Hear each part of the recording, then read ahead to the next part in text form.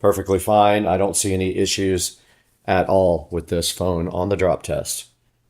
All right, let's go ahead and open 3D Mark and run a compatible benchmark. Let's go ahead and run Wildlife. It's installing.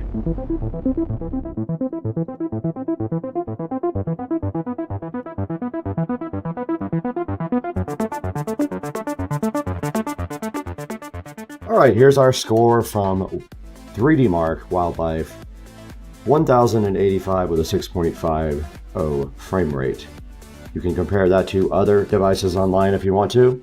That's all for your information to take on from the review.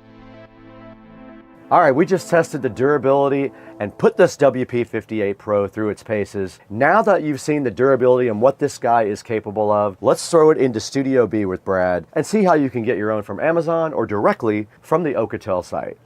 Hey, what's up everybody? Welcome back to beautiful Studio B at Supercar Street Racing. And today we have the Alcatel WP58 Pro right in front of you right here.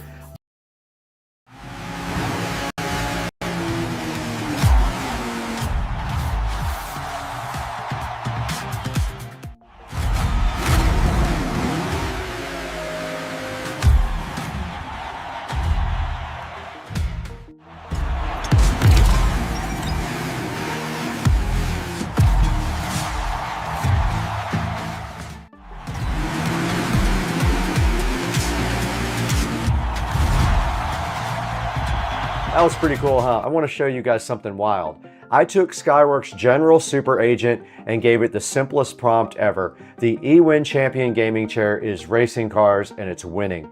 That's it. No details, no story, nothing fancy. Just a chair racing supercars, dominating the track, and instantly the agent fired back with this insane image. The eWin chair crossing the finish line like it's the king of the circuit. Neon tires, futuristic track, full victory energy. I'm looking at it like, okay, that escalated fast. So then I pushed it further. I told the agent to create a video from that picture.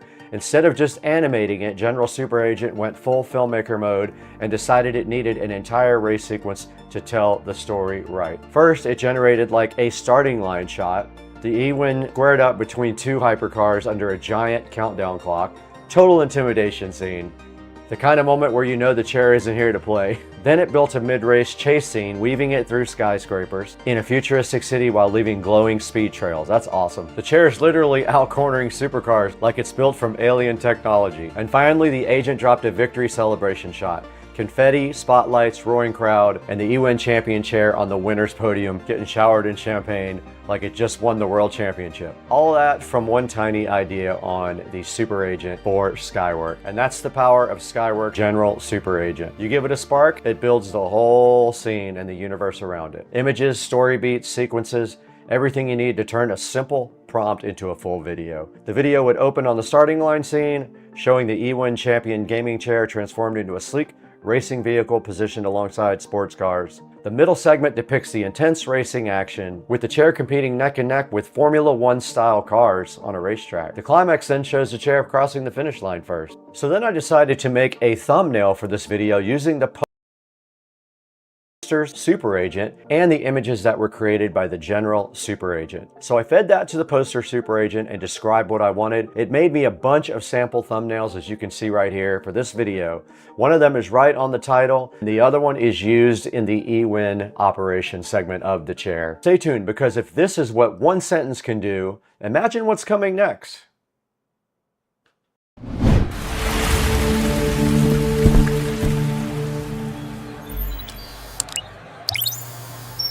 Ladies and gentlemen, directly in front of me here, eWin reached out to see if I would be interested in checking out their ergonomic gaming chair. Now this thing is supposed to be awesome. I'm really hyped to get this in my office and replace my regular chair. So today we're going to be taking a look at this eWin ergonomic gaming chair. This thing looks pretty cool, man. Look at the box. It's very heavy. I feel like it's going to be a high quality product.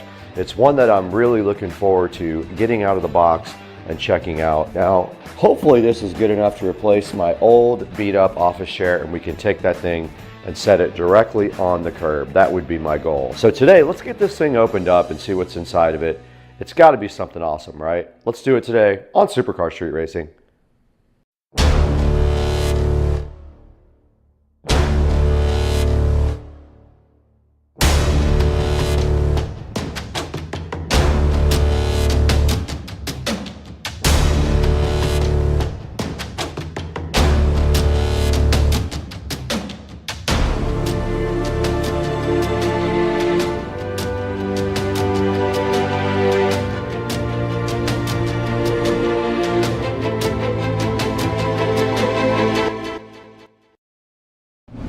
Now,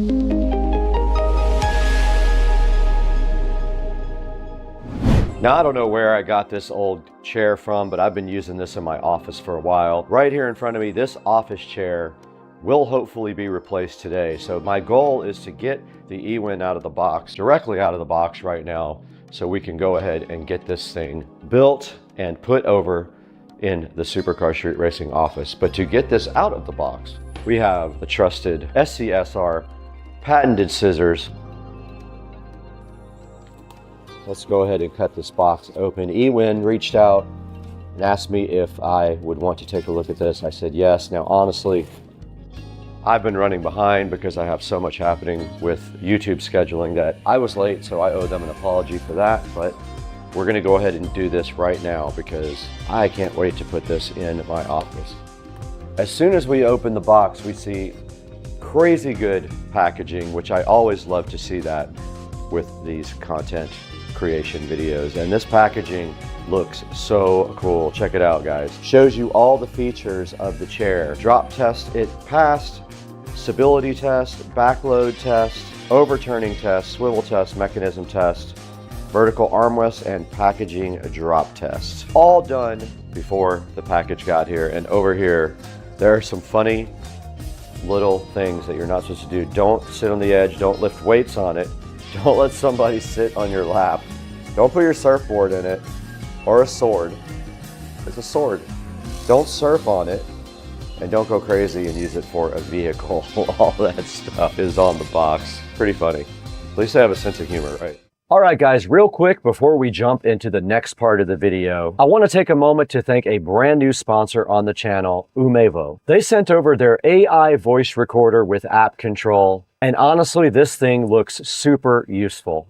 Now, this guy right here is an AI voice recorder that automatically transcribes and translates your recordings. No more scrolling through all your files, trying to remember which one was your parts list, which one was that note you made at 2 a.m. last night, and which one was a video idea. It's all recorded right here and organized. When you hit record and talk naturally, Umevo's AI turns everything into clean, searchable text. And because we're always filming around loud environments, all that noise, the built-in noise reduction microphone is a lifesaver. Even in the shop, this thing will keep your voice clear and make your voice understandable to the AI. Now, you can control the recorder also remotely. You can start and stop everything from your phone. You can see your transcriptions pop up instantly, organize your notes, export everything. It all syncs automatically. I'm using it right now. I'm recording this whole video, and hopefully after I'm done, I'll show you what it recorded. Now, the battery life is also really solid. It comes with a USB charger right here. It is the magnetic style. They also give you a USB Type-C adapter for that if you don't have USB Type-A available. Now, this is the app, the AI DVR link. You can see it's actually recording me right now to the freaking app. I love this thing. It's so cool. And we want to thank Umevo. So huge thanks to Umevo for supporting the channel and sending us this cool AI voice recorder. When this is done, you can export all of your recordings in multiple different formats to your computer to organize them there as well. Please, everyone, check out the link in the description to order yours. Now let's get back to the video. This box is very heavy, by the way. Now we got a nice big poster with instructions on the back. I can read this. This is the only thing I can read. So we're gonna put that over here, just like that, while we go ahead and open up the rest of this. Now right here is a nice folder, and the rest is just the chair. Let's get this in a position where we can actually build it.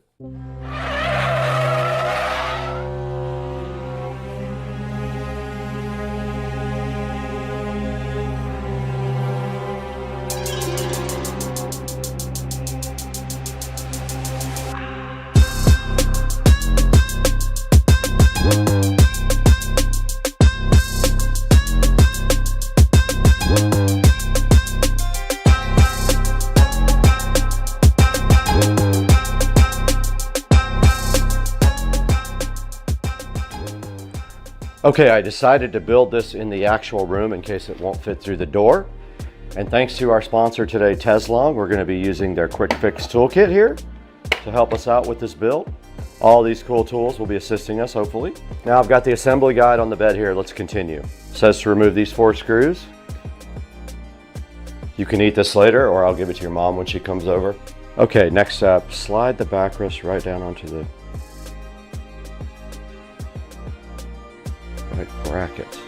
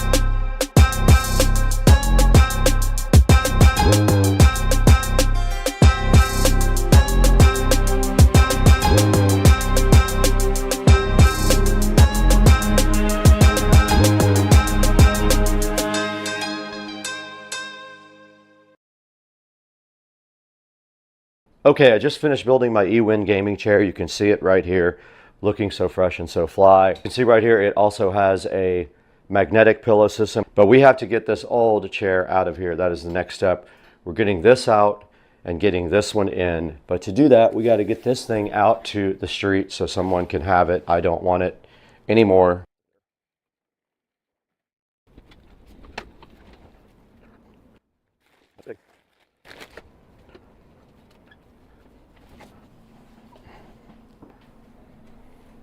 Perfect.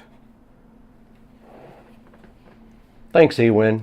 You just saw the unboxing and assembly of the eWin Champion chair. Now we're going to get into the controls a little bit. And by the way, this thing is super comfortable, but the first control you need to understand is the seat height adjustment. Now on the right side under the seat, there's a little paddle-like adjustment gear. You just pull up on this while you lift your weight off the chair, and you can see the chair raising right now to a comfortable position. Now to lower the chair is very simple. You do the same thing over again, but you let your weight kind of settle the chair down to your comfortable position. Now on the left side, you've got your tilt and recline controls. You pull that lever up to unlock the tilt so you can lean back and relax. And then when you got it where you want it, you just move the lever to the opposite position. Now if you want the recline to feel tighter or looser, that's where the tension knob underneath the seat comes in. If you turn it clockwise, it'll create more resistance. If you turn it counterclockwise, it'll be an easier lean. Dial it in just like tuning a suspension.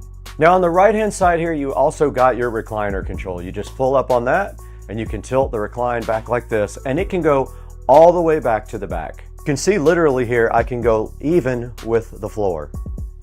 I'm ready for a nap. Now another really cool feature of this chair is the armrests. You have complete 4D control of these guys with the buttons on the side. If you pull up on the button on the right side of this one and on the left side of this one, it allows you to raise and lower the armrests. If you push the button on the inside of either one of these, it allows you to adjust them both in and out. And then this button on the front of the armrest moves the armrest forward and backwards. So you have complete control of your armrests.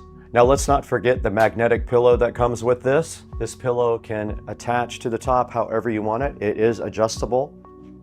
It sticks right on there. And as a huge thank you, eWin gave us this nice memory foam pillow. You can use it however you want. You can use it behind your head, or you can use it for more lumbar support if you want. Very awesome. Now on the left side of the chair for your lumbar support, you will find lumbar position. It is a knob right here. Now all you have to do is rotate the knob clockwise and the lumbar support moves up. If you do it counterclockwise, the lumbar support moves down. Now on this side of the chair, we have another knob for lumbar curvature.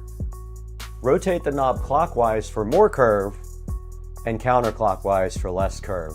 So there you go, height, tilt, tension, 4D armrest, magnetic support, lumbar controls. That's everything you need to know to dial in your eWin Champion gaming chair so it fits like a performance seat. If you want more gear reviews, tech tests, and full send content, make sure you're subscribed to Supercar Street Racing. Pick up the eWin chair from the link in the description.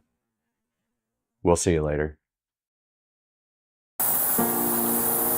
Good morning, guys.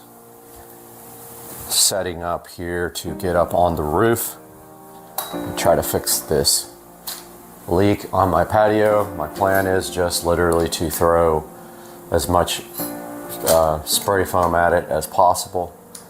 It is in a little area where it's kind of a pocket. I'll show you guys when we get up on the roof. Yeah, I'm gonna take you guys with me. We're gonna check out this leak on the patio and hopefully get it fixed right now.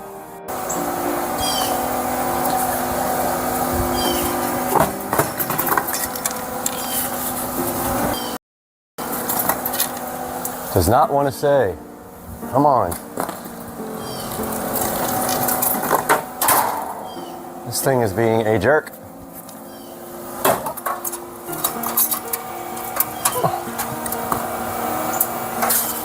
Got some supplies to bring up.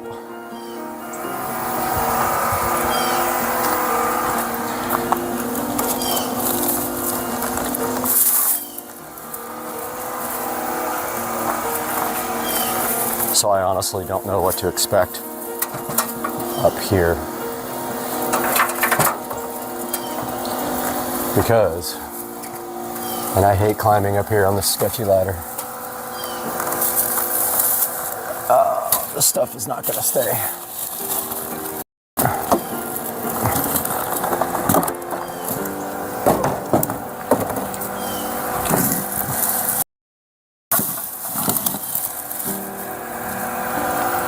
I gotta figure out a better way to get up here. This is gonna kill me, literally.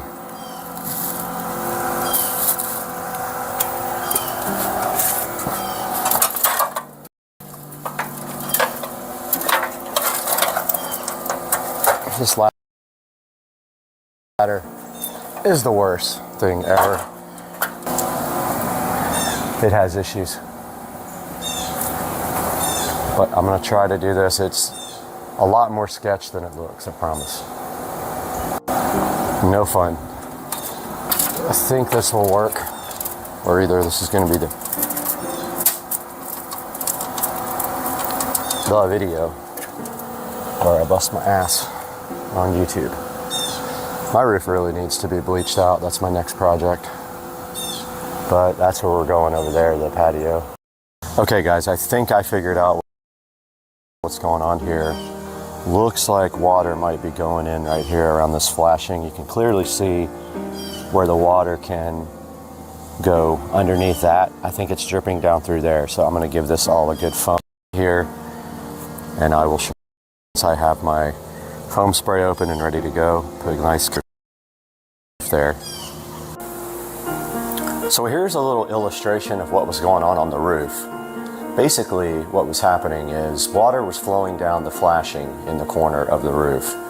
Now, normally it flows over the top of the flashing and then follows gravity down to the gutters where it will drain. Unfortunately, as you can see here in this picture, water was flowing straight under the flashing and dripping out underneath my patio. That could be caused by a number of things. Objects hitting the roof, things like that. Animals can do that as well. So all we have to do is see to make that water flow properly again. All right, you see where that also has some problems there. I'm gonna make sure I get this whole area really good. And we got our Walmart spray foam here, and I'll get this open. All right, this stuff is really hard to work with, of course, but I did my best just to kind of seal up around where the flashing was there, and then also not block this flashing so the water can still flow down through this gutter. And I guess once this stuff dries, this gutter out, because it's really not the gutter, the roof. I guess I don't need to start sealing the cracks here. I guess that'll be fine. They haven't ever leaked. Hoping this runs now right down through there and doesn't pile up here. So I put a big stack of styrofoam right there. Guys, it's not the prettiest patch job in the world, but it's there for one reason, to keep that water from getting down in the corner of that patio and allowing it to flow out. I went ahead and put the trash that I found in this gutter over here down at the end, and then I'm going to get out and clean that out once I get down on the ground again. Now the tricky part is getting down. This gutter also leaks in bad. I'm going to go ahead and seal it up with spray foam. Just going to put it like around the inside edge here.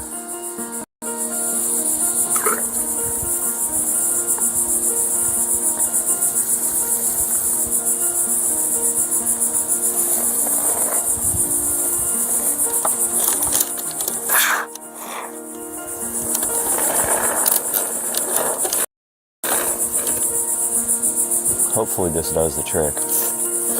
This one always leaks pretty bad right here.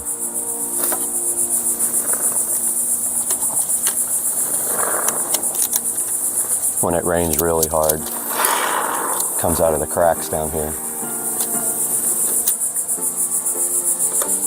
where the gutters split.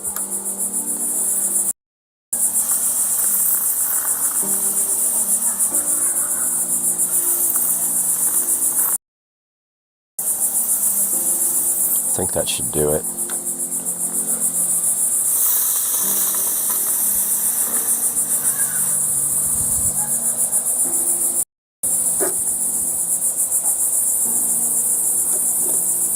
That should be good enough.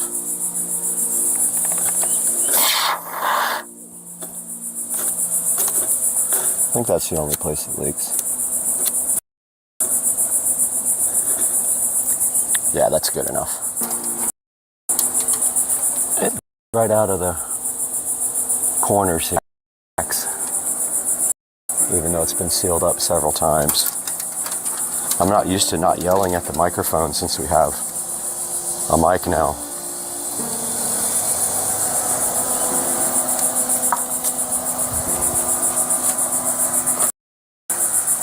All right, now we just got to clean up. Made a bit of a mess.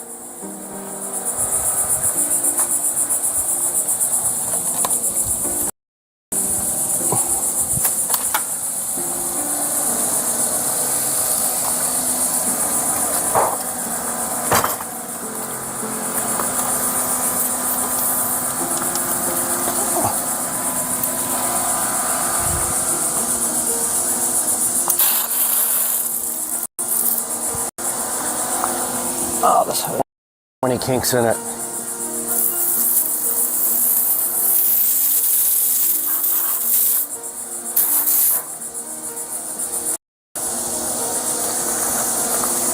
Yeah, this hose sucks.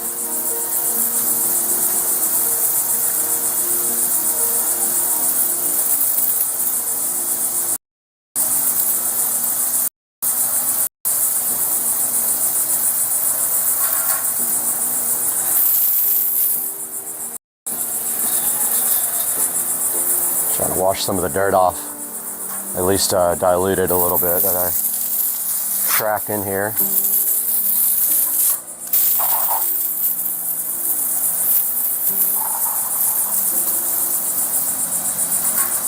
It's going to rain today anyway. I just want to get most of it off the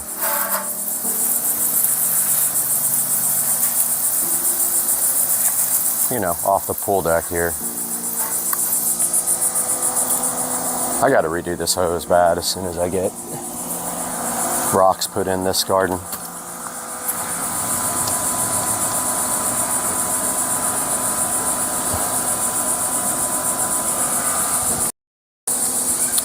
And now we got to get our ladder and stuff out of here.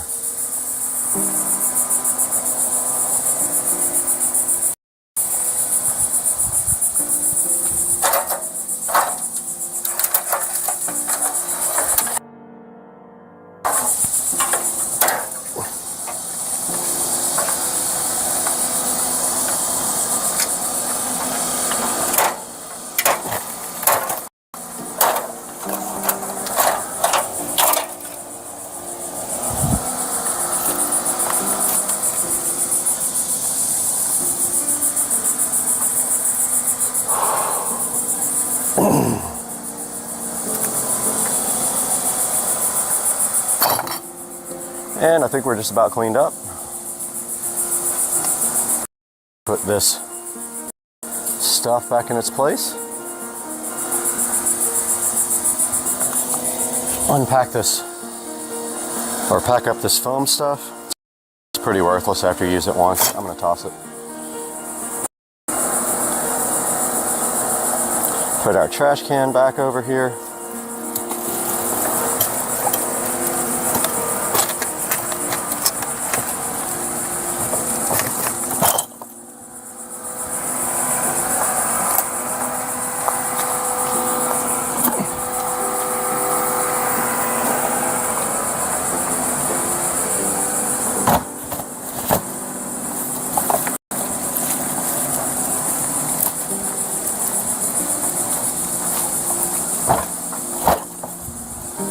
All these guys got to go out on Monday.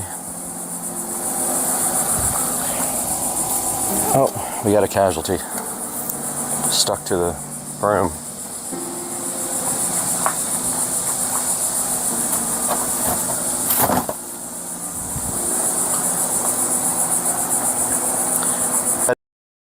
Heading back to the garage.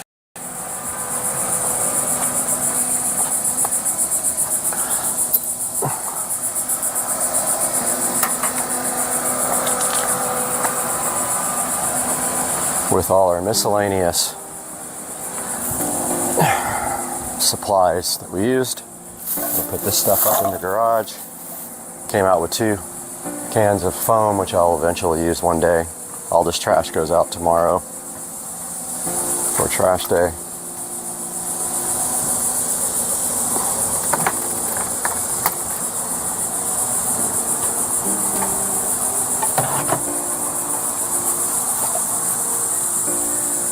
And we're almost done. Until it rains, when we can give it a good test.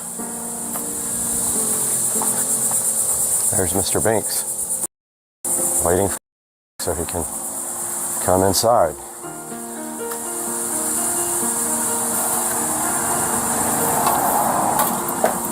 So this towel is going to get washed. This is my broom for the house. And then we have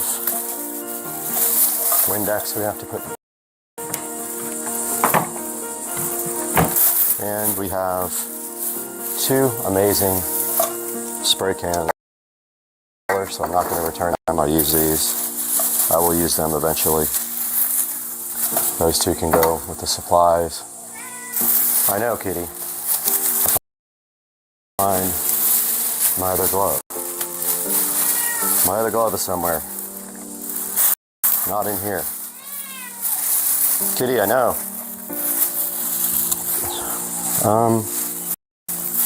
Well, apparently I lost. But that's going to do it for today, guys. Hope you enjoyed this video. Little quick video about my leaky patio. See you guys next time.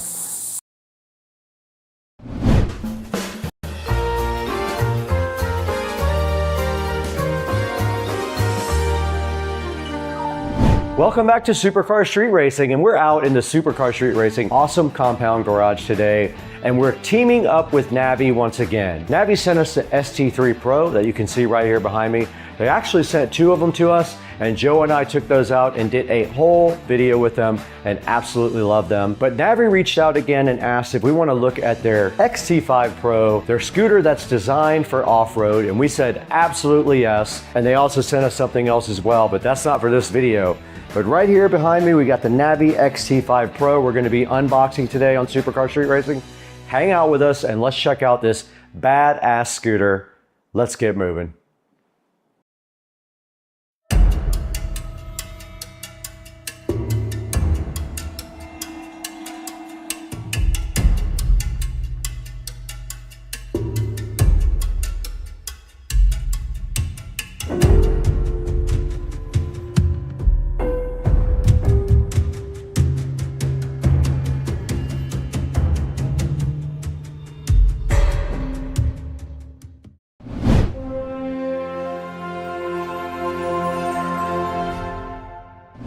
We're back in the SCSR compound garage, and today we have the Navi XT5 Pro scooter right here behind me. And Navi asked us if we wanted to take a look at their off-road version, and of course I said I would be happy to do that for them. I would love to, and it's right here in this box behind me. Now the cool part about the XT5 Pro is that it features a rally-inspired design. It's also got a 2200 watt powerful motor. That is going to be ideal for taking this guy outside and on the trails or in the park or whatever you plan to do with it. We're going to check out also the 4 riding modes that are offered by the XT5 Pro. We'll look at that today as well. This thing is designed for conquest. It has an all-terrain suspension. You're going to be impressed when I show you what this thing has. This thing offers a 75-kilometer range. Can you believe that? That's like 46 miles on this Navi XT5 Pro.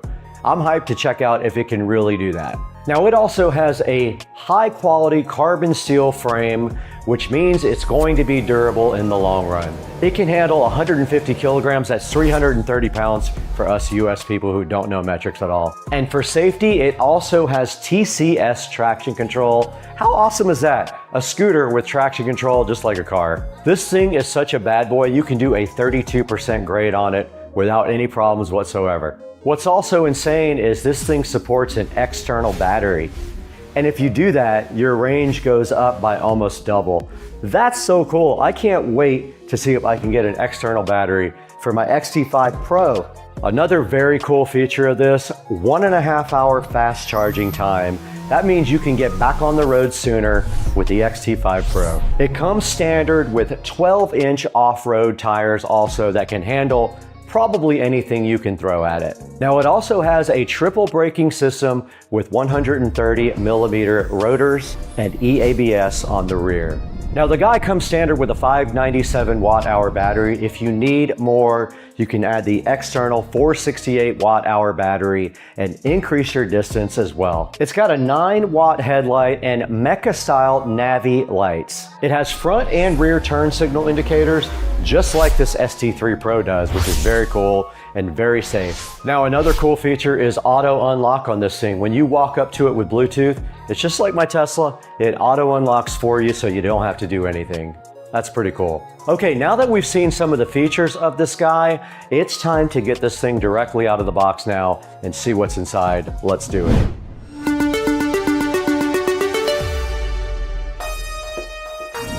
We're back in front of the Navi XT5 Pro now, and it's time to get this guy completely unboxed, and that is pretty easy. There are instructions on the top of this for unboxing it. It looks like the first thing was remove the straps, which I already did. The second thing is to pull the box lid off. It folds out like this.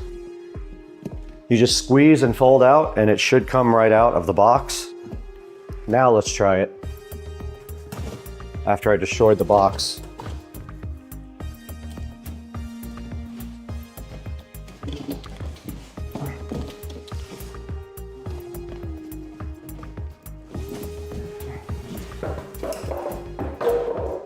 And just like the other Navi, you fold up the front fork and it does lock in place just like that. And then you have your handlebars here, which have to be assembled.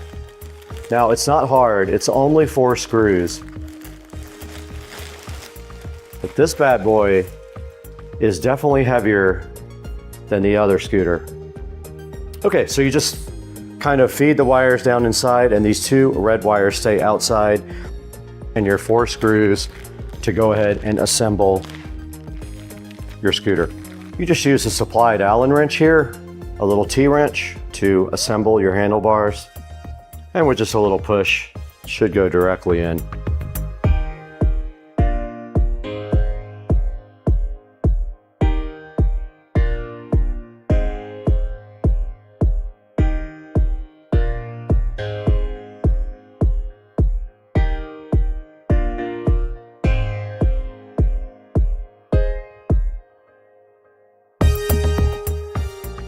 All right, that's all there is to assembly. Let's see if we can get it out of this packaging by myself with a hurt leg.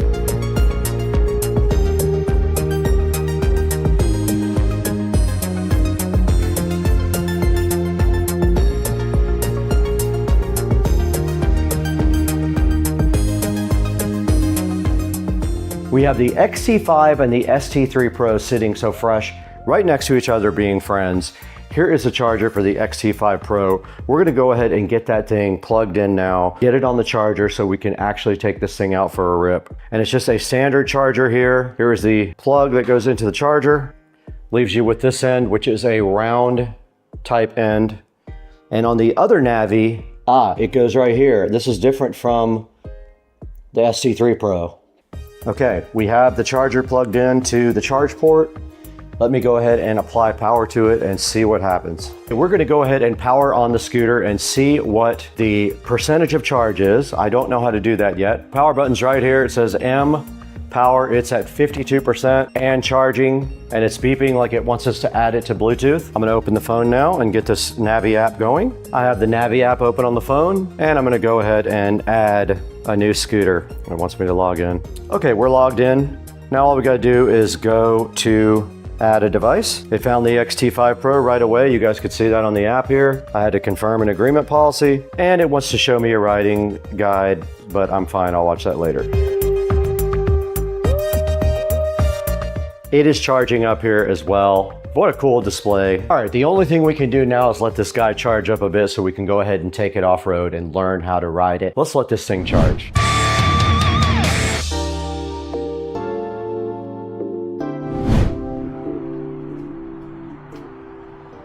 All right, you can see right here, I am taking the XT5 Pro out for a little spin.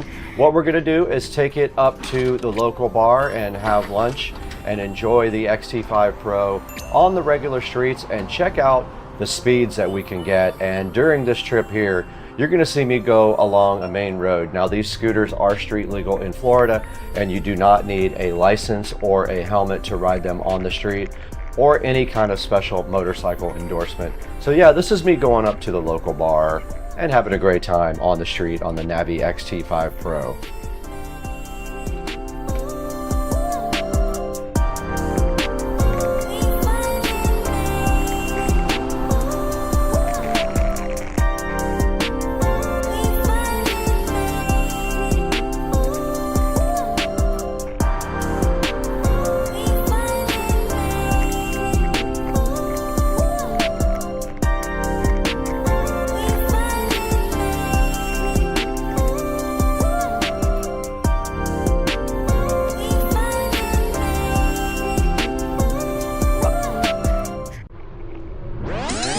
I just enjoyed lunch, and now I am heading over to the local park, which has a very cool trail around it and also a actual skate park. Of course, I'm not going to take the XT5 Pro on the skate park itself, but we're going to ride around the park and check this thing out on the road and off the road. So you're going to see me here getting off the path and testing out the XT5 Pro's cool suspension, which is made for things like this. Let's check it out.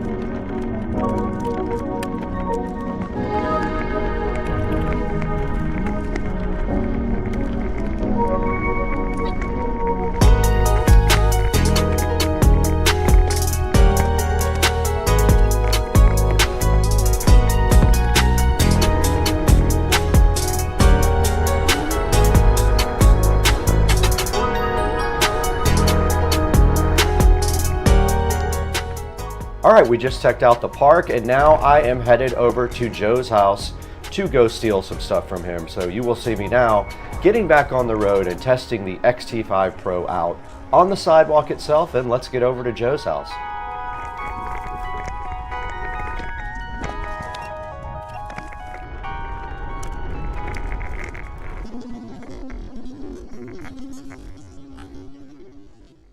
All right, we just broke in my best friend's house and now we are gonna take the XT5 Pro back on the road and take it home. Let's get back to the house with the XT5 Pro and go over some of the other cool features.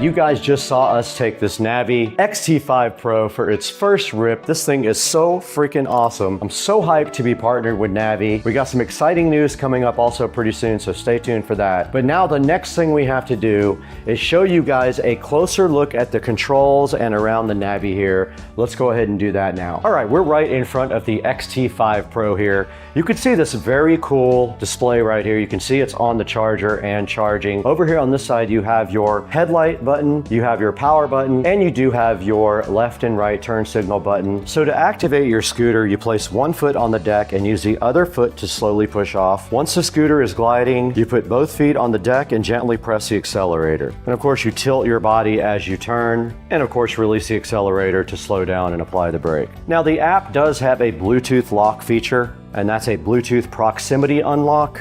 You can go ahead and set that up. And on the back side of the handlebar here, you do have your awesome bell. You have your light button right here, and of course your left and right turn signals right there. And this red button is a boost function, and it's recommended only to use this red button after you've mastered the controls. We did unplug it, and you can see here now the display goes into the drive mode. If we press this button twice here, the power button, it does go into sport mode, and then two more goes into the lowest mode, drive, and then sport again. There is a boost indicator when you press the red button over here. Look out for that. And there should be turn signal and other indicators on here for headlights and other things.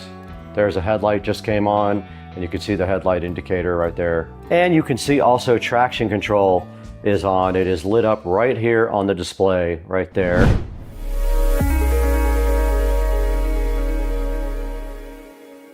You guys just took a look at the controls and the whole scooter here on the Navi XT5 Pro. Now the next thing to do is show you guys how to get your own. Let's throw it into the studio with Brad. We'll show you how to get an XT5 Pro for yourself. Let's do that.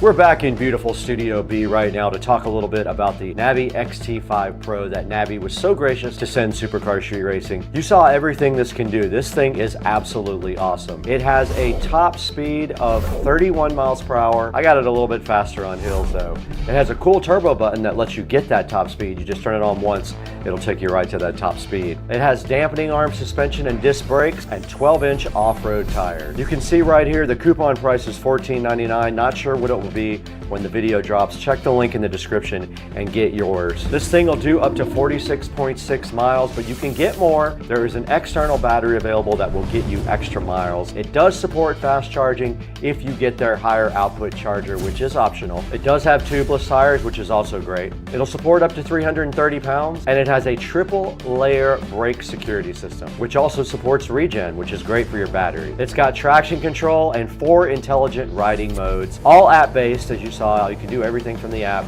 You can set up your speed and your regen, your lights. It has the coolest lights on it also that are automatic when the lights go on. You can set the lights to go on in the dark. They look very cool. Here's a picture of that right now on the screen. It's IPX6 waterproof rated. That's top tier quality and reliability. And of course, integrated LED lights as you see right here on the screen right now. Very cool product. Go ahead and look in the description and get yours. And thank you so much for over 240,000 subscribers. And we're gonna get out of here right now. We got more Navi scooters to test.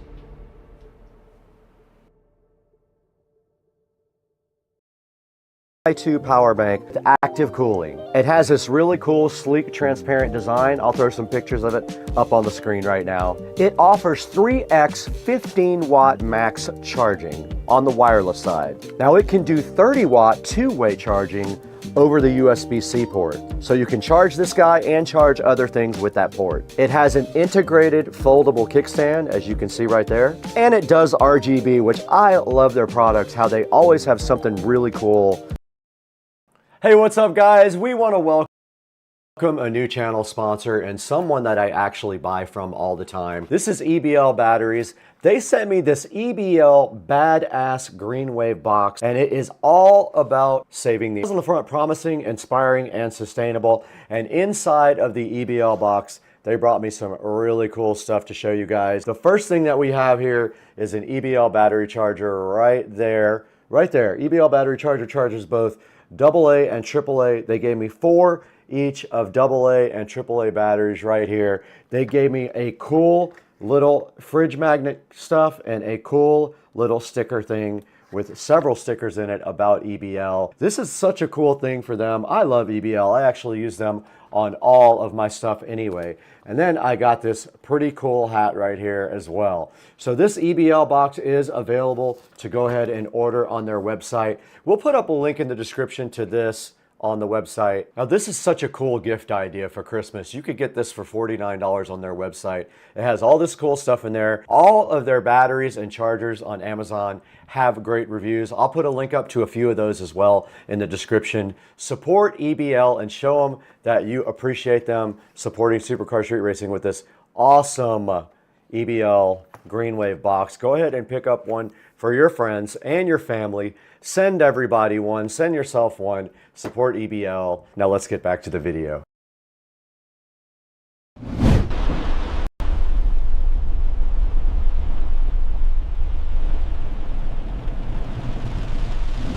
What's up everyone, and welcome back to Supercar Street Racing, where we push tech and machines to the edge. And today we're taking a first look at the Alcatel WP100 Titan.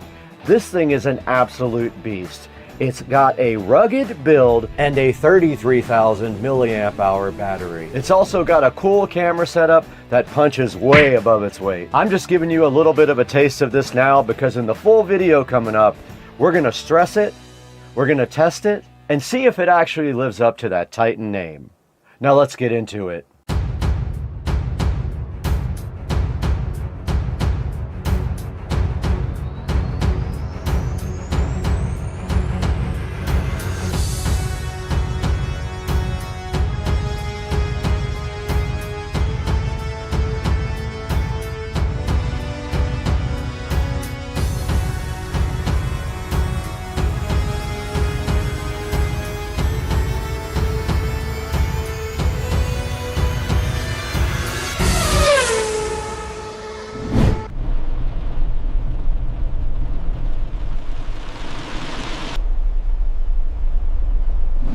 Alright guys, welcome back to Supercar Street Racing, and before we dive straight in, we want to give a shout out to Alcatel, who is a long-term sponsor of the Supercar Street Racing channel.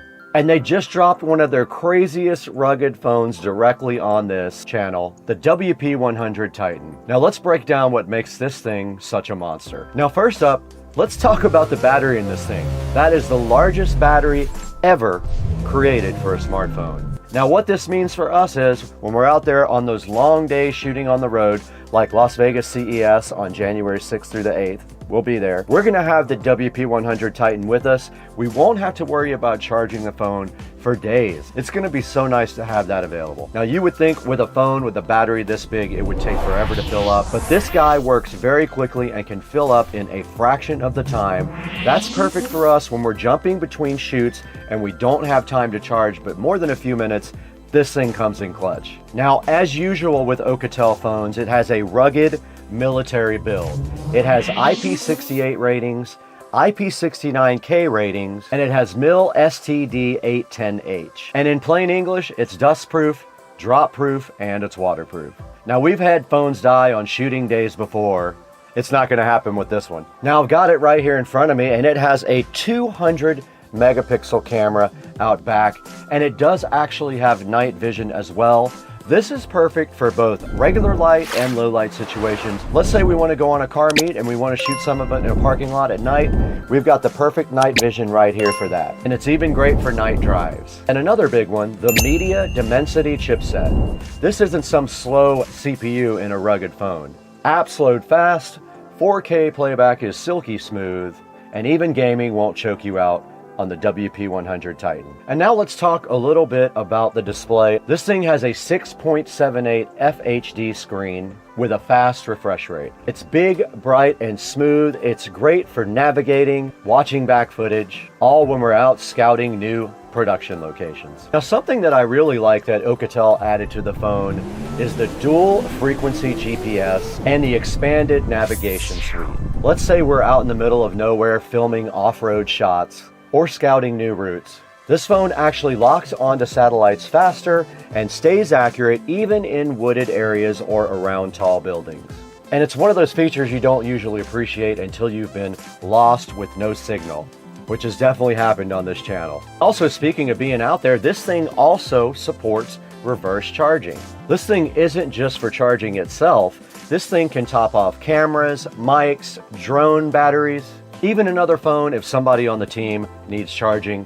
Plug it in right there and they can get a charge from you. So it basically doubles as a power bank for those days when you need it. Now let's talk a little bit about the durability. You can actually feel it when you pick it up, but this thing has an aluminum frame. It has shock absorbing corners right here, and it does have Gorilla Glass right out front. What that means is you can drop it, scrape it, slam it in a car door, whatever you want to try. This thing should be up for the task. It is definitely a beast. And trust me, with all the stuff we carry around this house, inevitably some things manage to hit the ground on a regular basis. And it's got this customizable side key right here, and you can actually program that to do anything you want. One thing that I like to do with mine is program it for the camera, so that if I need the camera really quickly, all I gotta do is press this one button. Now the audio on this is surprisingly good as well. So that means when you're checking clips, watching playback, or just using these guys as a mini TV between breaks, it's actually enjoyable instead of sounding like a tin can. It's also hooked up connectivity wise. It uses Wi-Fi 6, NFC, Bluetooth, and it also supports global bands. So whether you're here in the States or out of the country, this thing has you covered. It does have a slot for an SD card, so you can go ahead and expand it to your needs. Now this feels like it was built with creators and explorers in mind. So coming up next, we're gonna go ahead and unbox this thing officially for you. We're gonna throw it outside to the Supercar Street Racing Garage Studio, where we're gonna unbox this thing and show you what's inside.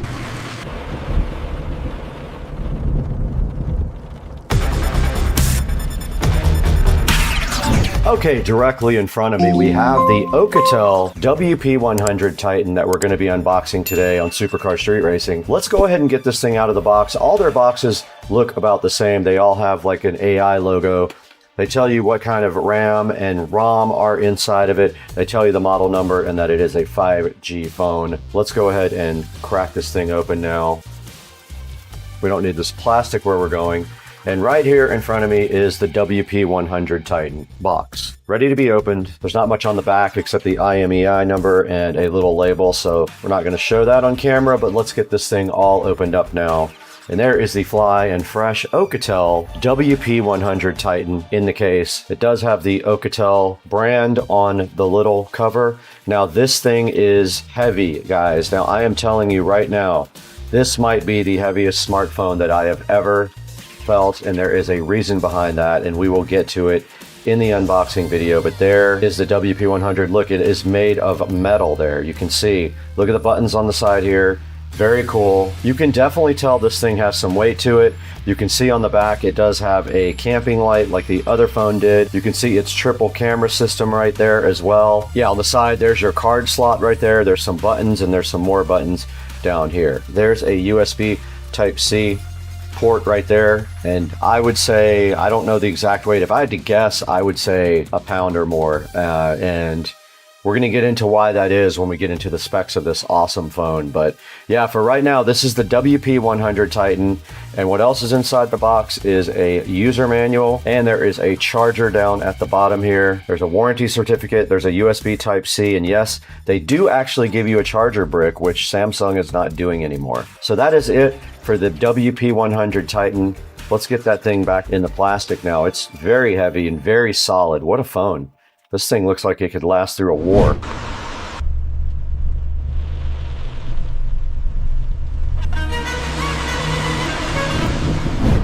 All right, you can tell we're in the dark home theater room because you can't see anything. So if we go to the home screen here on the phone, you can see there's a little projector icon. We can just tap that. And look at this. We actually have projected the phone onto the screen. Now notice it's much wider. You can actually see light on the edges of the square. There's our video. It's pretty small. I'm sure we could back up a little bit and make it bigger. This is what we just shot. Now let's look at it in regular light. You can see right here, it is shining directly on the wall right there. On the side of the phone here, right on this side, there are two little buttons that control the focus. You can see right there, it's in focus, out of focus, but I can actually do it myself with the buttons, which makes that much better than what we were looking at before. That's the only controls that I could find. It does tend to autofocus, but at the same time, if you fine tune it, you can use the buttons there to get it out of focus. And I tell you what, I think that projector feature is really cool. I am really hyped to actually use this in a certain number of different ways, and I just wanted to make sure you guys saw that, and it looks actually really good even in broad daylight. All right guys, now that we have the Alcatel totally unboxed, you guys can see what this thing brings to the table, and it's no joke. This thing feels like a tank, but it's also modern enough looking that it doesn't feel like you're carrying around a brick all the time. Those buttons feel solid, that battery gives it some weight, and that rugged frame tells you you're not carrying around your ordinary everyday smartphone. You got all the essentials in the box. You guys saw this. You got your paperwork, you got your charger and your USB cable. But the star of the show is the hardware itself, the reinforced casing, the high resolution camera, and the built-in projector system. This phone is clearly designed for people who use their gear hard. But let's not waste any time. You know this channel, you know our mission. We don't just accept claims, we're gonna go test them. Now let's put the Titan through its paces and see what it can really handle. So up next, we're gonna do those famous waterproof tests. We're gonna do a drop test. Let's get to it. Okay, we are with the WP100 Titan, and I did locate this thing called underwater mode. We're gonna drop it in just like this. Let's see. I'm walking around with it in the net. It is completely submerged. The bottom, you guys can see it just as well as I can. It's at the bottom of the pool almost. There's only a foot left before it's at the bottom, and it is coming back up to the top. There's our phone. I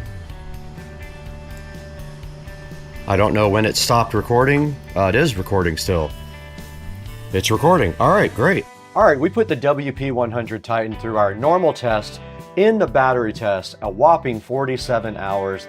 Playing back on YouTube, and we still had some percentage left. In the drop test, we dropped it 3 times from 5 feet, right on the screen, no issues whatsoever. It performed well in this test as well, as do all the Alcatel phones.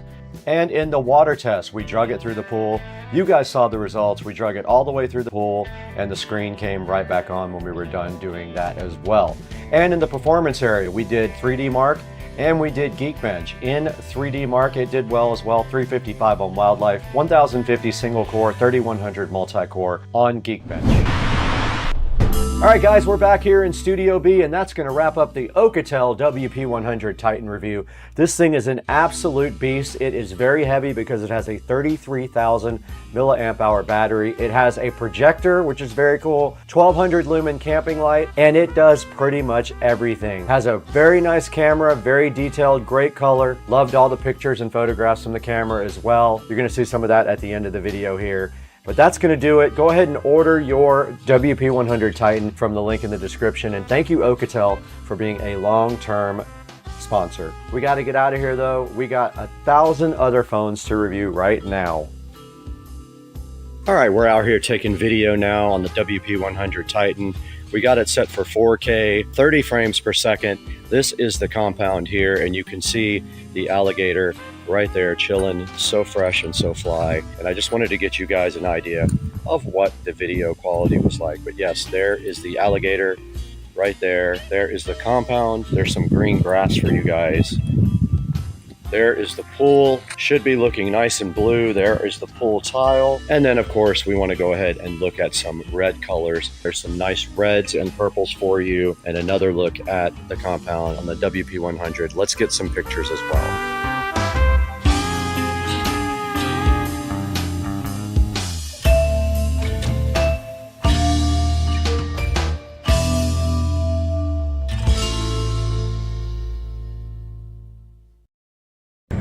Guys, welcome back to Supercar Street Racing, and we have a huge update for you on the Supercar Street Racing studio, which we are currently in. And today was a day of pain, frustration, hard work. And now this is where we are. We are still live streaming. We've been live streaming since this morning, and let me tell you what we got done today. All right, where do we start? What a day, man. 14-hour, 16-hour day, something like that. But check out the studio, guys. So hype train. Today, I got this whole wall finished with acoustic tile.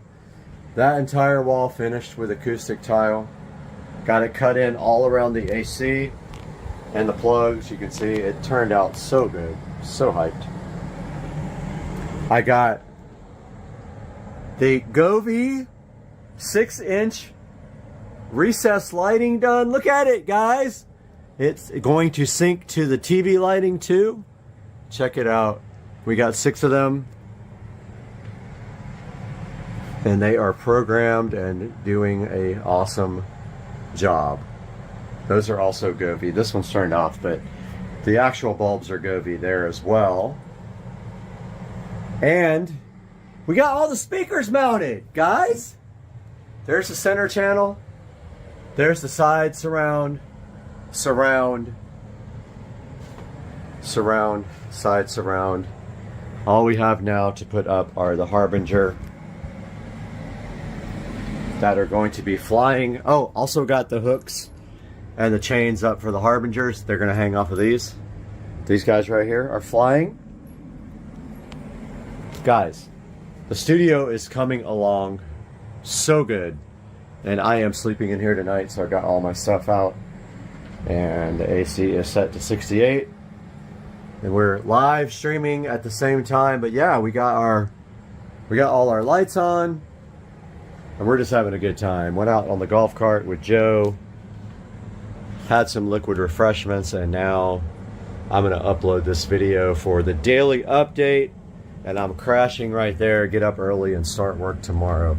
Guys, tell me what you think about the Supercar Street Racing Studio. It's coming right along. A lot of hard work has gone into this. All we have left to do is this front wall, and that is going to be an insane amount of work. I have to, first of all, put the walls up, and then I have to do all the electrical and audio and video. We got 1, 2, 3, 4 electrical boxes to put in. All the HDMI, all the network, everything's got to go. The switch has got to go up there. The Harbinger's got to go up. It's another week's worth of work, easy. And then After all that's done, I still have to tile the ceiling with the acoustic tiles. That is a good probably 5 hours worth of work because I have to cut in around all the speakers and the lights. So some of it will go fast, some of it won't. So yeah, guys, so hyped for this new studio. Thanks for joining us, guys. We'll talk to you tomorrow on Monday. Guys, we are back with another instructional video for the Club Car Precedent, and today we have this Club Car Precedent throttle, pedal, brake, whatever assembly you want to call it. Got this right off of Amazon, so we will hook you guys up with the link for that. But today we're going to be showing you how to install this on Supercar Street Racing.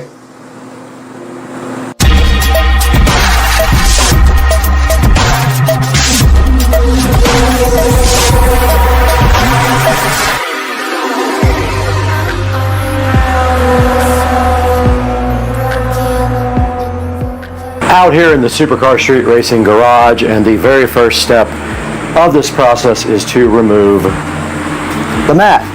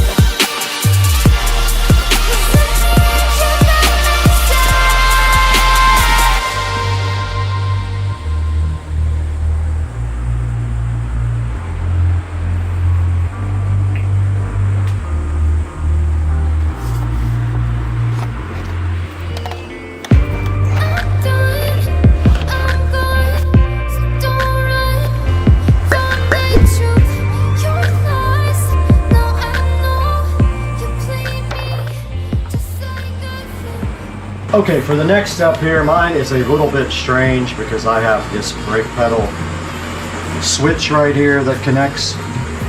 But the next step is to pull out this little area here, and it has one of those little Christmas tree things on it. Set that to the side, and you can see here the brake assembly that we're going to have to disconnect here in a little bit. But on my cart, we also have to remove this extra brake switch.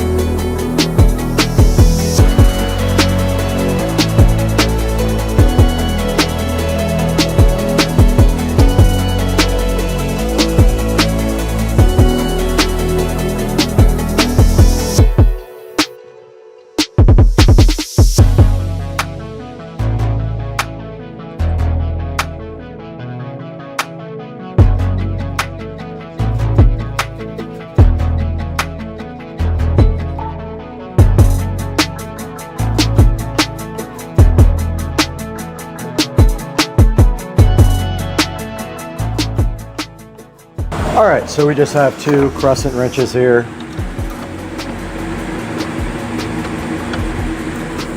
And all we have to do is loosen this guy.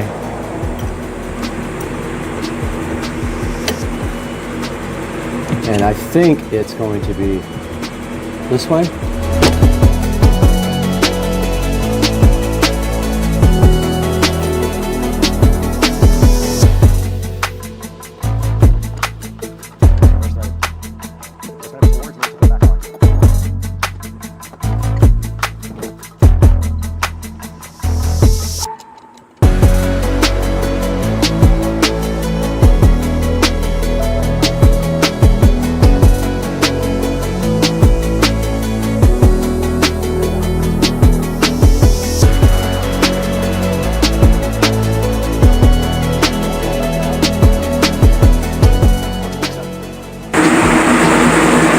Now that we have the brake disconnected, we can go ahead and remove the pedal assembly from the cart. And that is that. It is out. On to the next step. We are back in the nice air conditioning in the Supercar Street Racing kitchen, and as you can see, this guy does not come with another one of these rods. So we have to trade this rod out.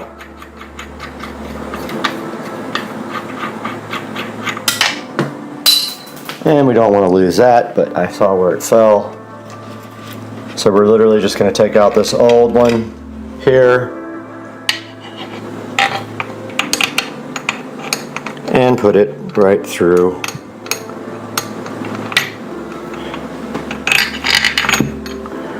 Yeah, easier said than done because I dropped the nut.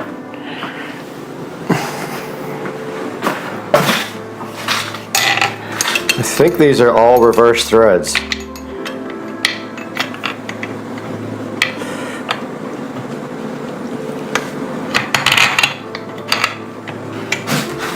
So that would usually be tight. It is reverse threaded.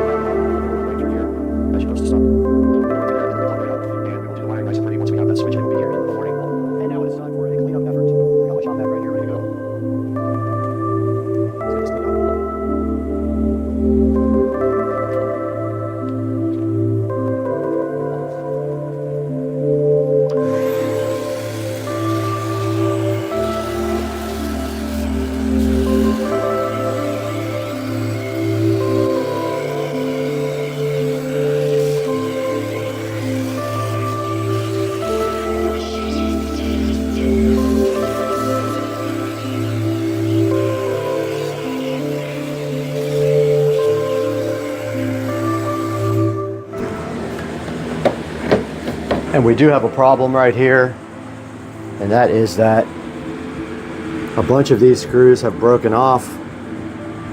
So when we put this back in, we're going to have to actually drill and probably use some self-tapping screws right there to get this thing done. But we are ready to put the new assembly right back in.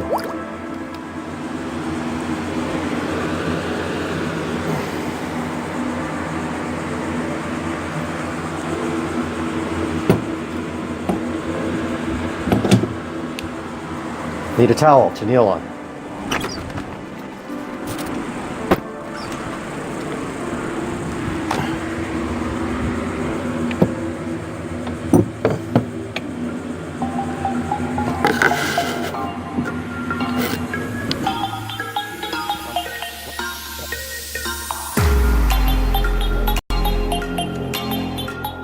This does not come with a new rheostat, so we have to remove this one with a Torx. Or is it a, oh, forgot to put the Torx head on there. That would help, huh?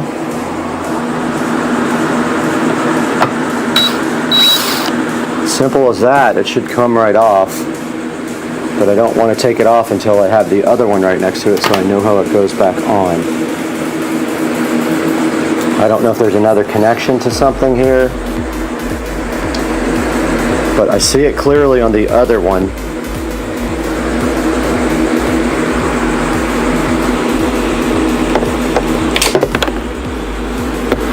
Oh, I just lost the only Torx bolt I have left.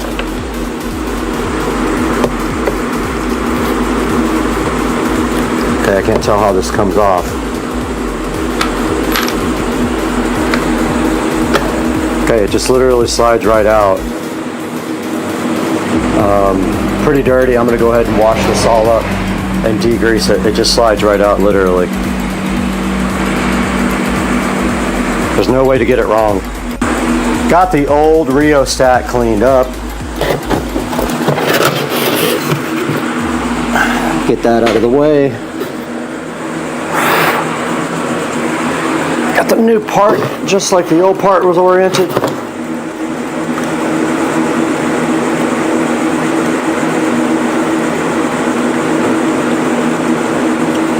I think.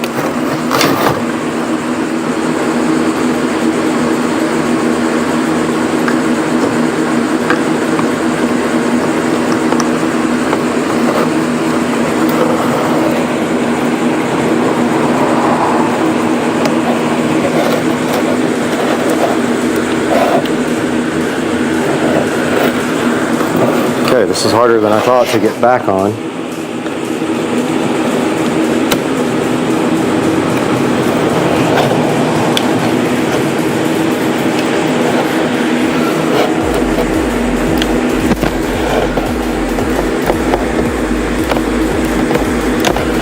I think it's in there.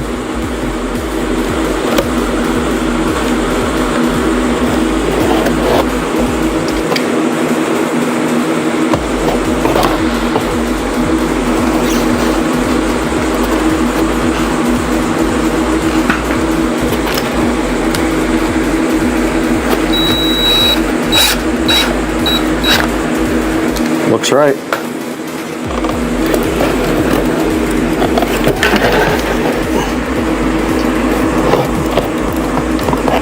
Can't tell if it's turning or not, but I think that's right. Okay, now we have our rheostat reconnected and transferred over. And these can only go in one way.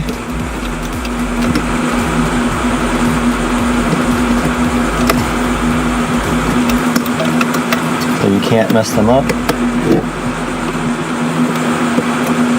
And they have those anti-water dealies.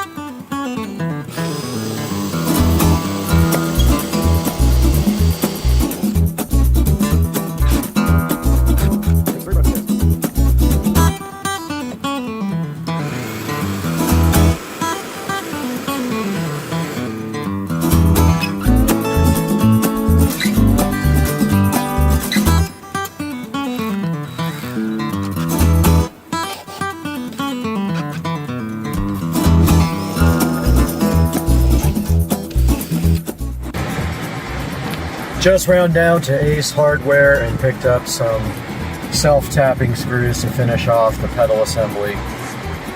3 out of the 4, well actually all 4 were jacked up to the point where I couldn't save them, so I drilled and used one of the old self-tappers, and then I bought some more to finish off the other 3, which we will have to drill out here shortly.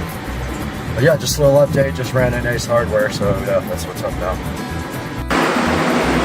Alright, we are back from Ace Hardware and we picked up some self-tapping bolts. The trick here, I think these will be fine.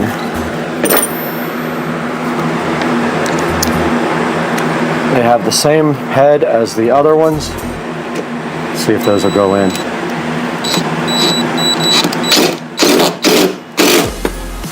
That worked perfect. I have to drill out this other side though. And I broke all these drill bits.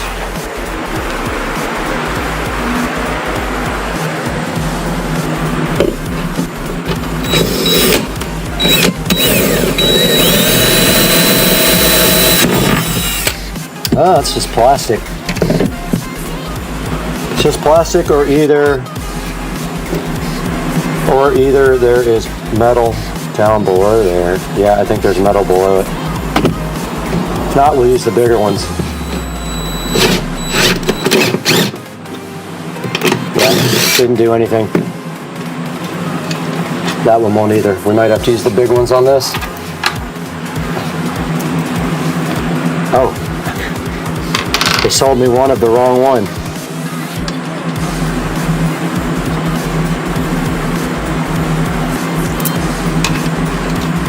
Oh, that won't do anything.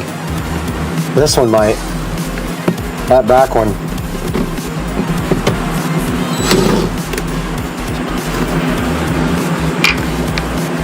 This one might go in, that back one is not going in. It's a way bigger hole.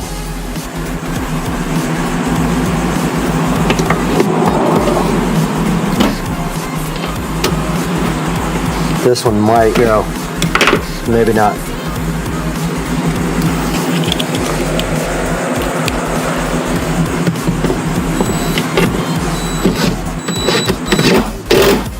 That one went. That back one's not going in. It's way too stripped out. But that's not going anywhere.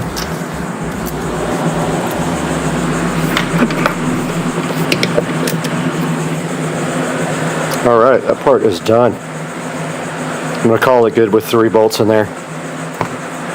Guys, we got our new brake pedal in, and it fits right over the old one after I was so dumb and couldn't figure out that you have to take the old plastic thing off. But I don't like the way the wire is going to be showing here.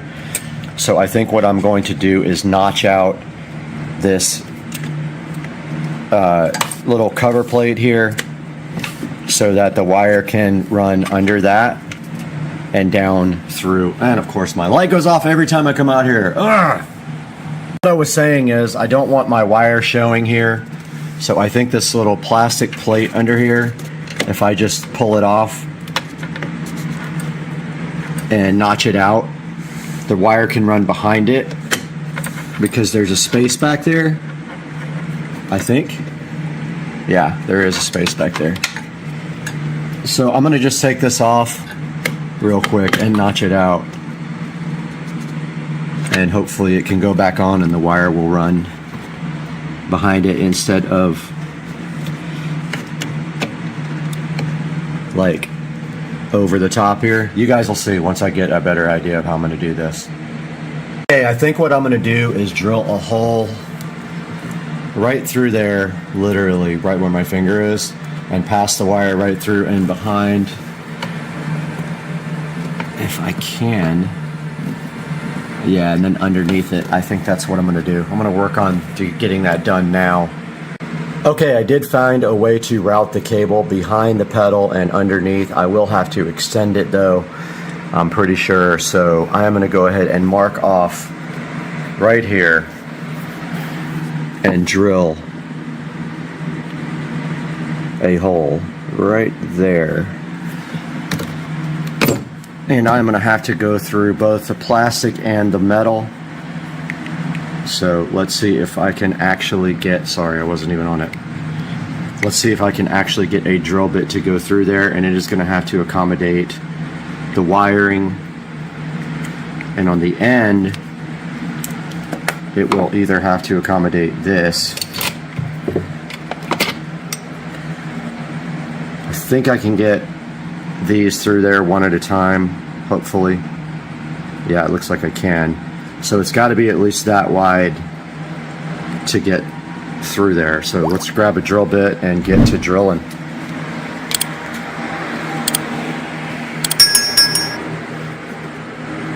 If I didn't break them all yesterday.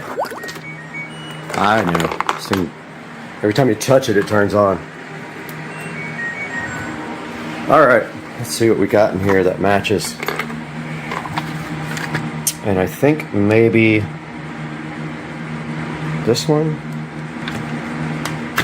will be perfect. Let's see.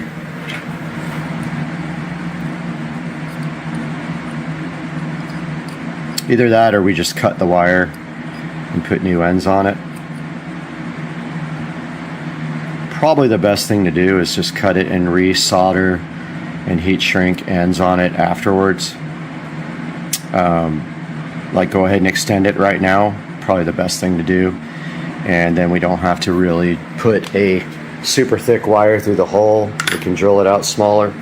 So let me see what I got for wiring. Alright, my plan right here and right now is to just cut off the ends of this and then extend it with this cheap little speaker wire that I have.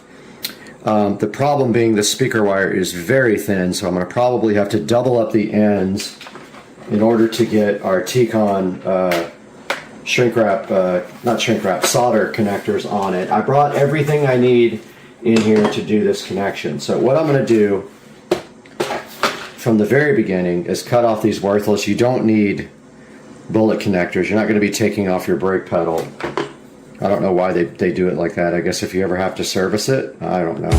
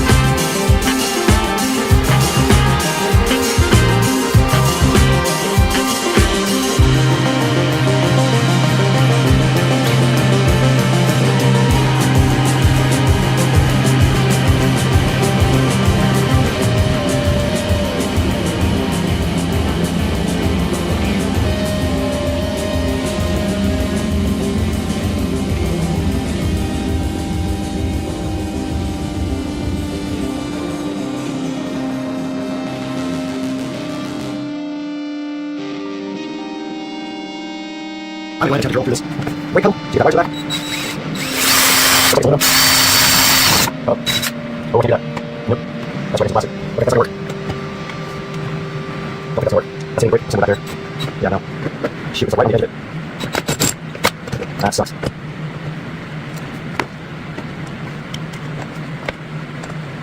Oh man. Alright, well, I gotta get over here.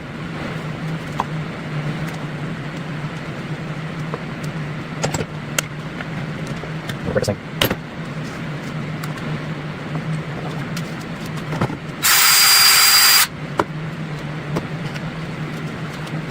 That's it.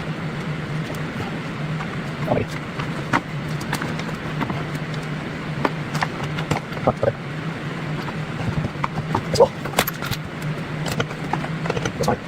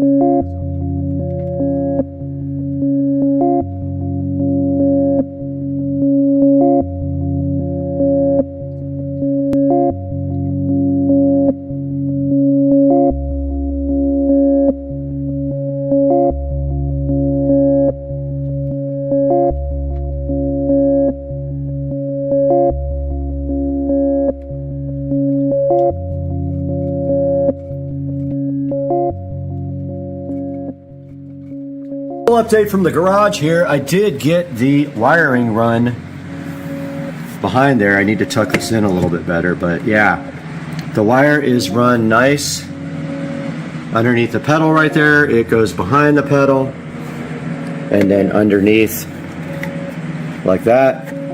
And then what we will do now is just tie this up really nice to the brake pedal and leave a little slack so it can move, and then get this tied in right there.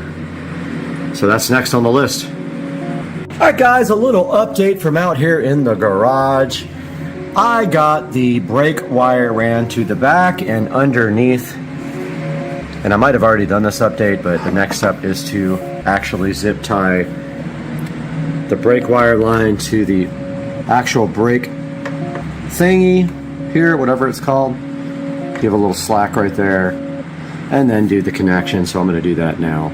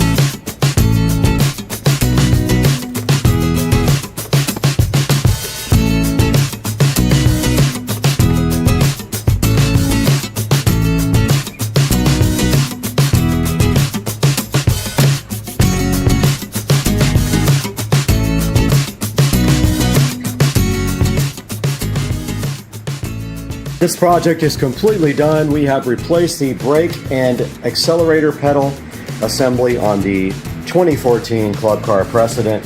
Looking so fresh and fly, and then we wiped it down and it looks great, and now the actual parking brake works again. I hope you guys enjoyed the video. Please thumbs up, subscribe, buy from our affiliate links in the description, and we will see you guys on the next one. Peace out.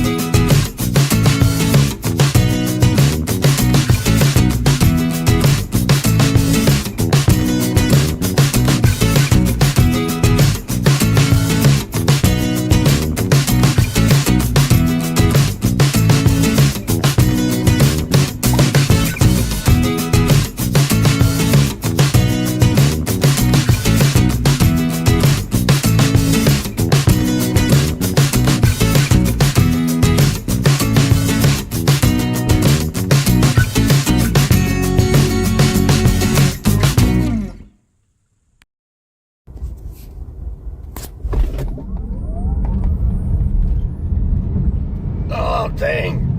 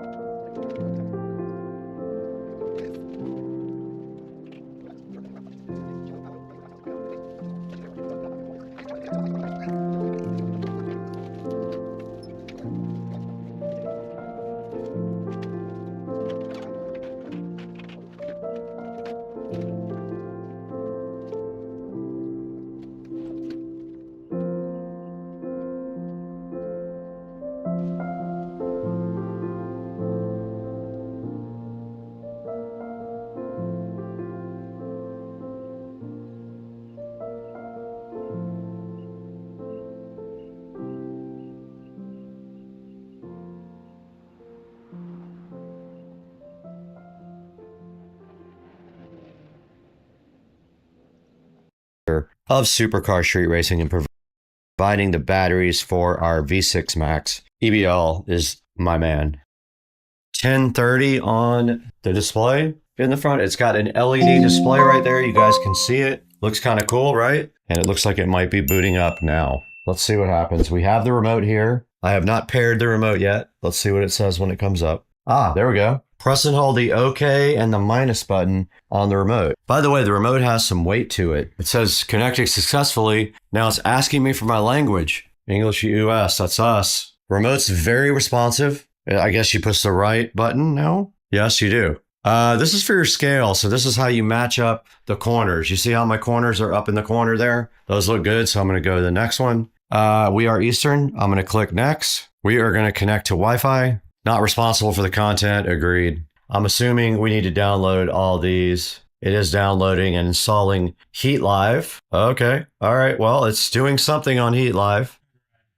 If we click OK, we get a guide. So Heat Live looks like live TV here. There's sports, there's national, local, Paramount, NBA, NFL. There's all kinds of stuff over here. ESPN, all kinds of stuff, all the WNBA stuff. So it looks like Heat Live has all live channels. You can see all the variety over here on the left side. It goes from national, local, sports, Canadian, let's say 7, UHD, 4K, Paramount, Peacock, NFL, NCAA, etc., NHL, all the way down ESPN and everything like that. Let's go back to the home screen now. Let's go ahead and put Heat VOD in. It is installing. It says feel the heat, stay cool. Okay. And it looks like we have the ability to go to movies or TV series here. And if we go to movies, here is examples of what is available. Here's all the newest. And then you can go to genres over here on the left. I love sci-fi. Looks like you've got some sci-fi movies over here like the new Running Man, new Predator. There's all kinds, Tron Ares. There's all kinds of stuff right here for you to watch. Let's go back to the home screen now. We're not going to show you any copyrighted content.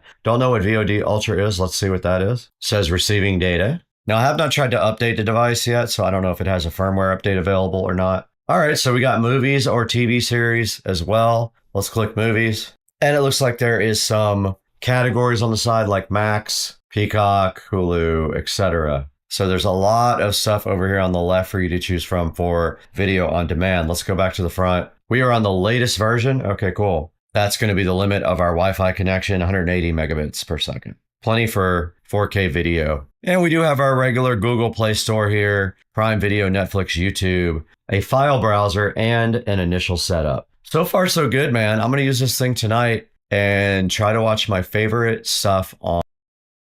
Hey everybody, quick update on the studio. This entire wall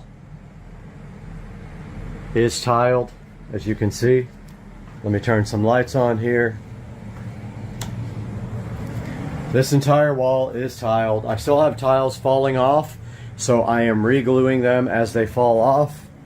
And I can see some right here that aren't exactly straight, but that's okay. You'll never get this stuff perfect. But this whole wall is done. There's me. Check it out, guys. All done. That's done. Completely done. I got the speaker wires pulled through for the surround sound. And then I got the second television mounted right there. Looks great.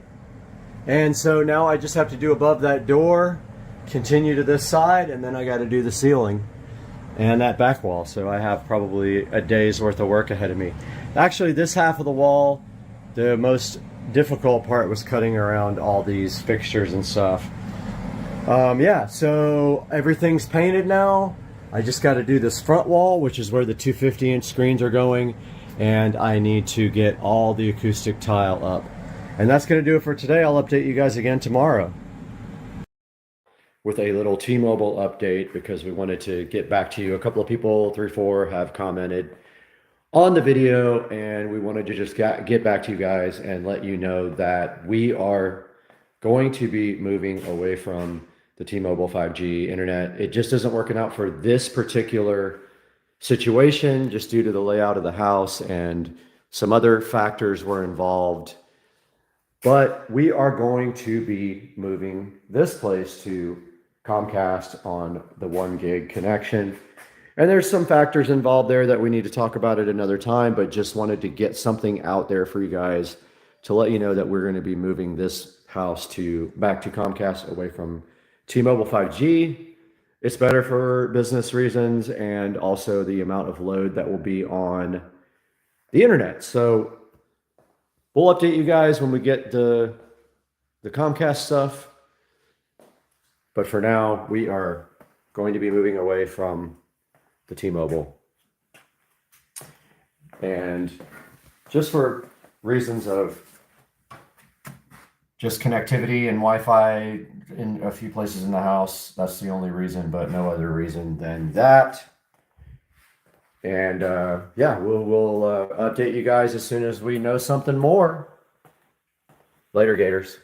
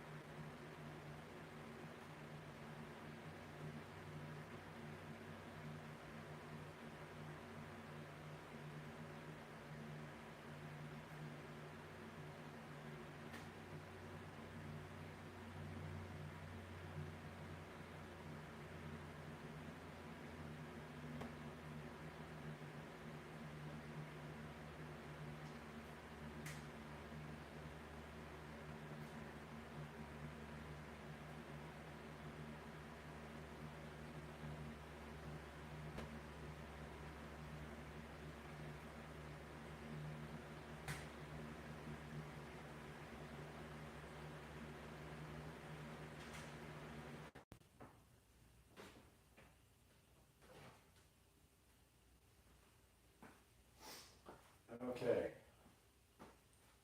Check 1, 2, 3, 4. Mic's hot.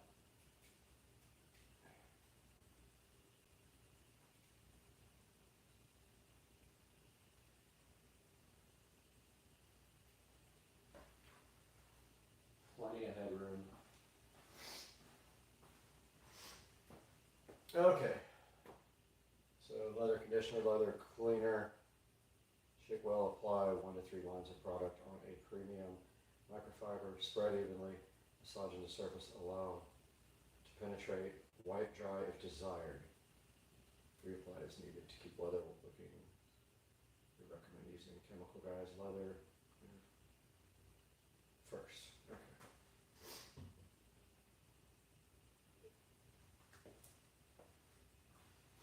Are we rolling?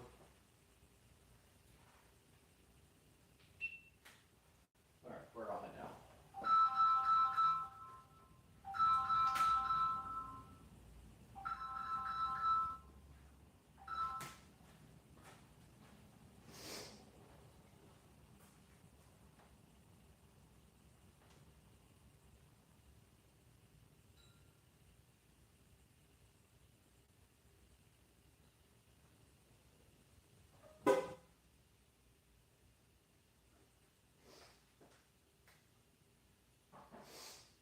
All right, phone ring. All right, we're back.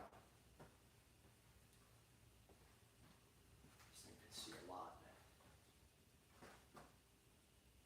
Don't need to see the wash machine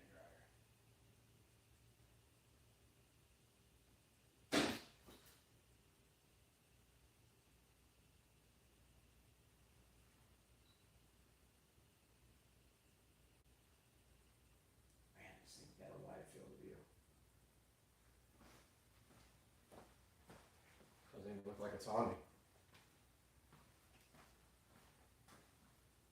Oh yeah, it's way on me.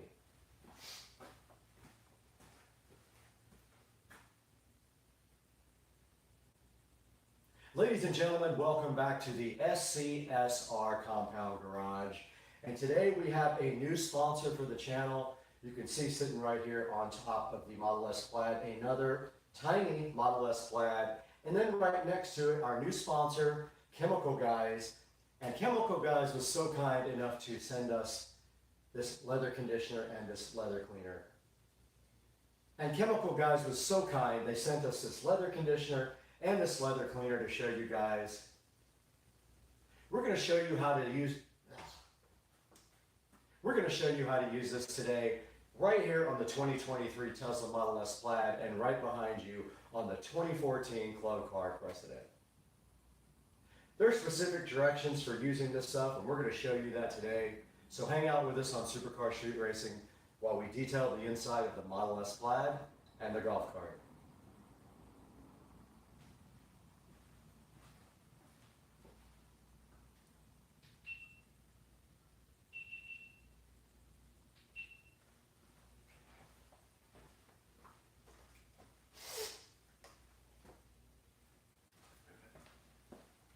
Need a preview so bad.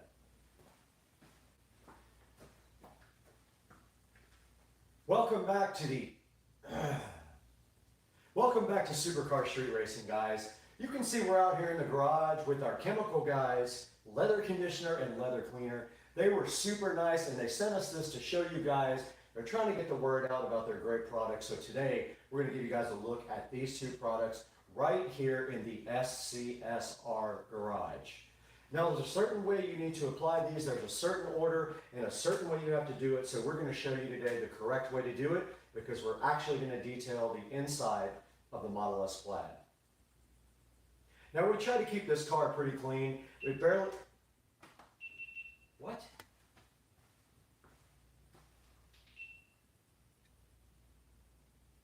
the deal with that?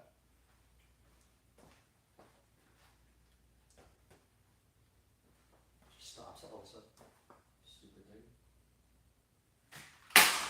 Great.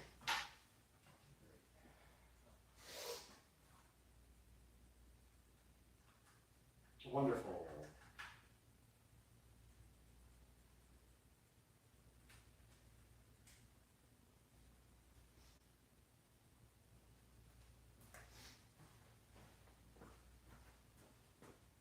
Now we try to keep this Model S Plaid really clean. It only has about 2,000 miles on it. And so we drive it on the weekends only and we keep it detailed and nice here. But today we're going to take it one step further. We're going to use the Chemical Guys leather conditioner on the seats. It does not need to be clean, but it does need to be leather conditioned every few weeks. So we're going to go ahead and show you that right now.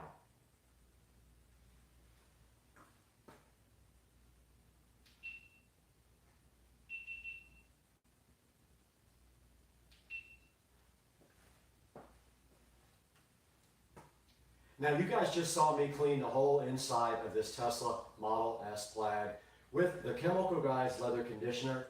But we got to take this one step further because we need to show you guys how to use the leather cleaner. So what we're going to do with the leather cleaner today is we're going to turn our attention to our Club Car Precedent over here. We're going to clean all the seats and then condition them with the leather conditioner. So one step at a time, let's get busy now with the leather cleaner on the Club Car Precedent.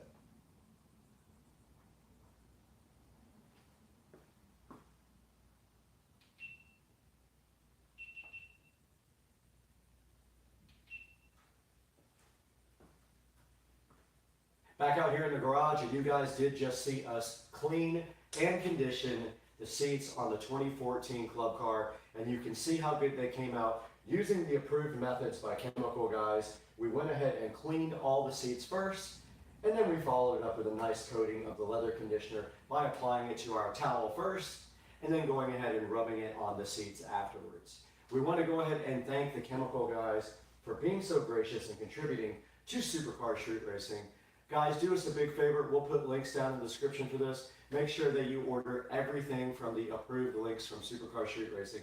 You can order anything you want from Amazon through our links, and it helps us out greatly. In this case, we might put an affiliate link for the actual supplier that gave us this. Go ahead and order it from them. It'll do them a big favor as well. And we're gonna have to get out of here pretty soon, but we're gonna take it into the studio first and look at this stuff online with Brad.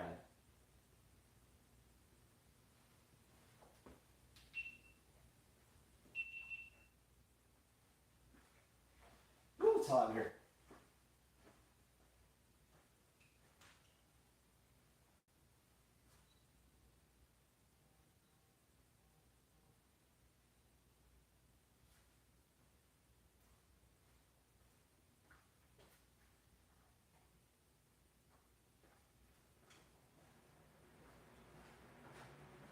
Go ahead and get pics while that's set up.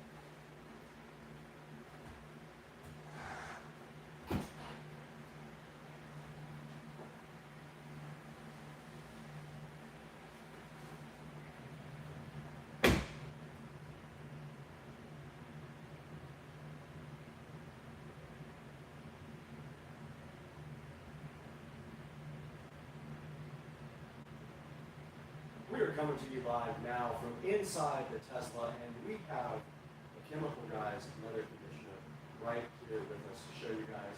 And we want to show you how to actually use this as well while we have time.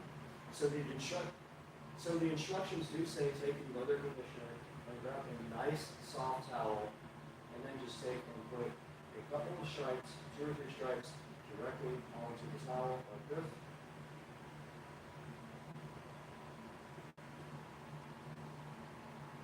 Take 2.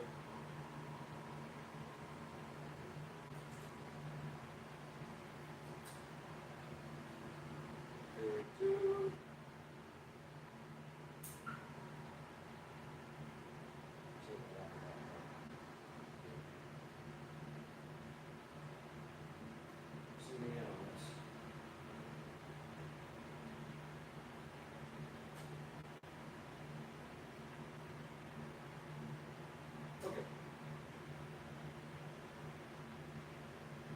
Now we do have a couple of stripes right on the towel here to go ahead and start working with. And all you have to do is work it into the towel. And all you have to do is work it into the seats. And then when you're done, if you'd like to, you can actually buff it off and dry it. Or you can and when you're done, you can actually buff it off and dry it. And then you can do a second application if you really feel like it.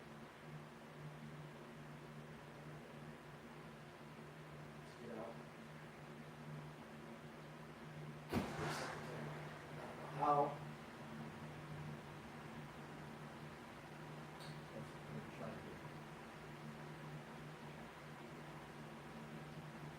AC physical.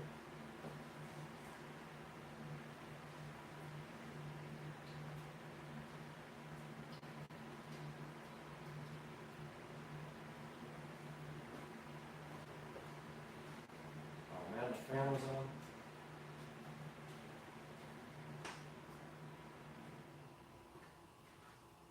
That sucks.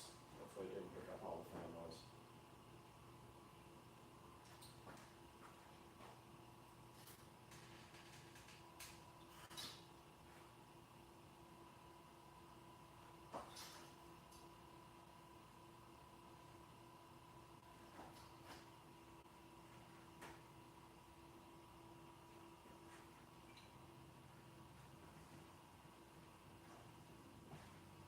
I guess in case that was a bad tape,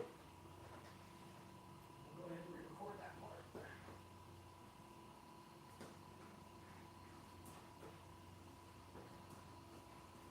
All right, we're going to record that part again, just an overview of how you put it on the towel. So yeah, you just take your towel and you put about 2 or 3 stripes of this stuff right on the towel, and then you work it into the surface. We're going to go ahead and start with this Model S door panel right here. It's a lot. There's a lot on this. So I'm gonna go ahead and knock this down a little bit because I've been putting quite a bit on it. So I'm just gonna knock it into both sides here so it's not so thick. And then I'm gonna go ahead and proceed to put it directly on the door panel right there. See it going on with a nice finish there.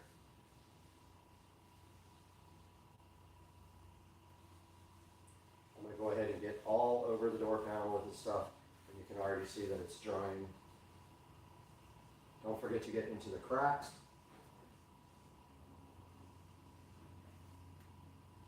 Everywhere that you would normally touch to keep it clean. And the sides too.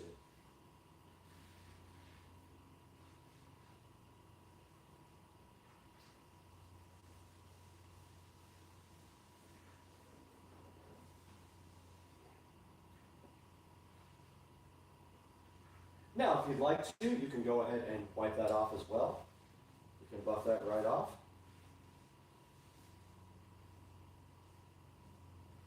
Just like that.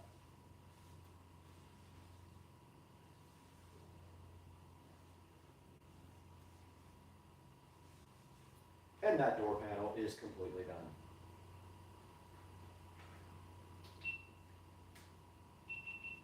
All right, we need to reset somehow for the seats. I don't know how we're going to get this shot. Just right here.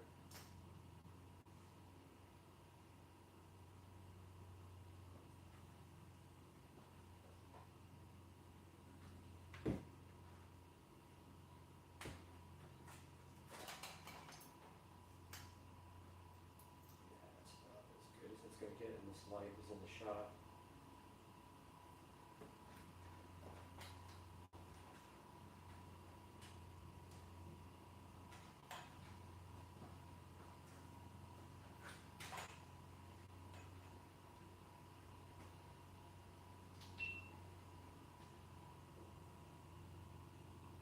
Check 1, 2, 3, 4, 5. Check the shot here.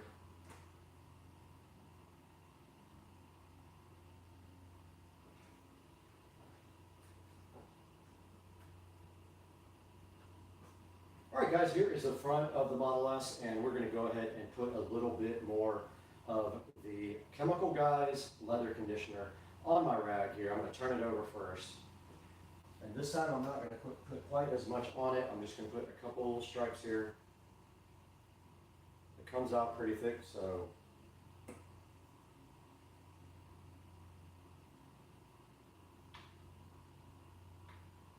should be good enough. And now let's go ahead and apply it to our seats, but let's put the seat forward a little bit so you guys can see it better. And we'll go ahead and start, get it worked into the towel a little bit. And go ahead and start conditioning the seats on the plaid.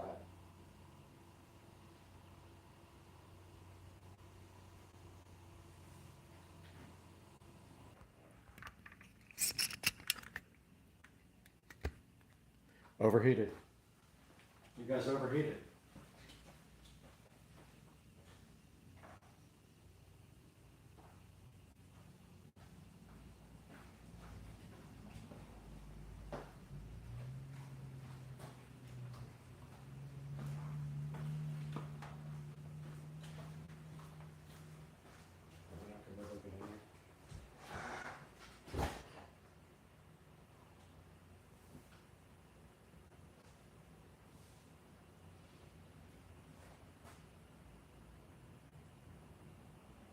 Alright, we're on the other side of the Model S, and we're going to go ahead and put some leather cleaner.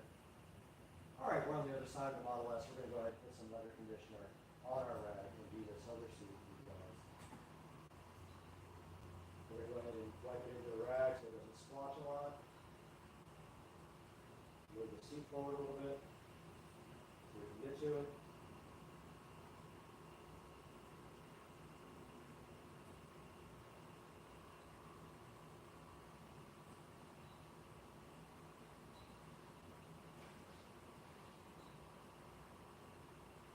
And go ahead and apply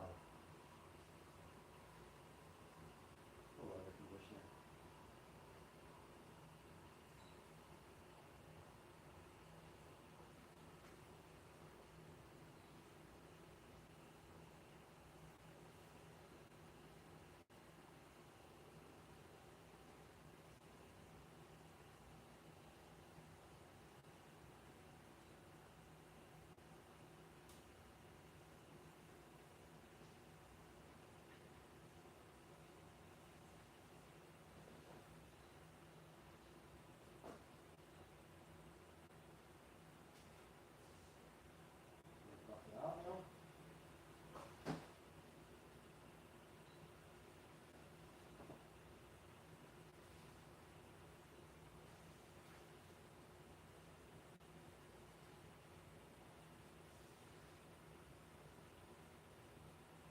And we'll go ahead and do the bottom.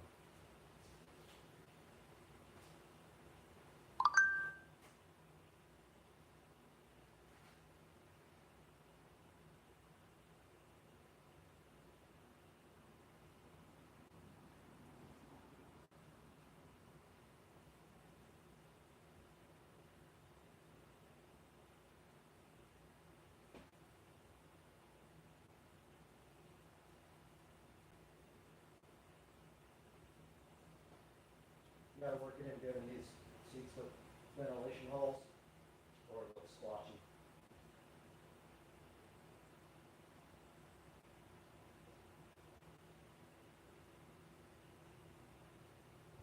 And I'm going to buff that out.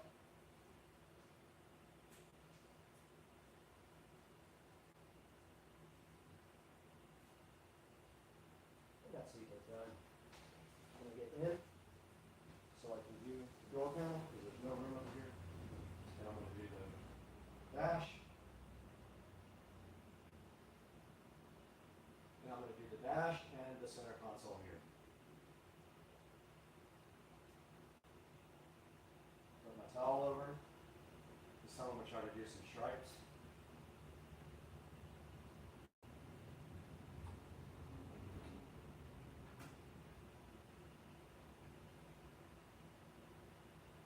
And I'm going to go ahead and rub that into the dash.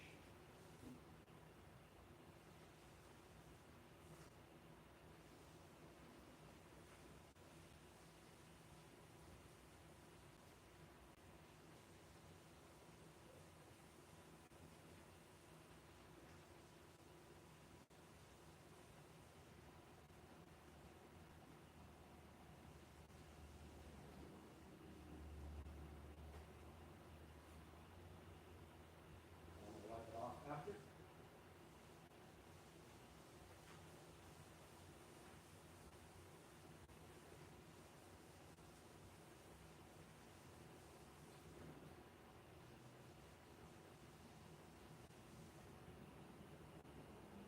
I don't have a dry enough towel for this, unfortunately. Moving on to the center console.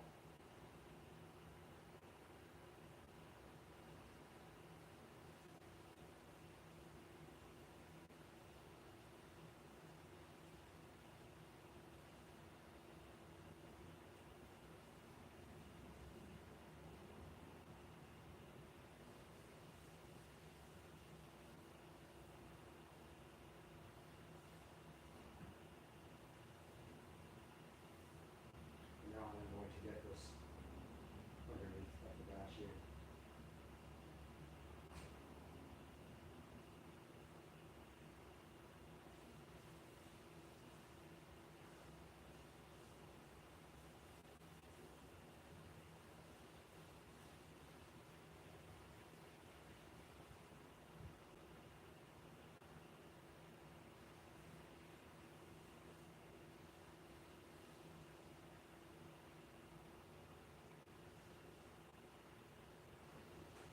Now the door panel.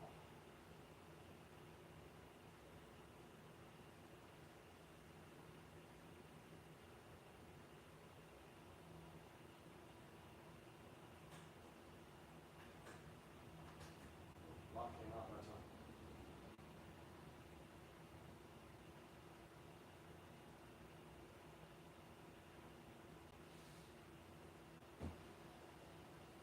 If you roll the window down, it'll keep you from getting it all over the window. But pretty obvious, but a lot of people don't do that.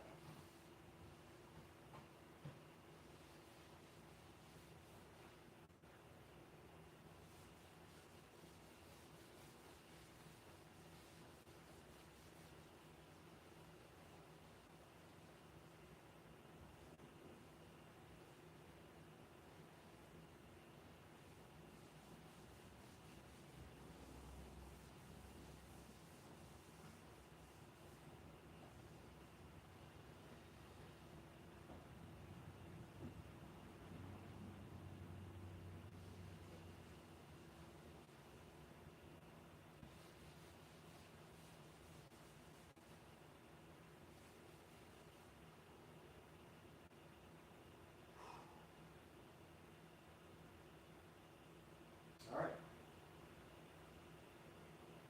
The front is done.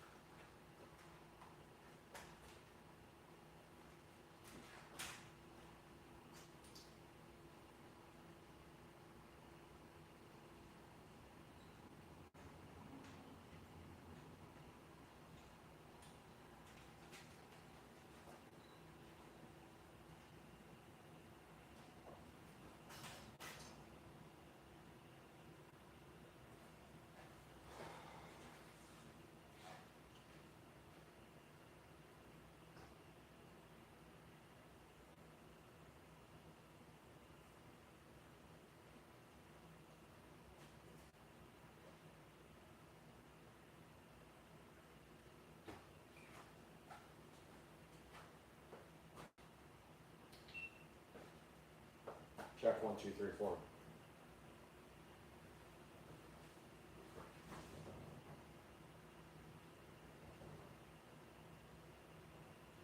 Moving on to the back with the Chemical Guys leather conditioner. We're going to go ahead and do the back doors. Try not to put too much on the right, and it came out a lot already. So I'm going to just take that and kind of buff it into the rag a little bit so it's not so thick. It came out a lot that time, like a whole lot. And this window won't roll down any more than that, so otherwise I would.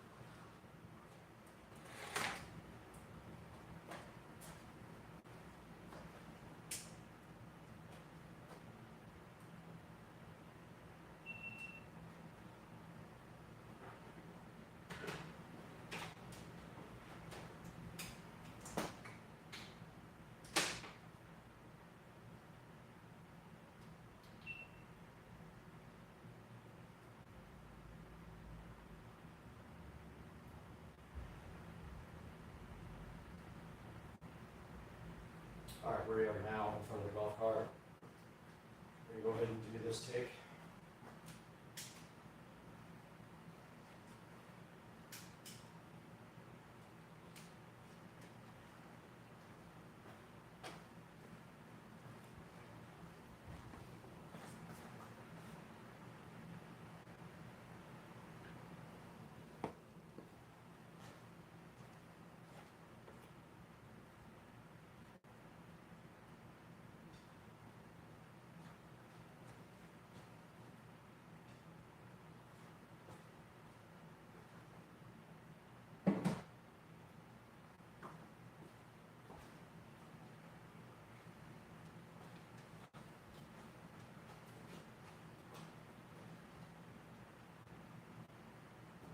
All right, we're back in front of the golf cart right now, and you guys can see we have the Chemical Brothers.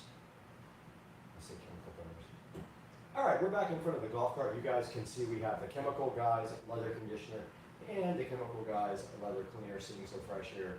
This time though, we're going to go ahead and clean the seats with the Chemical Guys leather conditioner, and per the instructions, you shake well, you spray the leather cleaner on a microfiber cloth, and then you wipe the leather cleaner into the surface to remove the dirt. Let's go ahead and get our microfiber cloth out, fold it up, go ahead and spray some of the leather cleaner on it,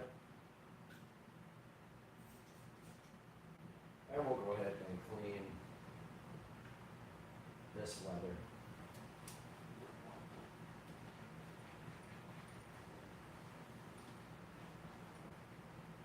It does have a little dirt coming off of it.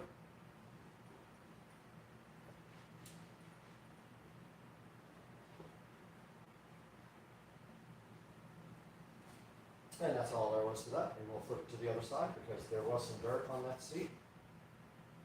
This cart is out in the garage all the time, so it is going to get dirty.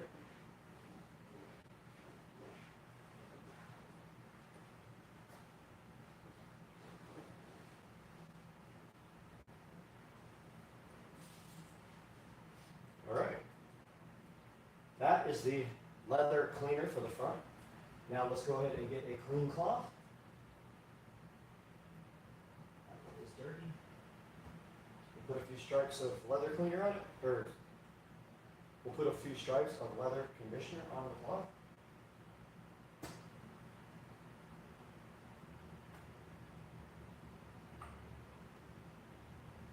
And then we'll go ahead and condition these seats.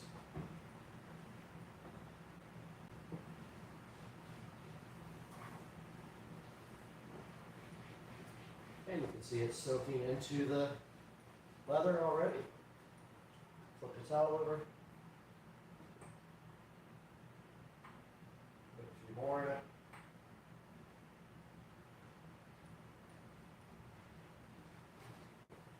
And the top seat is done. Let's move down to the bottom seat. Flip the towel over again.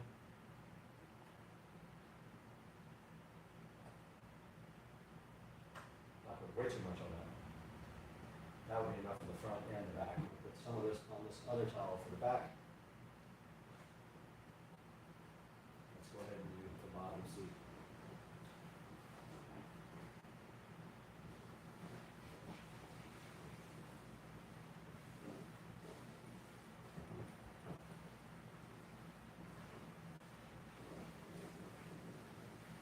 All right. Front of the golf cart is finished. Let's do the back now.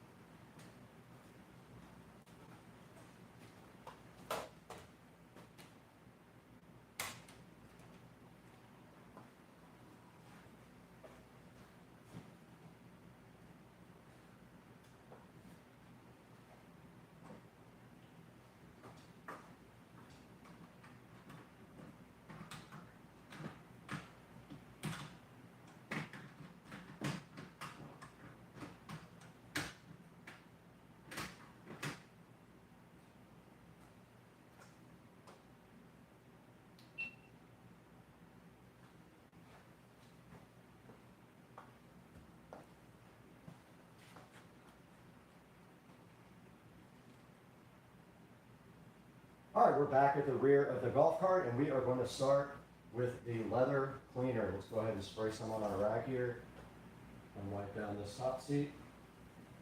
Be careful of the tiny Tesla.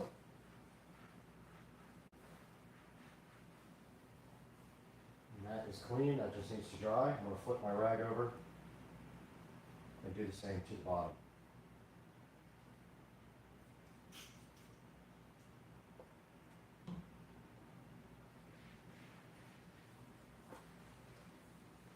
That will get all the grease and contaminant off the seat and clean it and get it ready to be conditioned.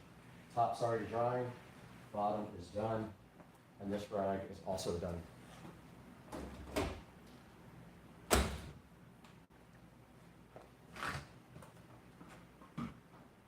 The top is dry. I've already got some leather conditioner on my towel. I'm going to go ahead and rub that into the seat at the top. You can see that's plenty. I have much on my rag, and I'm just going to let that dry however it wants to dry. And then I'm going to flip my rag over, put a little bit more on the back. Hopefully not a lot this time. And go ahead and rub the bottom seat as well. You can see that it takes all of 2 seconds to do the seats. Let me start quick. And now the bottom seat is done, and if you want to, you can grab a dry rag and wipe off the excess.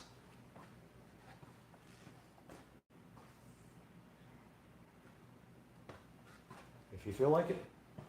If not, you can let it dry naturally, but you can buff it out like this.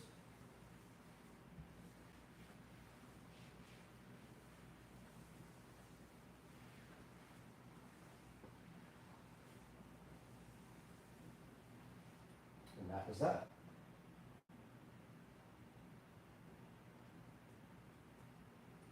I'll do another out.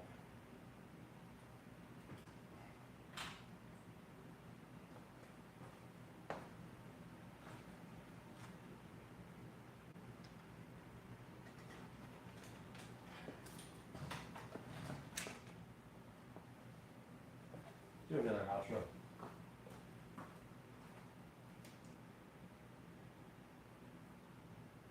Above the chemical guys cleaner.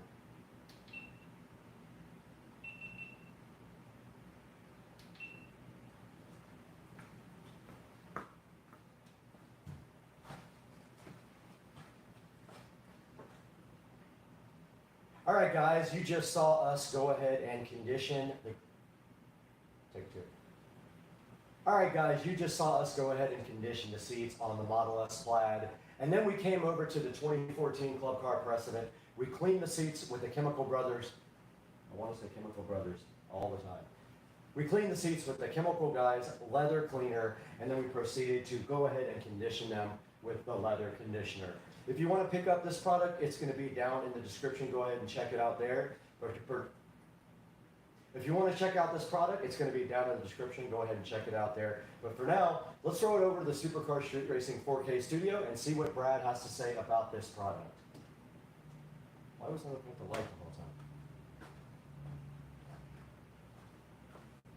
I'm going to do that over. I was looking at the light, not the camera. I'm stupid. All right, guys, you just saw we went ahead and conditioned the seats in the 2023 Tesla Model S Plaid. And then we came over to our 2014 Club Car Precedent, went ahead and then we came over to our 2014 Club Car Precedent. We went ahead and cleaned the seats with the leather cleaner and then proceeded to condition them with this leather conditioner. Go ahead and check out the Chemical Guys.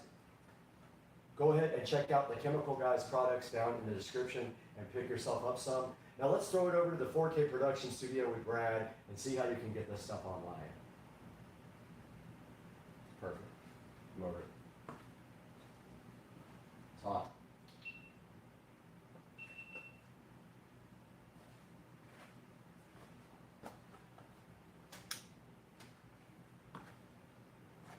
It's hot.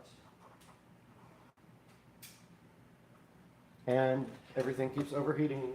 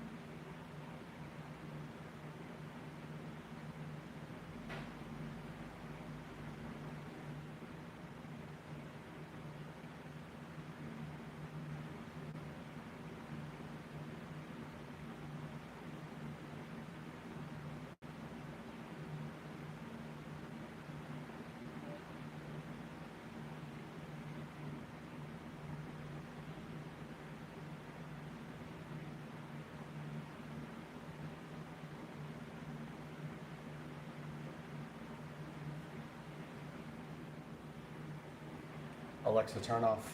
Never mind.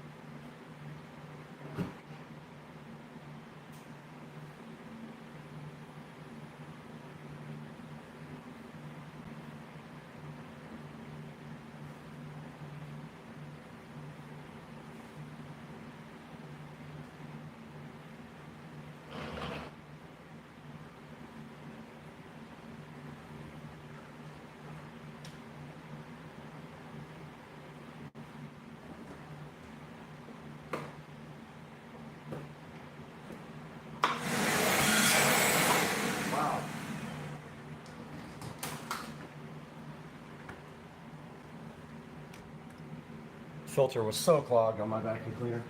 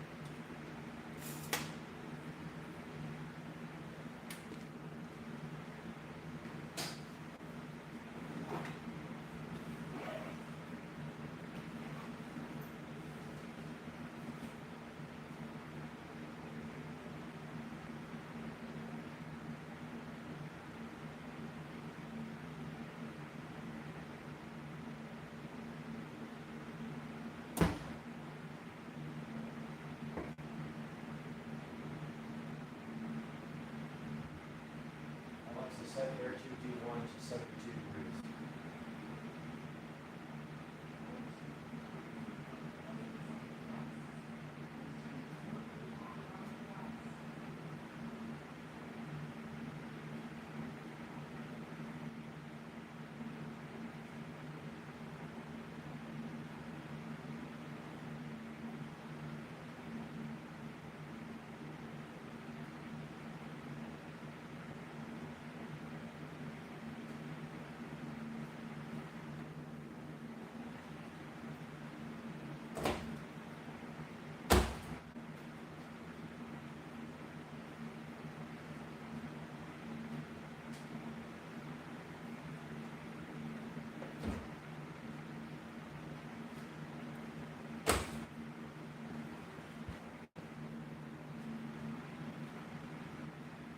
Alexa, fire up the studio.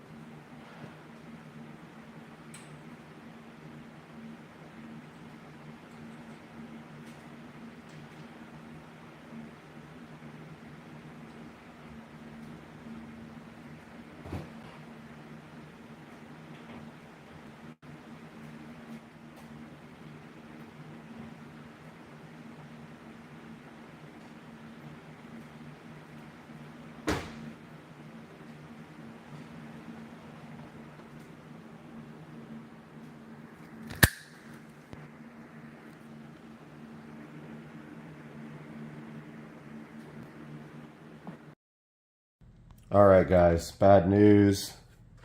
Last night coming home from a work event, there was a big, huge box in the middle of the road. Did all I could to avoid it, but unfortunately, I swerved to miss it, and this is what happened.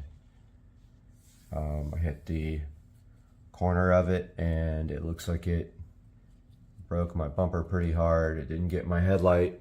It did get this whole entire bumper though, and this fog light is in the car. Not good. I think at this point I'm also going to get my hood repainted since it's already going in for this. So we will see. Got my hair cut off. Toasty! For the channel. Let's do this.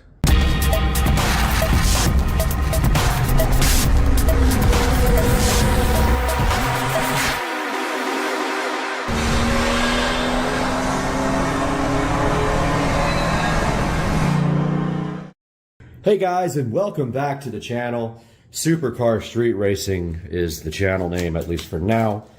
We are contemplating a name change, but at this point, you are watching Supercar Street Racing, another unboxing, and we have the DWIN Wills low voltage transformer, the SKU number HOSL04C2, and what we have here is a 200 watt power supply for landscape lighting or anything else that you might need that needs to use 12 volts on the output side.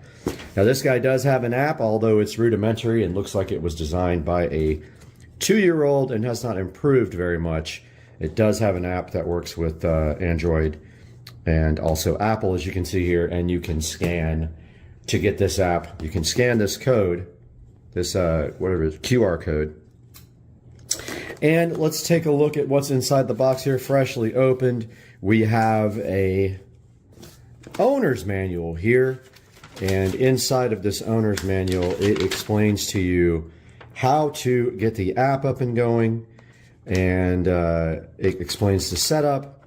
We've already gone through this on another device, but we likely will do it today again. And this is just basically how it works to do the timer, the setup, and get the app going. So we'll put a link in the description to this smart Wi-Fi landscape timer, but let's break this guy open and see what we have in the box. So it's packaged very nicely, very secure. Got the styrofoam packing in it. Make sure you don't break your glass table like I almost did here. And then inside here we have our landscape timer. Let's get this guy unboxed. Comes with some drywall inserts or whatever you're going to be screwing it to, and 2 screws. Ours is going up against a tree, out of sight, facing the pond so nobody else can see it. And my only worry right now is that this cord is not long enough for my use. In which case, I do have an extension cord I think that I can use for this, and I will tape up the plug, make sure it's watertight, and run that underneath the mulch. Probably not long enough is what I can see right now, because this is going up against a tree.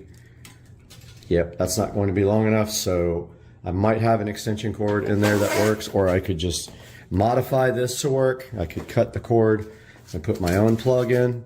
You can see here is the Wi-Fi antenna. I have 3 of these already, and so far my only complaint is that every once in a while they will lose Wi-Fi connection, and I will have to unplug and replug them, and then they reconnect. If you look on the bottom here, we've got 2 places to put a wire to run to our low voltage lighting, and we have a little clamp here which is kind of big. I don't know if it's actually, it can't be, it might be for this wire. I didn't use it for that last time, but it's probably for all the wires. If you unscrew this, you can place your power wire like this as well, and everything can go straight down nice and clean. On the front here, we see our power indicator, our power light, meaning that not that the actual device is powered on, but that the lights that it is powering are switched on. And you have your Wi-Fi indicator, and when this guy turns on, this thing will actually blink very fast before it connects to the Wi-Fi signal. It's got a warning on the side, which hopefully I can get off because it's super ugly. And yeah, I'm just going to go ahead and take. So it wants to be at least 1 feet above the ground. That is my plan. And the satisfying removal of this ugly sticker, because this will be out in the yard. And honestly, if we wanted to, we could take a little time and paint this guy brown to match the landscape, and maybe just leave this part maxed up. Would probably look better since it's going to be on a tree. I'm thinking about doing that real quick. However, I don't want to spray this Wi-Fi antenna and affect the range, so it might look weird with everything else painted brown. But as you can see here, we have our DWin-Wills low voltage landscape timer, and in all reality, we probably can just set it up inside the house and then get the Wi-Fi all set up and then bring it outside. And I think that's what we're going to attempt to do now. Okay, we are back with the DWin-Wills 200 watt landscape lighting transformer, and they have changed everything about the way these devices work now, because they used to use EcoPlugs as their app. Now they are using their own app, and also it appears that these guys have Bluetooth capability as well for the setup, and I just realized all this after trying to use EcoPlugs with it. So what we are doing now is we have the new app here, DWin-Wills, as you can see here, and we will start over on the instructions, and you guys will not see me fumbling around for an hour trying to get this working and not being successful. So let's open this DWin-Wills app and follow the new instructions, because like I said, it was not apparent that they had changed, and I should have read the instructions. So we got the Dwinwells app opening here, and now I have already signed up for an account with Dwinwells, and most likely we will have to enable the skill as well to get this working. So it says to, let's see. Okay, so download the app. We did that already. We signed up. And now it says turn on Bluetooth on the smartphone. It is. Click the plus. It's okay, let's see. All right, it says to click the plus here. We got the Wi-Fi low voltage transformer. All right. It says power off the device, and after 10 seconds, power it on again. So here we go. We got the power plug pulled here on the Dwinwells. We're waiting 10 seconds here. And then it's going to want us to hold the reset button down for 5 seconds. Now I have a pen, but to protect the button from getting ink on it, 1, 2, 3, 4, 5. Solid light. It is blinking rapidly. We're going next step. Hold the reset button again until it's blinking slowly. It says 5 seconds. Now it's blinking slowly. Yep. You can see you have to press confirm here. Next. And it says to enter a password for my 2.5 gigahertz network, which we will likely have to blur that out. It says allow location access to search for nearby Wi-Fi. So let's see what it is already on, so we can go back.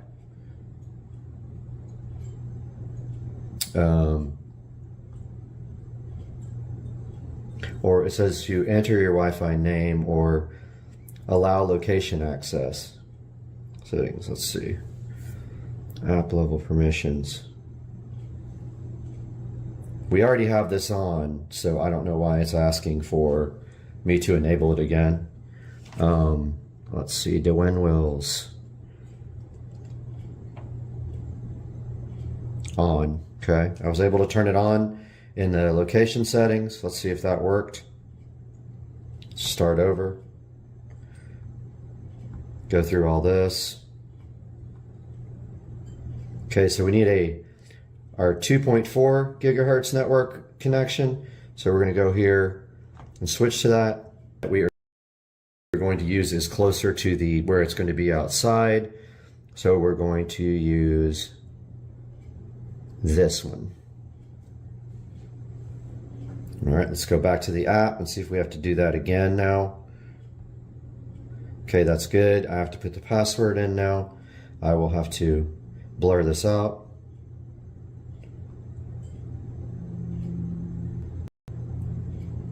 Okay, password is in. Connect your mobile phone to the device's hotspot.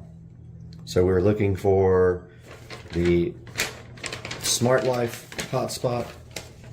Let's see. I'm actually following the instructions here, so I'm going through these. Okay, we're at that point. All right, so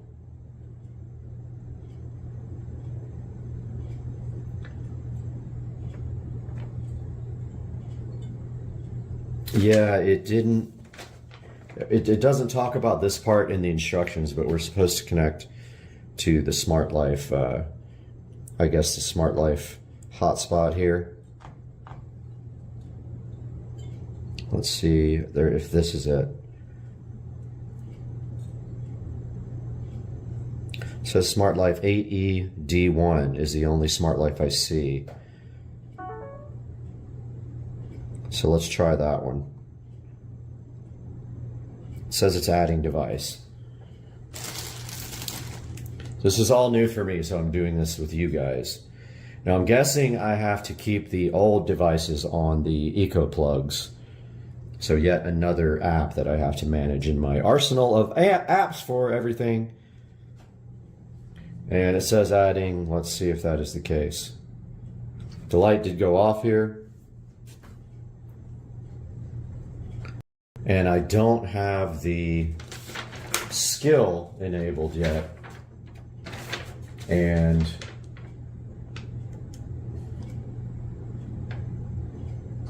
yeah, you have to download the skill.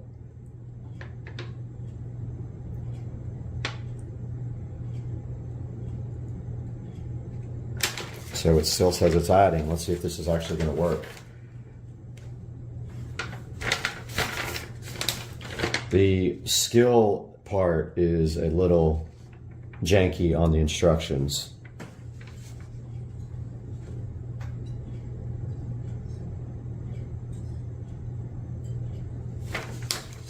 Still says it's adding. That's interesting. It's taking a really long time. We might have to try it again.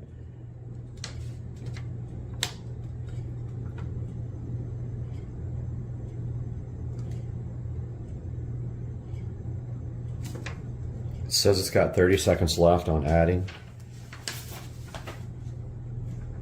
If this doesn't work, I might have to try it on the phone.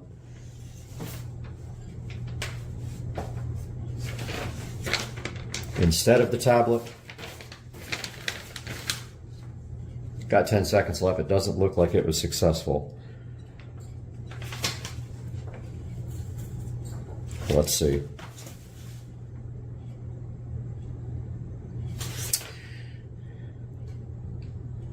Check your demerit points. Okay, guys, so that did not work. I am going to go through the process again using my phone, and I'll be back. Okay, guys, I went through the whole procedure again on the Dwinwills app on the phone, and basically here is how you do it. You will go through the instructions on the actual app to add the device. It will flash rapidly when you hold down reset, then it will flash slowly. Once that is able to be flashing slowly, then you connect to hotspot on this device, which says Smart Life.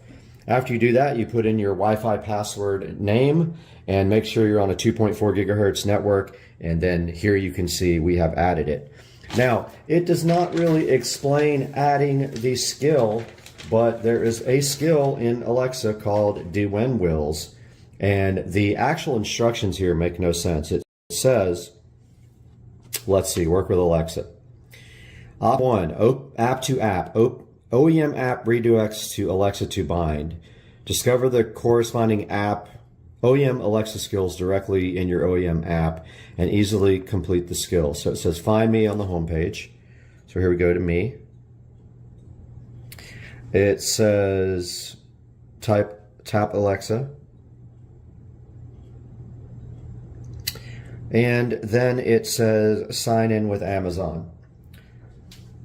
So I guess that's how you do it. I'm going to go ahead and attempt that now since I can't put that on camera due to passwords. Okay, it looks like we are just have to hit link here. Let's see if we do have to put in a username and password. Okay, already linked with Alexa. Okay, so I just got a notification from Alexa on my phone that this is already linked. So now we should be able to control the devices from Alexa and from, yeah, I woke up everything in the world. But here's a good look at the actual device. And I don't know if we have to upgrade the firmware or not on it. We can try that. Let's see if it actually loads here. Okay, it did load. Doesn't really have any, let's see, device update, automatic updates. I turned on automatic updates in the device. Doesn't look like there are any. Now the rest of this configuration, see, here's the name of the actual device. We can probably take a picture of it. Let's see. Device information there with the MAC address and everything. And the icon. Yeah, you can take a photo, so I'll do that once I get everything outside and ready to get hooked up So yeah, that is the first initial setup of the DeWinWill's low voltage landscape timer. Totally different from the other ones in that it doesn't use the EcoPlug app, it uses its own app now. So now we're going to take this outside and actually install it. All right guys, we're out here in the garage now, and what we're going to do is prep this timer for installation outside by getting the wiring ready.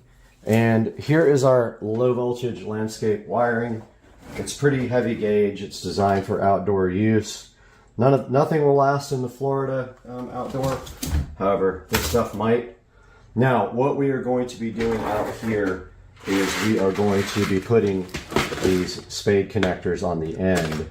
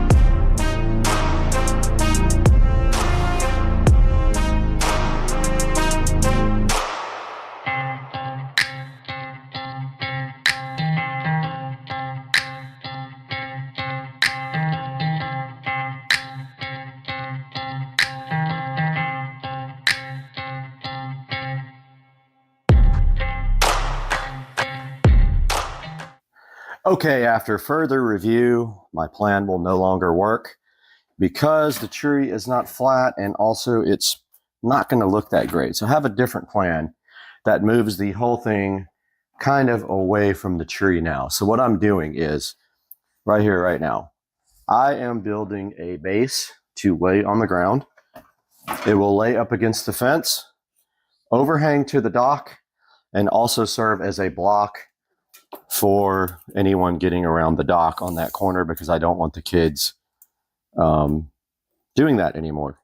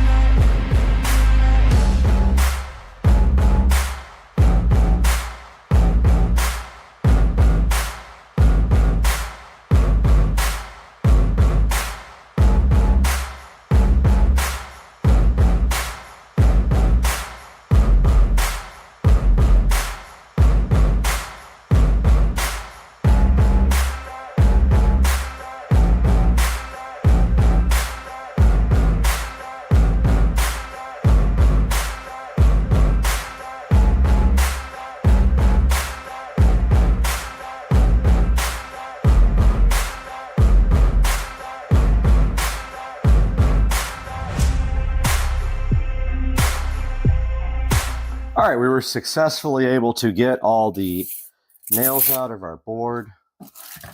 And so what we do now is remeasure 7.5 from the edge, about right there.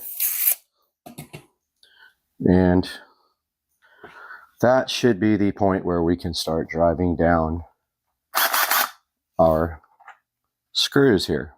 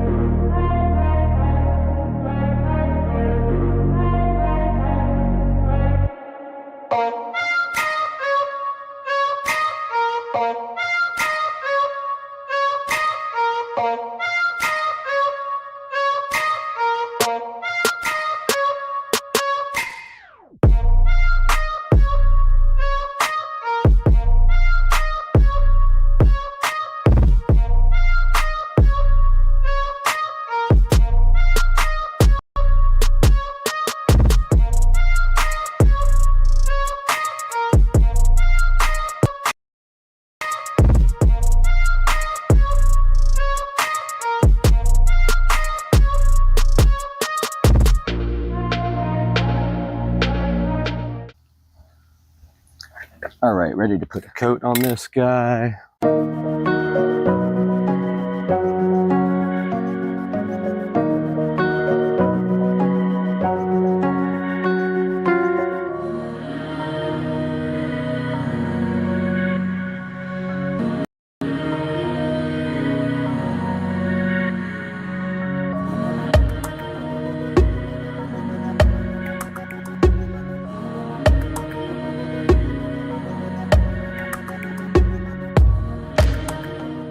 All right, we're out here with our friendly neighborhood alligators. There's one right there. Right there. And what we are going to do right here, right now, is run this brand new power cable from this power outlet here over to where we will be mounting our fantastic new device. And I have a longer cable here for that. But first, I'm going to try to secure this. Is it raining? It's raining. Project over. So back where we were here, I need to secure this dock, this bulkhead first. So I brought a lag screw to do that. This side over here is loose.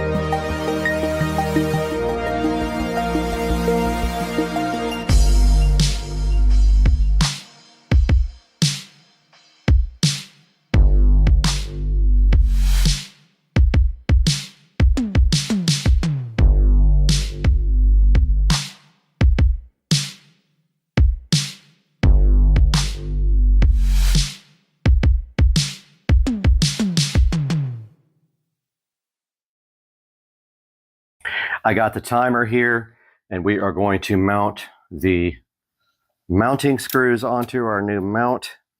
And so we measure across from here to here, and that is right in the center, 3 3/4.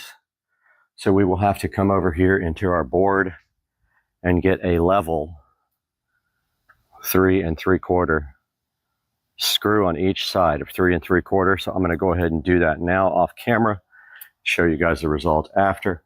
Okay, it started raining again, but I got the screws done for the mounting part for our landscape timer. So all I have to do now is hang this timer on here, and it should be fine because all the weight will be pulling straight down and not towards us. Then this guy over here gets screwed to the bulkhead. That should be fine too, and that will keep the whole thing steady. Now all we have to do is go install it, and hopefully our wire here is long enough to reach to the next light, which I think it is. That would be sweet. So I borked that up really good, and the only way, I mean, this will work still. It's going to be more flimsy. I may need to get some L brackets for the back.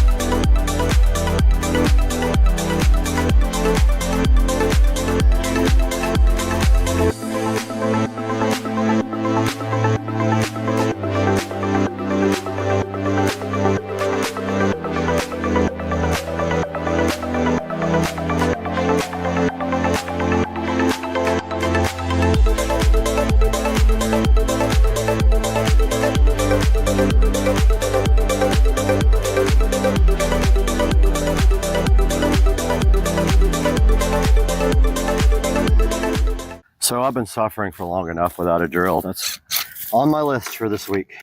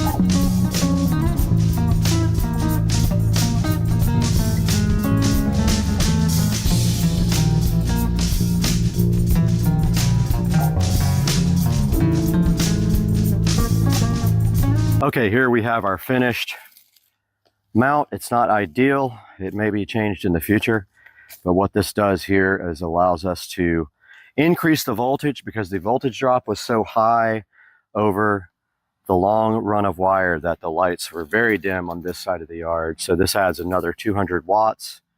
It is connected to Wi-Fi. I haven't tested it with the phone. I'm going to do that next. But yeah, got all the wiring tied back in together. All I'm doing now is cleaning up and testing. I hope you guys enjoyed this. All right, guys, I didn't want to end the video without actually showing you guys some shots of the lights in action. I was going to wait till completely dark, but I decided the sunset looked really cool, and I have these lights off under here on purpose, but I wanted to show you guys now with adequate power what this system can do. So as we see here, we've got this palm tree lit here. That light probably needs to be de-rusted. It has a few bits of rust on the lens from the watering of the yard, and it gets caked on there, and you have to de-rust it every once in a while. We have a yard light right there next to the tree. We have two spotlights, one on each palm tree here, looking beautiful. On the dock here, we have the neon rope light, which looks like part of it is failing. We'll have to get a new one of those. But notice on the bulkhead here, we have the lanterns that hang over the water. On the bulkhead, we also have spotlights pointing down into the water. See that last one there? We have one right there pointing down into the pond. And then we have another one down there. Over here, these two trees are lit up by spotlights. There's one there. There's one there. I had to repair the wiring on both of them. It was oxidized. We have a spotlight lighting up this beautiful tree here. Awesome looking tree. Of course, the fence lights are AC voltage. They're not tied to this system. We have a light here in the fish pond, lighting up the pond. And we have one more light here in the Zen Eye garden. So that is our lighting upgrade. Once we added the second power supply over there, it instantly picked up, I'd say, double the lumens that it had before. It just, the issue being the runs for wiring are way too long, and the wiring is not large enough to handle that long of a run and not drop. There's too much resistance on the wire. So adding a second timer over there in the corner, which I'll show you now, has really picked up the brightness back here. You know, we probably have a total of, what, 30 lights back here. But there is the timer all finished up. I just need to get some mulch and cover that all up in the corner there, but it still looks okay, and also serves to keep people from coming around the corner. And you can see the LED rope light around the dock. It looks like part of it has failed in the front as well. Looks like the front is, yeah, the front is out completely, so that's gonna have to be replaced. Yep. It happens. Those things are on 24 hours a day, sometimes. Not anymore. I turned that down. Moon looking beautiful.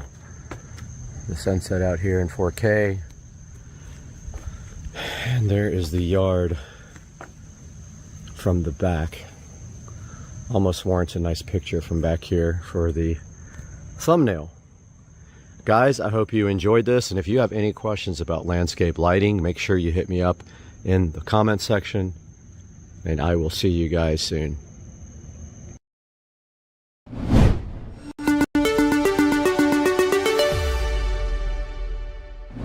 Yeah.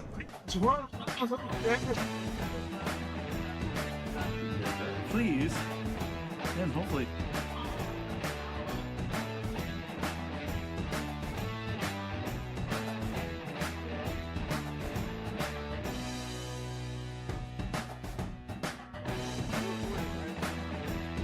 Yeah.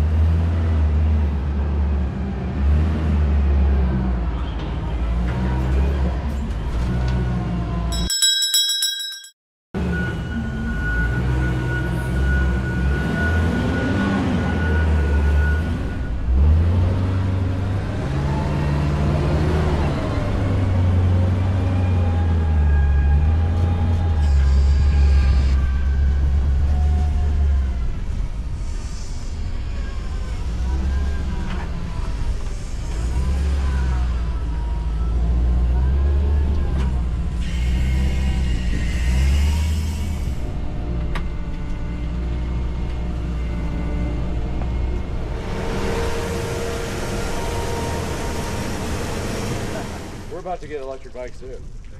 Nice. We're talking about it. We're trying to figure it out. There's e-bikes. While we rip. How do you get this seat up, by the way? You pull it forward and then pick it up.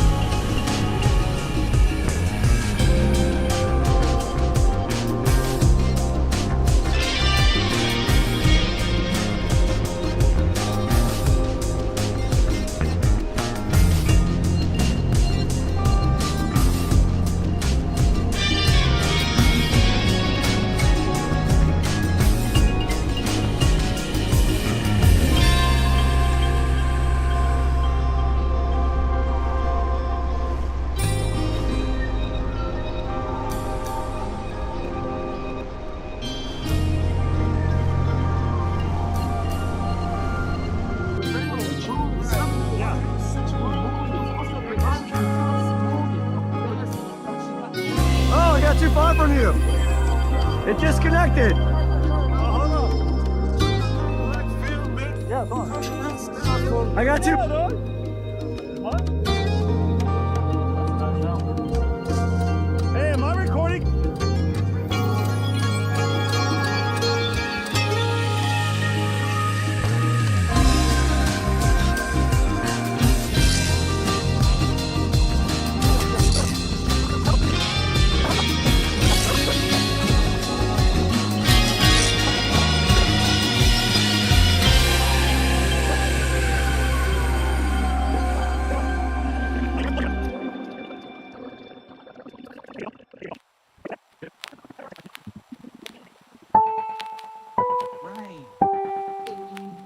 Turn right on Bourbon Avenue.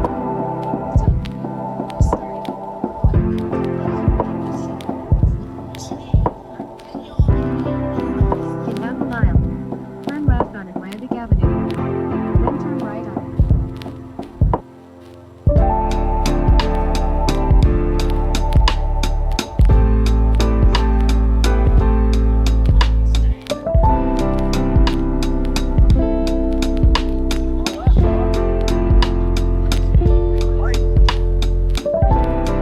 Go left. Go left. Let's go by the beach, dog. Come on. 0.2 miles. Turn left. Oh, Then okay. turn right on South Pleasure Avenue.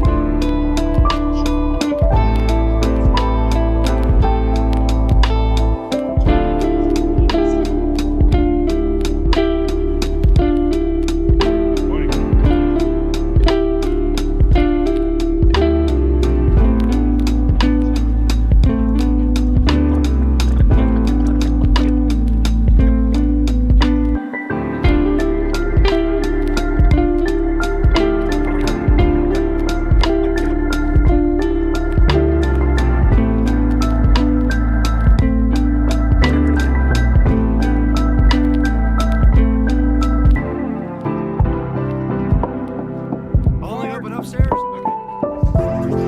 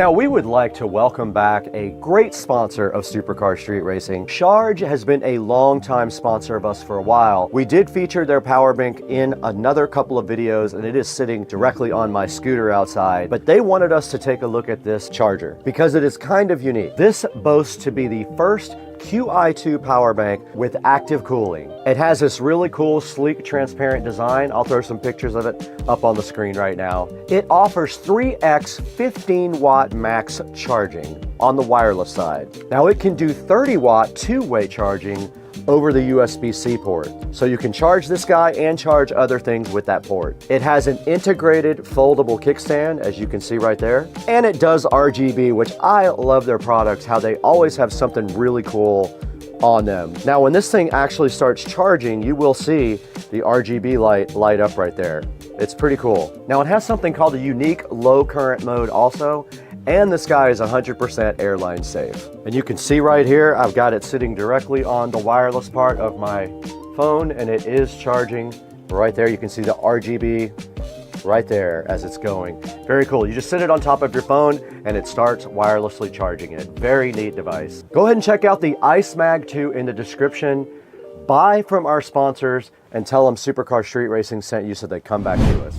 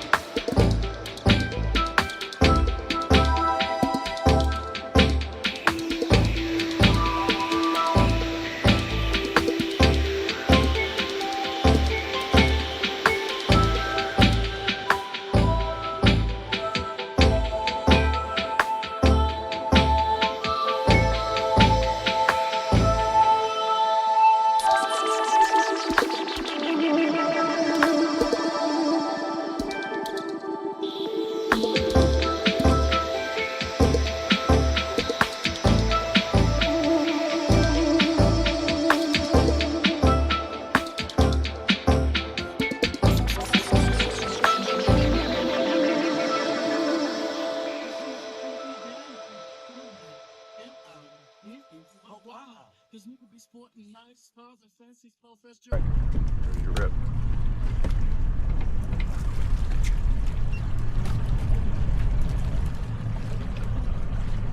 Turn the volume up on your phone or something, because you got control of the radio.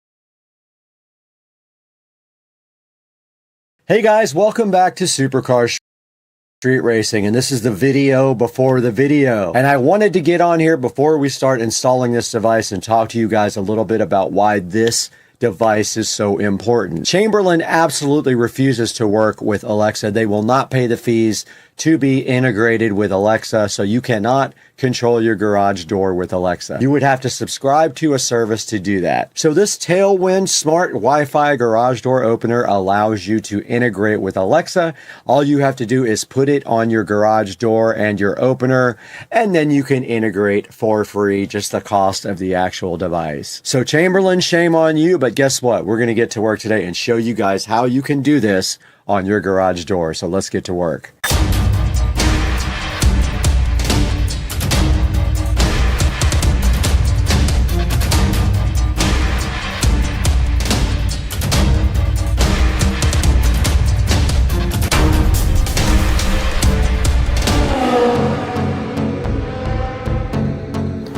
Guys, right in front of me and right here also directly in front of me is the Tailwind Smart Garage Wi-Fi Door Opener. Chamberlain hates this. They don't want you to know about it, but we're going to tell you about it today on the channel. Hang out. Guys, Chamberlain does not want you to open your garage door with the smart devices that you have available. They have blocked that capability unless you subscribe to their app, and you still cannot do it with the smart devices that are out right now. So this is supposed to help you open and close your garage door with things like Alexa. This is the Tailwind Smart Garage Door Opener, and you can see right here that it comes with a track sensor, a smart module, a remote control of some sort with two little wires on it, which I don't know what that's for. Looks like a remote, but I don't think it is. A power supply. Okay, I haven't watched the install video yet, so I am not 100% sure about what everything is in this. So this adapter is for openers with yellow learn buttons, and I'm assuming I have that. I did on my old garage door. I haven't checked the new one yet. All right, I did verify we do have the yellow learn button on the device. So we do have the right options here for this. So I am on the website now and looking at the installation videos. And there is also an installer manual right here. Okay, so there is an app. Let's go ahead and scan that. And there is the Tailwind app. So that is the first step. Installing the Tailwind app is done. Second step is select a mounting location for the control module, and that is this guy right here. That should be easy. We have a pegboard, or we can just put it on top of the garage door opener. It says make sure the power adapter will reach. It says locate the module on the side of the door opener. Mount the 3-track door sensor if included.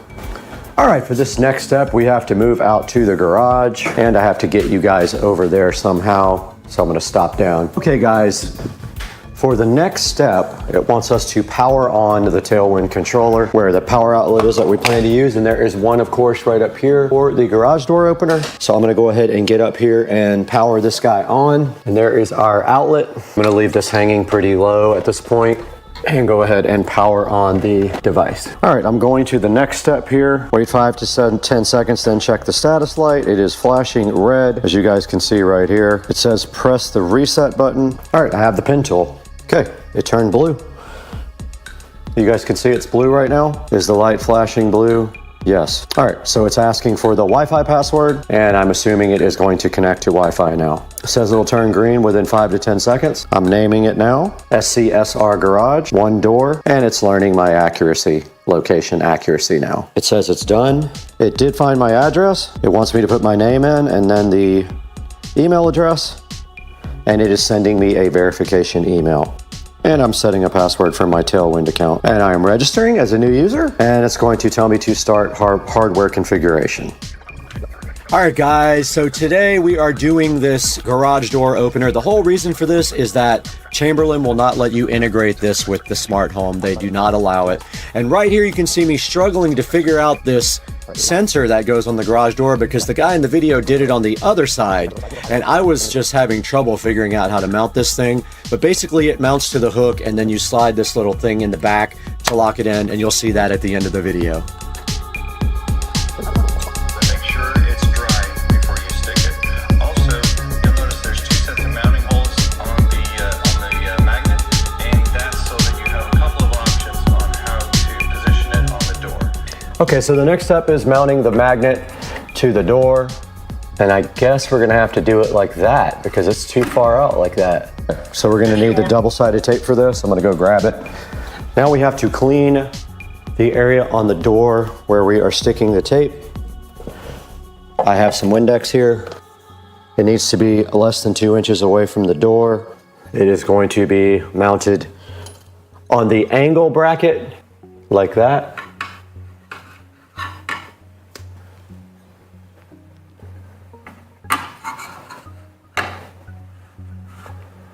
Just like that. Make sure it's not touching the door or anything close to the door before you go ahead and apply pressure, and hope that this doesn't fall off and mess your car up. And I'm giving it a good amount of pressure here. So that looks good. Let's go ahead and continue. All right, we're back, and I took a picture of this because I cannot read it, but we have to connect the white blue stripe wire from the Tailwind module to the red wire of the adapter. And after we are all done, we'll tie these wires up nice.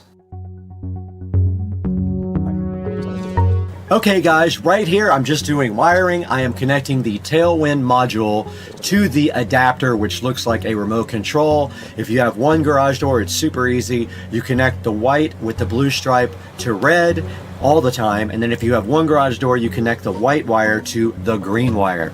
That's all it takes for one garage door.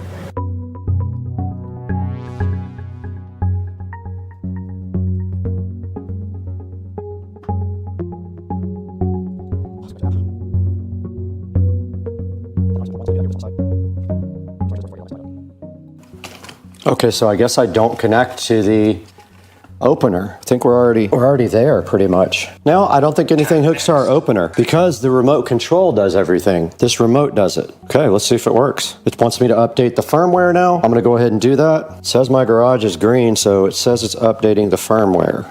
And it looks like it has started the firmware update process. Okay, it is back. All right, guys, all you see me doing right here in this clip is tying up the wiring really nice to the side of the garage door. And also I have heat shrink tubing over the joints, and I use soldered connectors that use the heat gun to go ahead and make them stick. So I'm doing that all right now in this clip. And that is that. Should be done with this project besides getting this thing linked up to Alexa.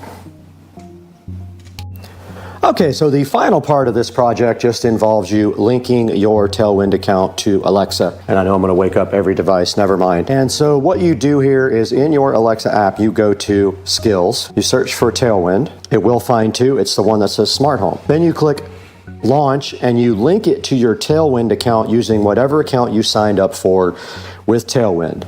It will then locate your opener and call it a lock. And if you look here, here is the garage door right here, and I have not tested it yet. I'm going to right now. Let's see if it actually opens with this. And it does.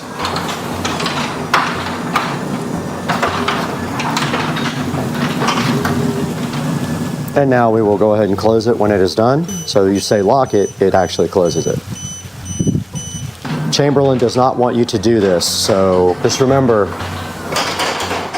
Chamberlain will do everything in its power to not let you control this with Alexa. Okay guys, I just wanted to give you a good close-up view of this, the way this actually installs. So you take this Tailwind sensor here, it hooks around the J track right here, and then this little plate pushes through to kind of jam it up against the track.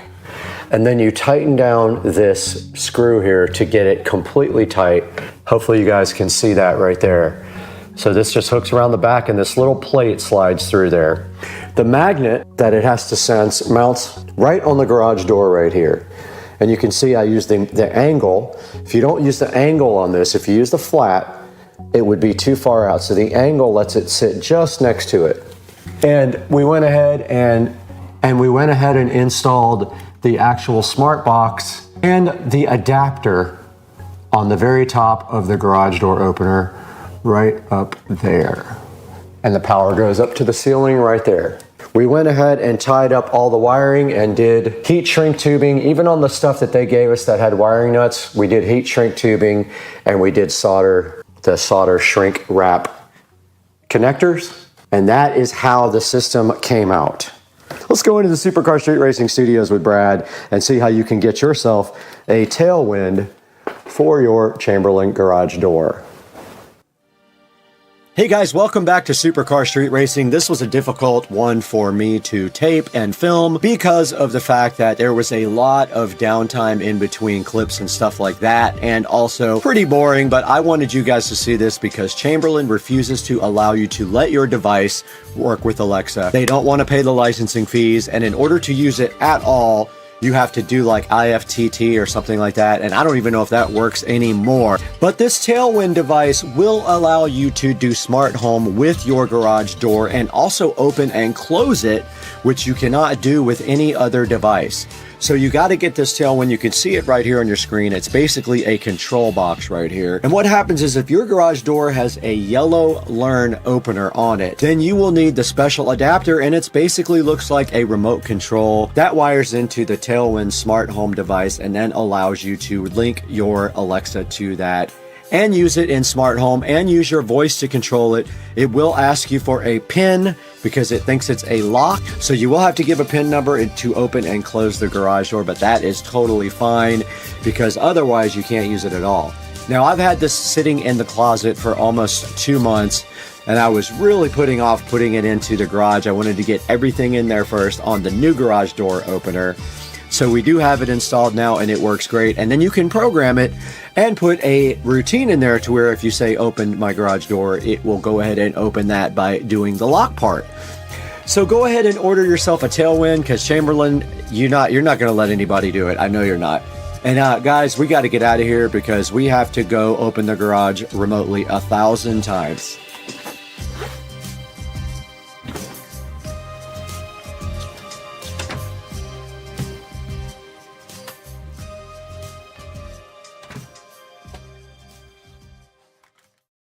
Hey, what's up guys? I wanted to make sure I showed you guys Kling 2.6 with audio. Now, what's awesome about Kling 2.6? It is definitely a cool thing. And Kling 2.6 audio brings expressive voice, sound, and motion into one flow. Now, the model can generate a scene, sphere, and voices that stay aligned with on-screen action in a single coherent output. Now, this is a game changer for people like me that do video production.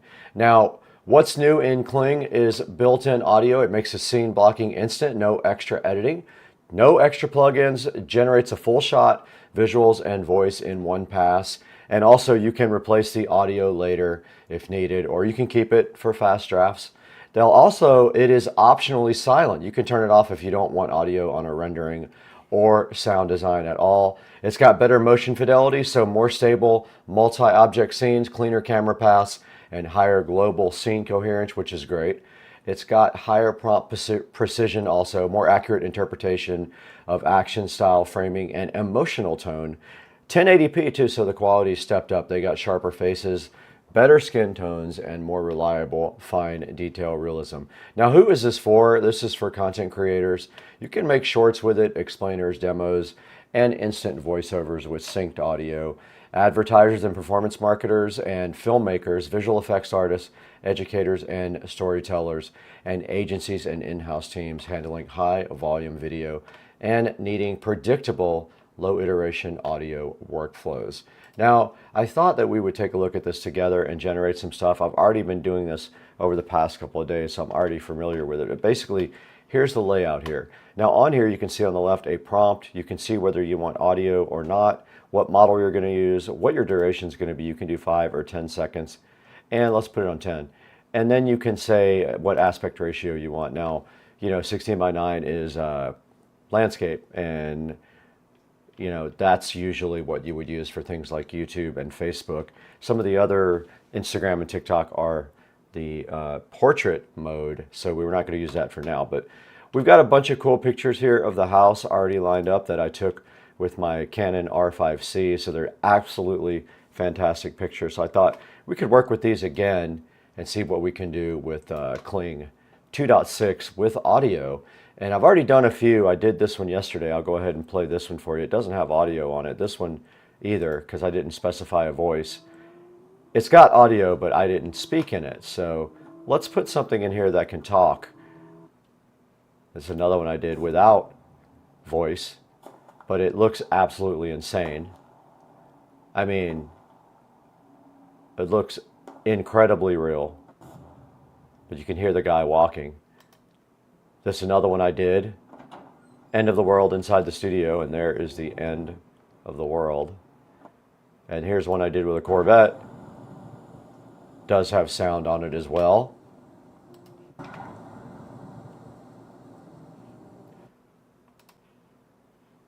Here's another one.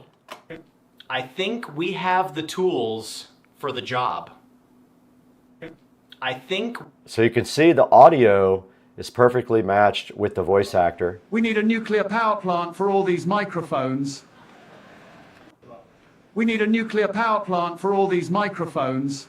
These I've used in videos before. Check this out. We need a nuclear power plant for all these microphones. All these were Kling 2.6. We might need a few hundred more microphones. We might... These are funny, man.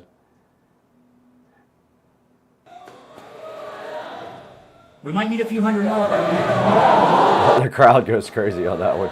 I love it. We might need a few hundred more microphones. We might... So these all went into a video for a wireless mic. And here's the prompt over here. I'm pretty sure they can hear us. I'm pretty sure they can hear us. I love this, man. I'm pretty... This is so cool for my videos. I use these on a lot of the videos.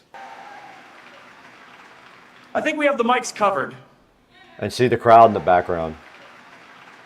I think we have the mics covered. Here's the prompt I used, and it came out so good. Check it out. I think we have the lights covered. I think we have the mics covered. The crowd I laughs think at we- him. All right, I'm gonna drop a picture of me in now. Looking for a nice 16:9 picture over here to drop in. There's our picture. That's a picture of me. I'm gonna say a man is looking at a painting at his house and says, wow, who drew this? A child? I think I am a better artist. Let's go ahead and generate it. All right, our video is done. Let's see what it did.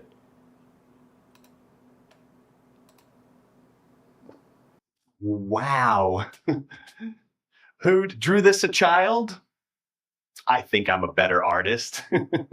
Wow, okay. That's crazy how much that looks like me, right? I mean, that's pretty cool. I think if we did it again and we say a man is looking at a painting at his house, the painting looks like a scribble. Let's generate it. See if it does anything different. Okay, I restructured the prompt just a little bit to be more specific to help out the AI, and here's what it came up with. Wow. Who drew this? Was it a child? I think I'm a better artist. Guys, this is Kling 2.6 with audio. Make sure you check it out on higgsfield.ai. Very cool thing. Very useful for anyone who does production, audio, video, any of that stuff.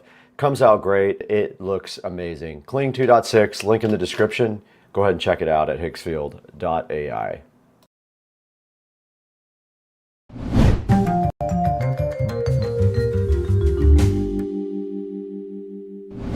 What's up, guys? Welcome back to Supercar Street Racing. I am so happy to have you guys here today. It is Football Sunday. I can't even say the word because I'll get sued into oblivion by the National Dumb League. And so if I say it, we can't make this video, but today we got something special for you right here. It is an upgrade for the bedroom surround sound system, and this is gonna take things to one more level that we need. Let's get into this today. Let's get this thing opened up.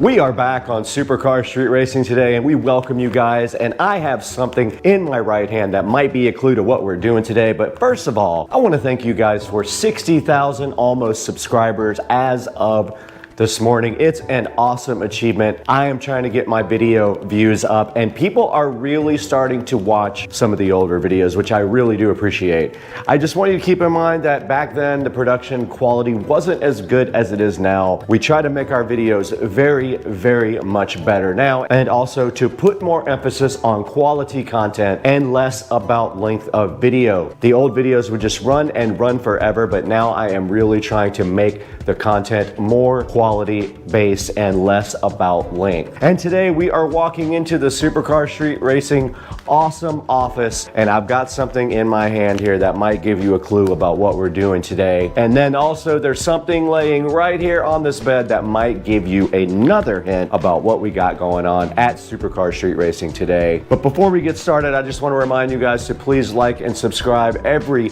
like and subscribe helps the channel and the algorithms focus in on what you guys do enjoy watching. And I'm gonna take this package right here and I'm gonna lay it quietly right here on this box. And that box might give you a hint of what is to come today on the channel. Now right here on top of the box, you do see a set of Gear It banana plugs. This is a 3-foot long banana plug, so it can't be going very far, right? And right here it does say on the box, magnetized, do not ship this by air. I don't know why that is the case, why you cannot ship this box with air freight, but it does say it clearly right there on the package, so I'm not gonna argue with that. And while this box sits so comfortably on the bed this morning, let's go ahead and get this thing opened up.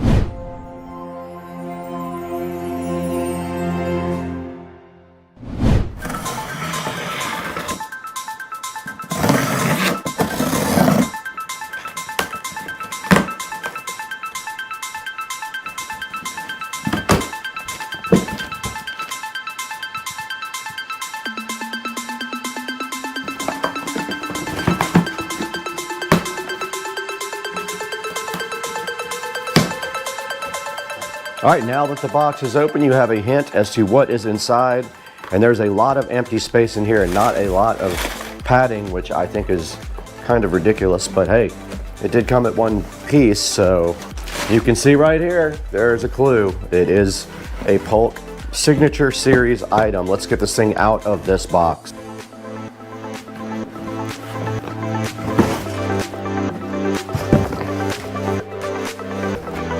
We don't need this where we're going.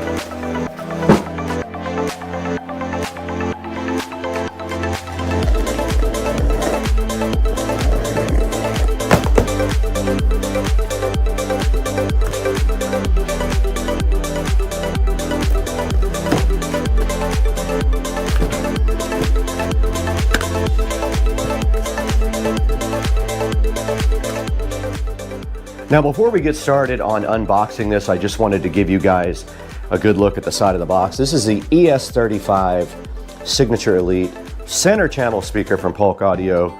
You guys know it because we already have one in the home theater room. I bought one for the bedroom. I did notice that as I get older and my hearing gets worse, I do not enjoy the in-ceiling, very crappy old center channel that we have up there. So this is a addition to the bedroom sound because I do enjoy watching sound in the bed and watching movies. Let's go ahead and get this thing completely out of the box now and see what's inside. I'm assuming it is exactly like what we did have in the home theater room, which is the same exact model number and ordered from the same exact link. Let's get this thing opened up now on the channel.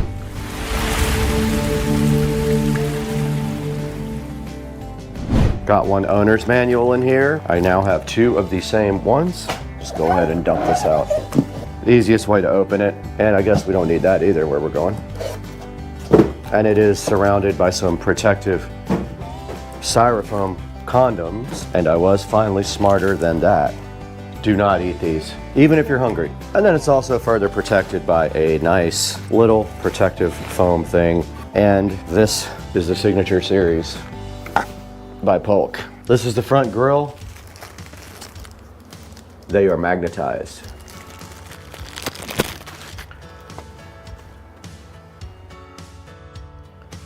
This is a close-up look at the center channel. This is the ES35 Signature Series center channel from Polk Audio. And you can see right here 6 drivers on the outside for low frequency, mid-range, and one single tweeter right in the center for your high frequencies. It is very compact. It has great sound, great reviews, and on the back it just does have a connector for either speaker wire or banana plug.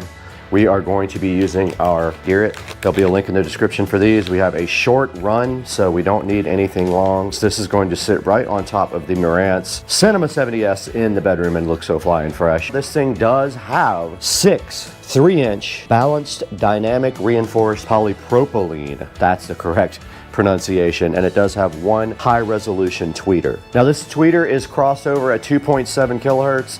Everything 2.7 and below will go down to these 3-inch woofers. There are 6 of them. This does have an option for you to be able to wall mount it. So you do have that capability on the back. There is a bracket back here, and on the other side there is one of those plus brackets for you to be able to wall mount. Now these can also be used for left and right if you wish. If you mount them up and down in a vertical nature, these can be your left and right speakers mounted to the wall right next to your television, or they could probably sit on a bookshelf too. It looks like they would probably balance on the ground. Now this guy will handle anywhere from 20 to 150 watts, and its overall frequency response is 66 hertz to 40 kilohertz. So you will want a sub if you're using these for your left and right channels, obviously. Small woofers are not going to handle very low frequencies below the rated capability of this speaker. These are 89 dB sensitivity as well, if you're wondering how sensitive they are. And this has single gold plated 5-way binding posts. Now the dimensions on this are 4 high, so it's 4 that way, that's what they're calling height. They are 24 inches wide, so that would be 24 this way, so they are 2 feet like this if you're trying to figure out if they will fit somewhere. And they are 6.1 on the depth up here, 6.1 inches due to this power port right here that is for the base. This guy right here weighs in at 14 pounds. If you were wondering the weight, this is 14 pounds, pretty heavy. It shows that there's probably some good size magnets inside with some good quality. All right, let's get this ES35 into the forum, which is the bedroom in the back, and let's get this guy connected up. What do you guys think? But first, let's put this awesome magnetic grill directly on it. It does fall right into place. No issue whatsoever with that coming out. You can see it has little feet that go inside of holes, so when it sits, there's absolutely no way that this thing is going to come off at all. Let's get this thing into the bedroom.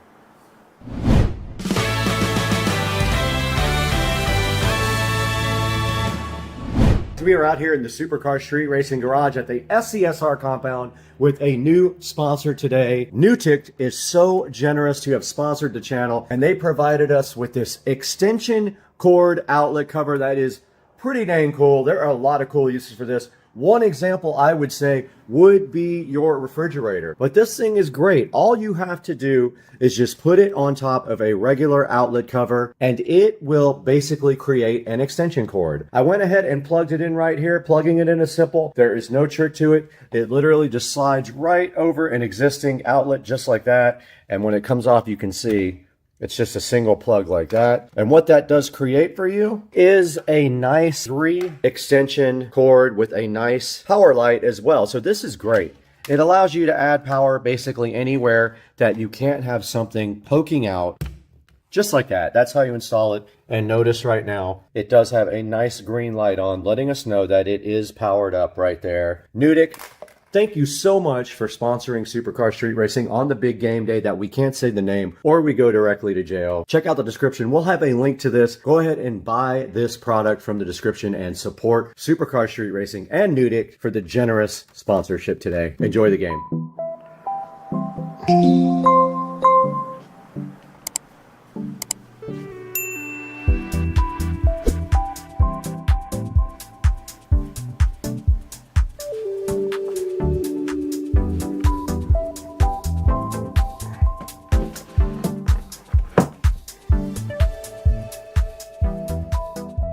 We're in the Supercar Street Racing bedroom and we're in front of the Cinema 70S, the 7.1 surround sound Marantz receiver. And when I did this install, you guys can watch it on the channel. I did go ahead and label everything nicely with my label maker. And so that makes it easy to go ahead and find the center channel. Center is right here.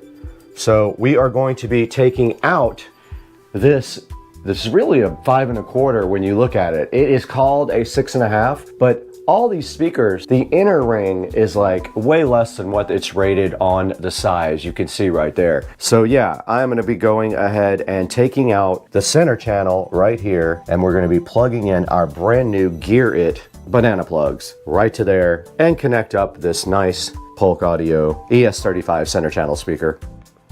These have good reviews on Amazon, so I went ahead and got them. Let's get these Gear Its out.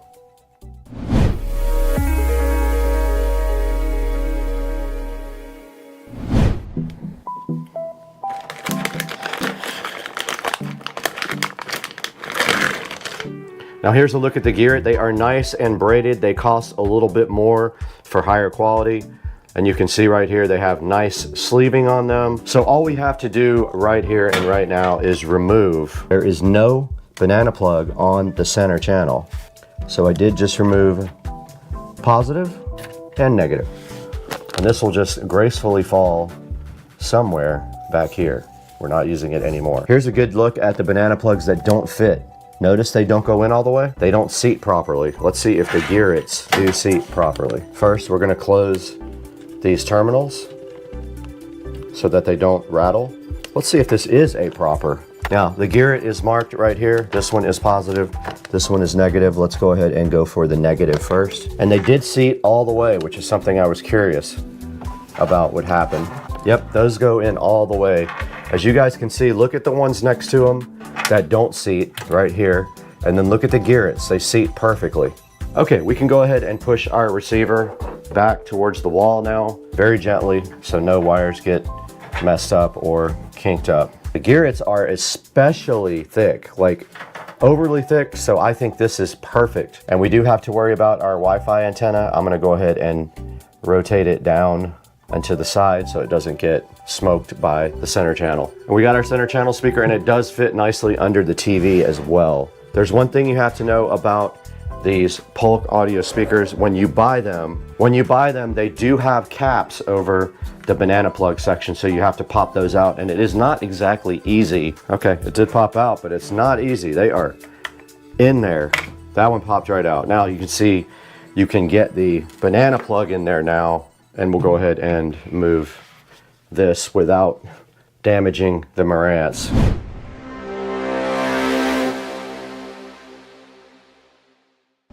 Okay, this is the way the Polk ES35 looks on top of the Marantz. It sits nicely right on top of it and underneath the TV, and it can actually go back some more if we wanted it to, like that. Unassuming, just sits nicely there, and we are no longer using that junky old 6.5 or 5 1/4 or whatever it actually is. Now the next step is to go ahead and run the Odyssey setup again so that it can measure with the new center channel speaker. Let's go ahead and grab the Odyssey mic and get that going.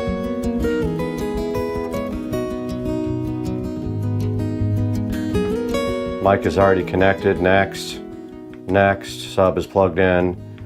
We're gonna go 6 measurements. We gotta put the microphone at ear height. So let's put it back here in the bed, right up here on the pillows. All right, that's fine. These LED lights are causing a hum. And when we hit next, it is going to start calibrating.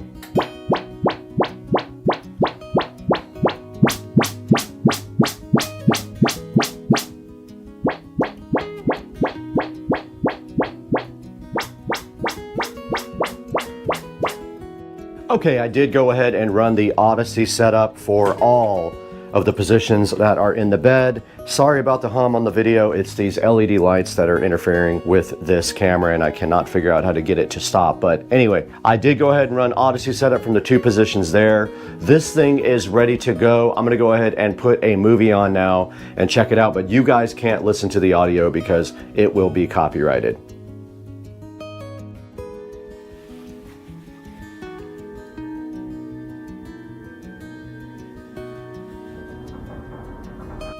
Things before you're coming. This world is beyond cruelty.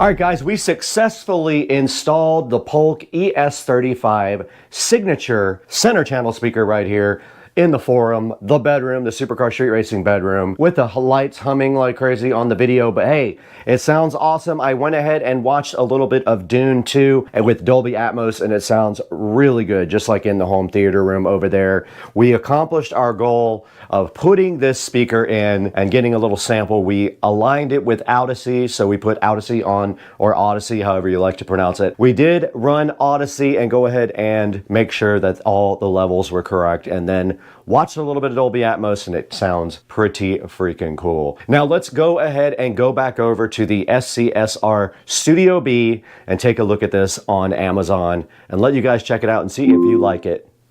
And it woke up for that.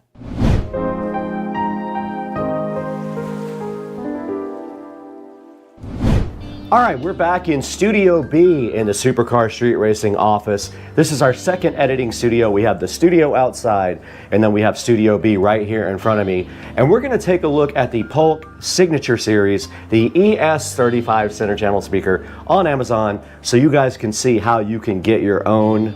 All right, guys, you can see right here, we have Amazon up in front of us, and we have purchased this item a total of 2 times, and you can see the ES35 chilling right there on the screen at a 4.8 star review. Think about that, high level review.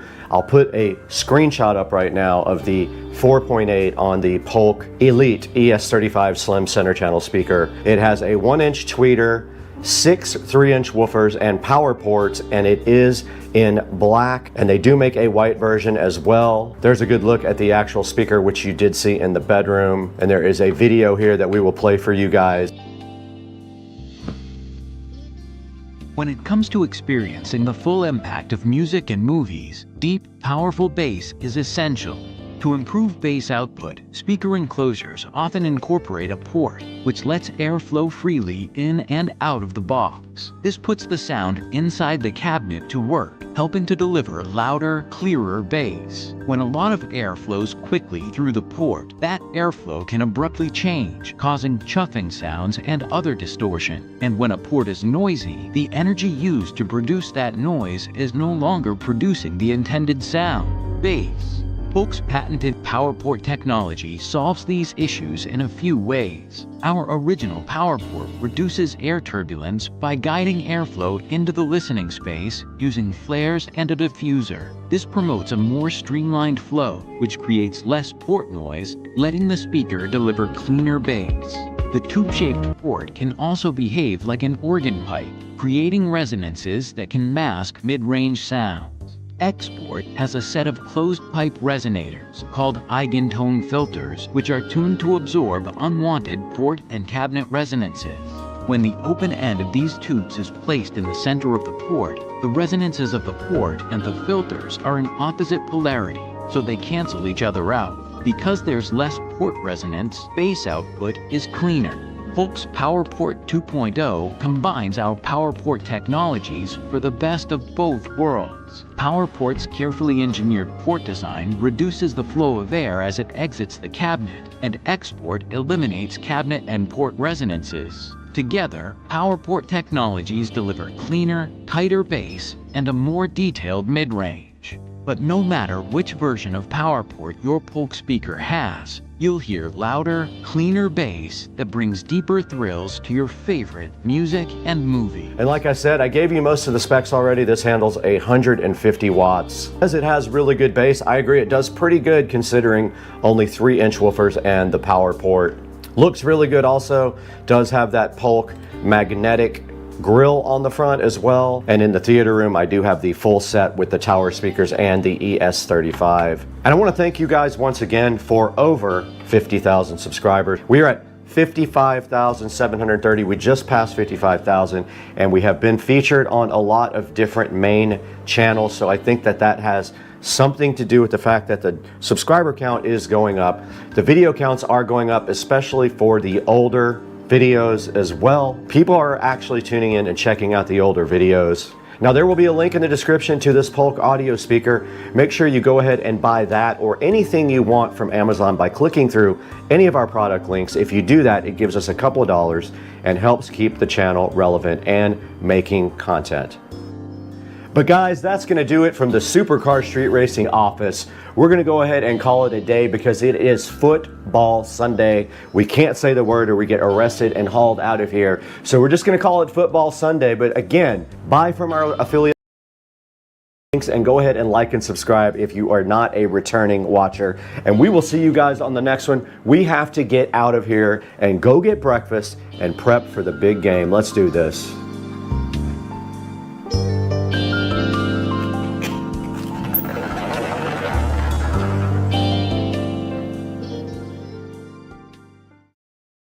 Oh yeah, that ain't gonna work.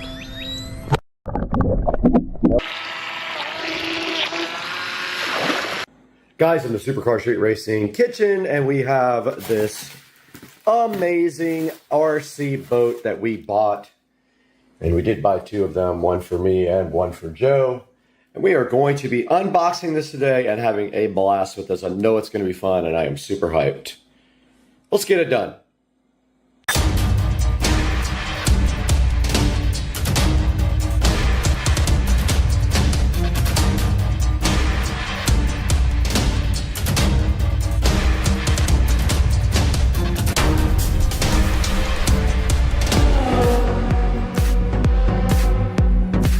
We got the Joy Spot HJ808, I believe is what the number is, and I love that it says Joy Spot. Just the best name ever. I love the Amazon names, but here on Supercar Street Racing today, we're gonna have to get this Joy Spot open. Check out the Joy Spot, but to do that, we need a knife. Let's get it done. We have unboxed the Joy Spot here in the Supercar Street Racing kitchen, and we open it up, and this thing is fly and cool. And I love it already. Check it out, guys. The 2.4 gigahertz remote control transformer here should have 2 batteries.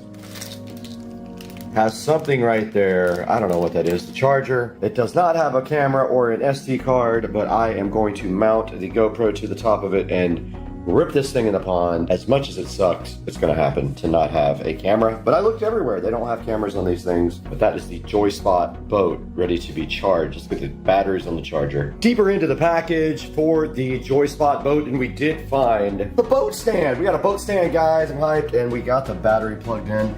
And I don't know why this indicator light's on the bottom of the USB, but it is. And there is the battery looking so fly plugged in, and the boat stand. And now you take your boat and you simply place it onto the stand, and it looks bad to the bone. Guys, check that out, man. This thing's cool. Look at the propeller on the back and the rudder. Thing looks awesome. I wanted red, but they are out of red at this point. Now, this boat also came with an instruction manual right here. It came with something to remove the propeller and a replaceable propeller. And then here is the remote control, and I'm assuming it just uses regular batteries, and it does use AA's, it looks like. So we will get some batteries and go ahead and get this guy loaded up right now.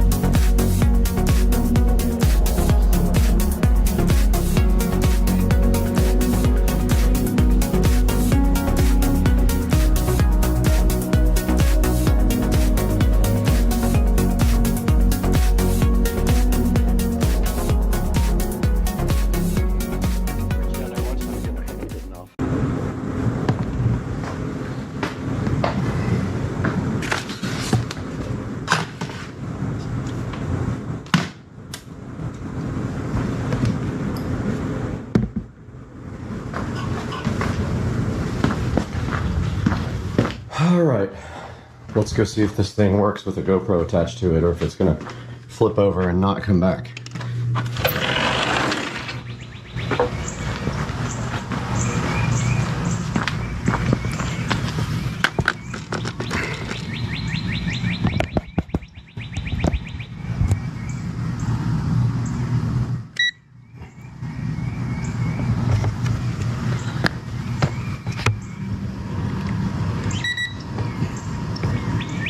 Oh yeah, that ain't gonna work. Nope. Got him! It's not gonna work, it's too heavy. Too top heavy. I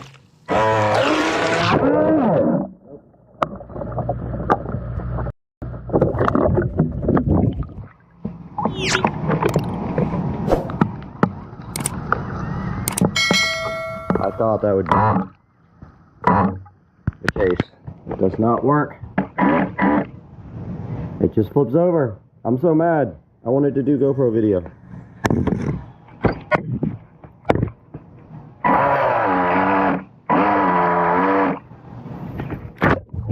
Yeah, this isn't gonna work.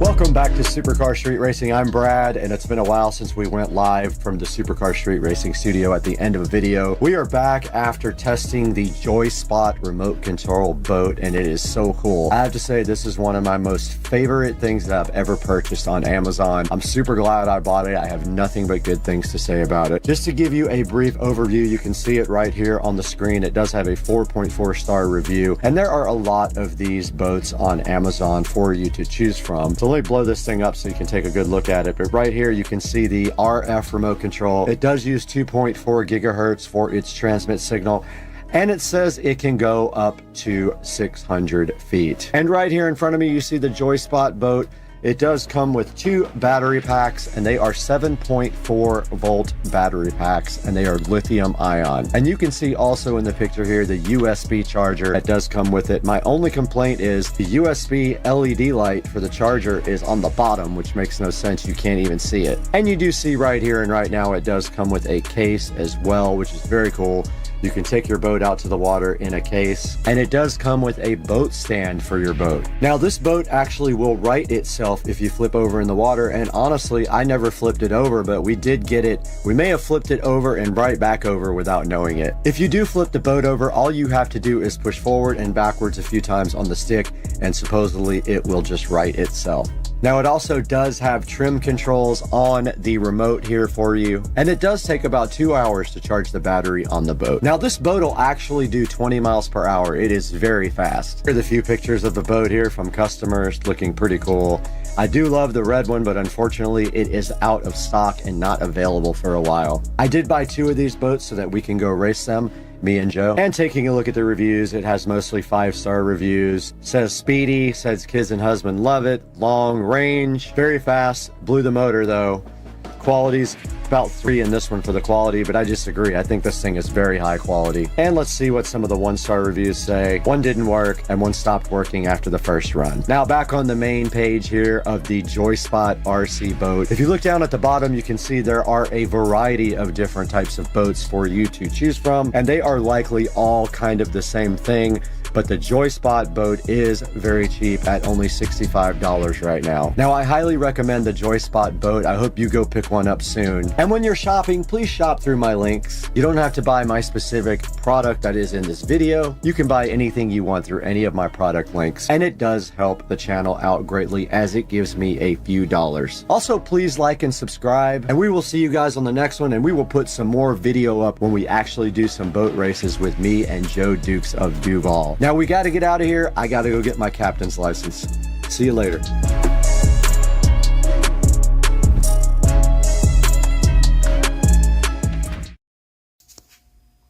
All right, this is day 64 of the keto diet. Let's see. 143.6, and I started at 169. Ultimate Tesla peel satisfaction. New sill plate. Let's go. Let's go. Yeah. Amazing. Supercar street racing here. About to do these exhaust tips on this 335i with high temp silicone coating, which is heat resistant, also matte black, and looks really awesome. So you see I got this exhaust tip taped off really nice. I just got to put another piece right here. Just beware, this is not like Plastidip. This stuff will dry on your paint if you let it. So I've got this ready to go. I'm going to start spraying it. Shake that can nice and good. Let that stuff all. And then let's just start. Spray a little bit out here. And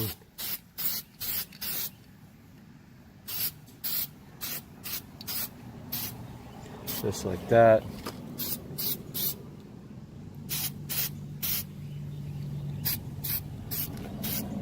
Little ways inside there.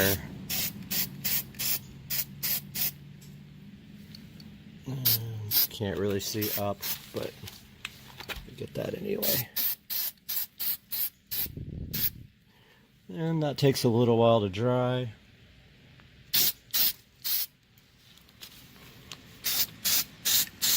I'm going to put a second coat on that when it dries.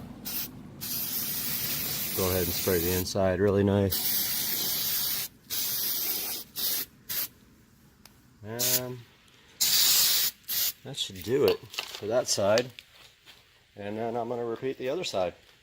First, I'm going to do a second coat on the side. Starting on the second coat here of exhaust tip number 1.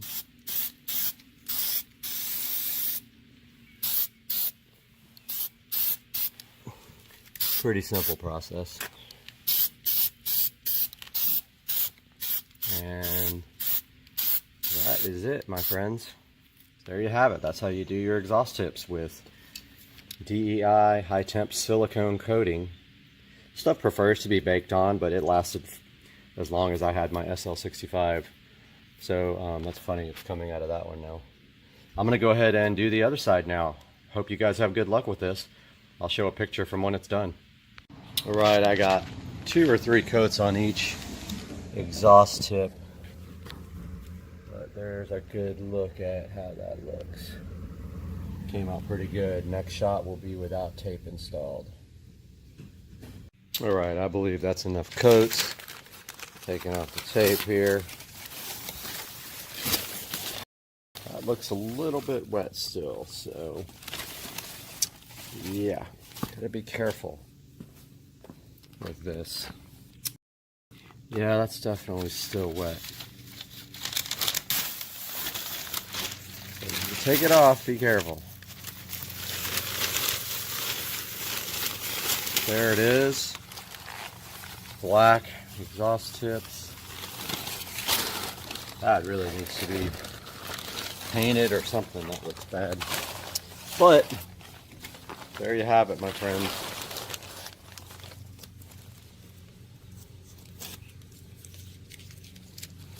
Taking off all the tape. Wow, that looks so good. Came out really nice. Came out really good, guys. So that is the DEI high temp silicone spray on your 335i. Do it. Happy Monday morning, guys. And today is a holiday, but unfortunately, you can see here, I am actually at work. Today we're going to talk a little bit about how to get your crud, black, soot, and just terrible exhaust systems looking polished and brand new. So Saturday morning, we took the SL65 over to the exhaust shop, and the technician who was working on the exhaust was going to polish up the exhaust tips for me and he showed me this very cool thing to use. It's this stuff that usually is used for freeing up bolts and nuts that are stuck, but he was using it for polishing the exhaust. Take a look at this video. This is a combination of that stuff and metal polish to get your exhaust tips looking fresh again.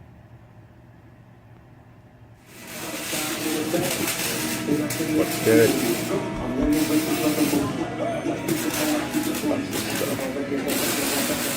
Open shut.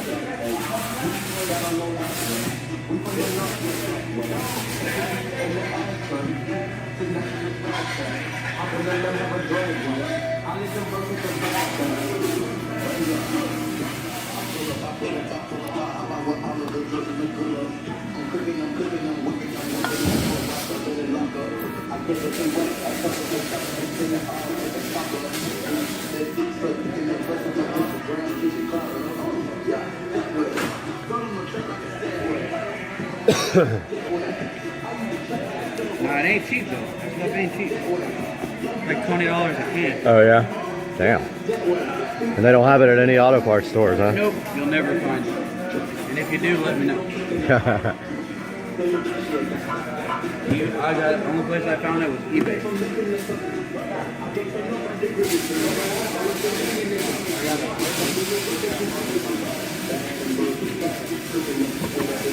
Came out good, man. But the cool thing is you can use it on a lot of stuff. Right. A lot of stuff. And what it does, it can't, like, say, now that we're doing it like this, you get water spots on it next time, or oxidation or anything, you just wipe it off. It leaves like a foil film on it that protects the tip. Came out good. Now I might use a little bit of that to help get off the rest of the black.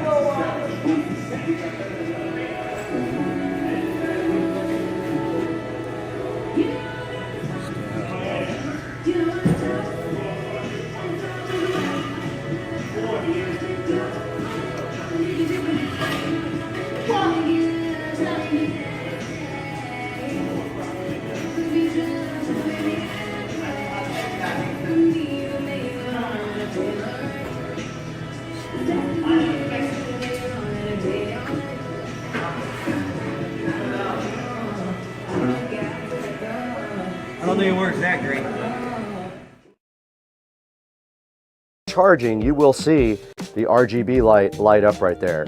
It's pretty cool. Now it has something called a unique low current mode also, and this guy is 100% airline safe. And you can see right here, I've got it sitting directly on the wireless part of my phone, and it is charging right there. You can see the RGB right there as it's going. Very cool. You just sit it on top of your phone and it starts wirelessly charging it. Very neat device. Go ahead and check out the Ice Mag 2 in the description.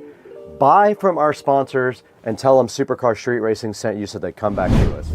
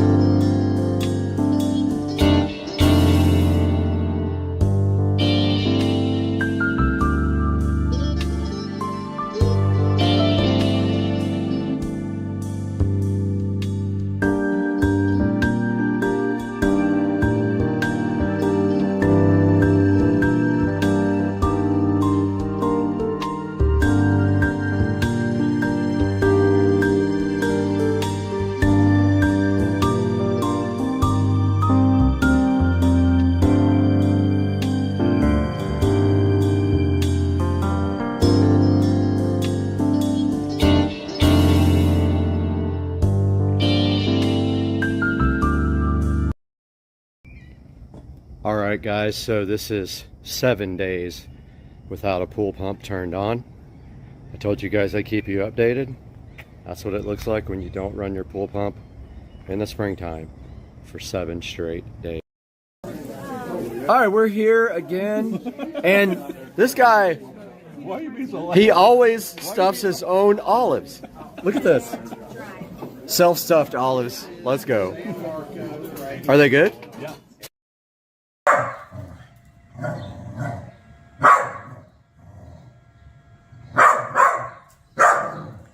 He's looking on the side of the screen. Oh my God, he looked to the next to the TV. Cooper's trying like that. Again, Coop. Why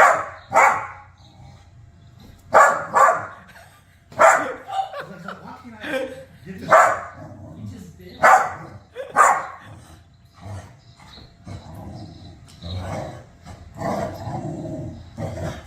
Bubba? This is when it's good. We have his front. This is where it's good and we have his front. Bubba, that mouse is making you look like a fool.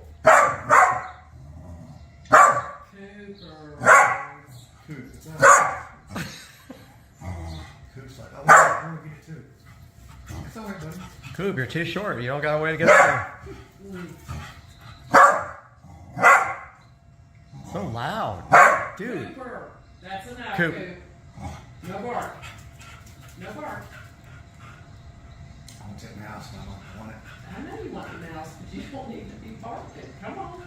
Bubba, why does it keep going in? Come on. B's like, I don't care.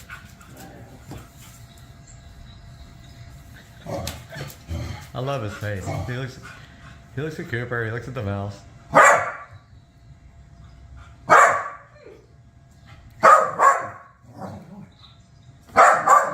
He's going to the corner. That's so funny. Oh my God.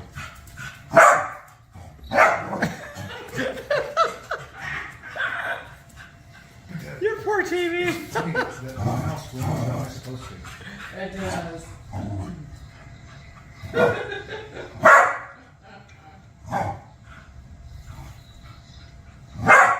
Bubba, where'd it go? It went off the side. Well, I mean, Cooper. Oh my God, look. Hooch. That's enough. That's enough. Working this little bags of cheese out there.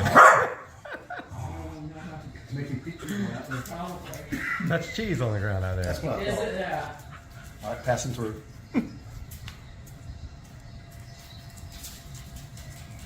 He is so, his tail's going insane.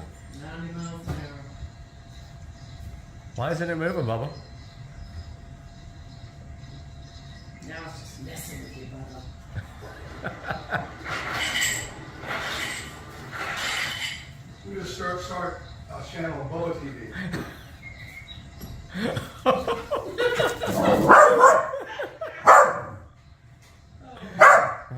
When Bubba jumps, Cooper's like, no.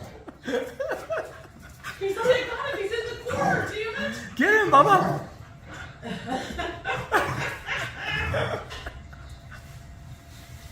Oh, he got his cheese and went back in! He got it. He got his little piece of cheese and bolted back into the hole.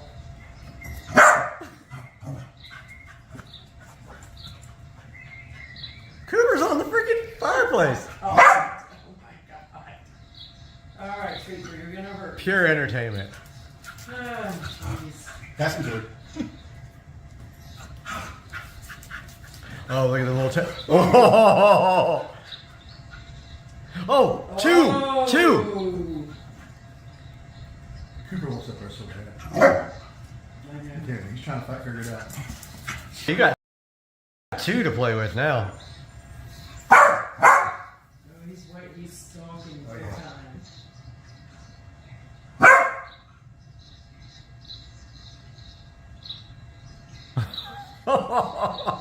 thing's bigger than him when it gets close to the TV. It's intimidating when it's that close, yeah.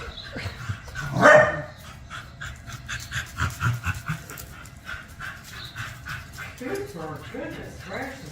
Oh, that thing bolted.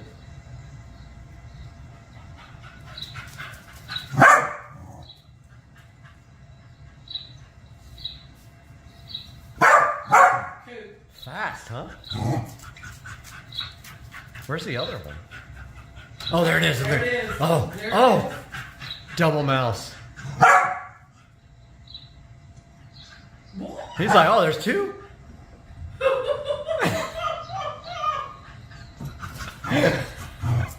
Poor TV. Your poor TV.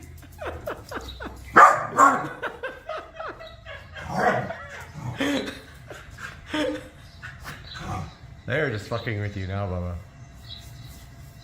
They're getting their cheese.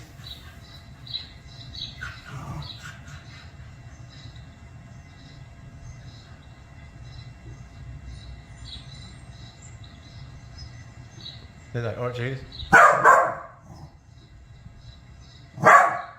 That was like my turn. Yeah, they're tag teaming. Dude, it's okay. It's okay, dude.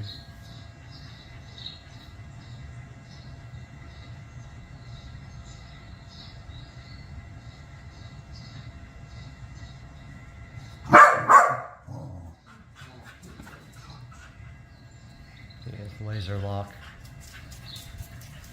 I know.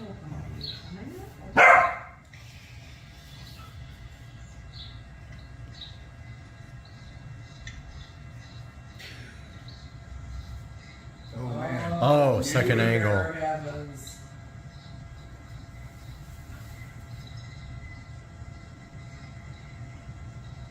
He's skeptical.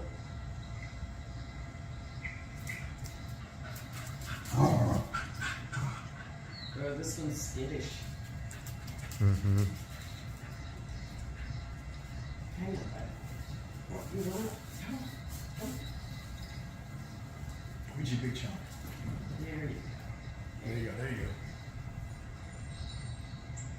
Get him, Bubba. Get him. You let that guy go? He's losing interest. Yeah, it's waning. He's getting frustrated. I can't get him, so. Yeah. Well, Cooper, you almost got that flag. Good job. Oh, here we go. Yeah, but then he goes like, damn it, nothing's happening.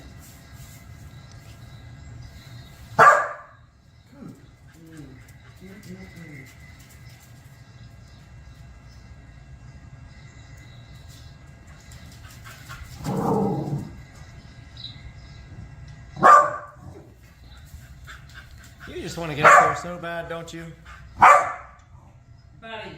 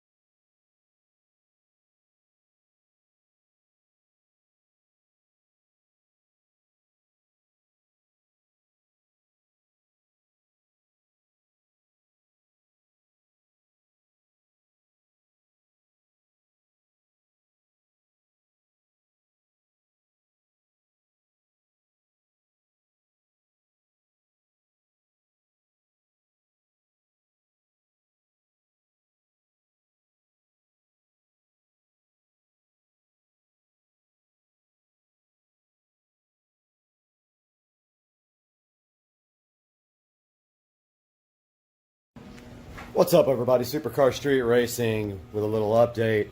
I wasn't able to get a lot of video of the wheels being done, but take a look at the black, satin black powder coated wheels. And is my camera dirty?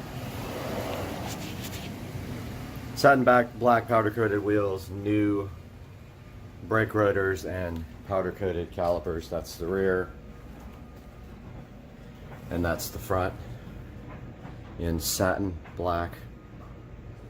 Calipers are powder coated red. Out here we've got the DEI high temp paint on the old calipers. These will be going up for sale if you need any for your 335i. These have been cleaned and they are painted with DEI high temp silicone paint. Those will be going out. And the next thing I want to do is paint this ugly gray, I don't know what it's called. Is it a rear splitter? I'm not sure, but look how it's fading. Why is it gray too? I mean, come on. I kind of want to paint it matte black or plastic dip it, so I'm going to work on that now. I'll be back with an update. All right, we got the back taped off now. I learned to tape off a lot better than I used to because the stuff gets everywhere. But take a look at where that's fading. Is my main purpose here. And I don't like that this is gray and the rest of the car is black. I think it'll look good at black. So I'm going to get my plastic dip here and put the first coat on of plastic dip.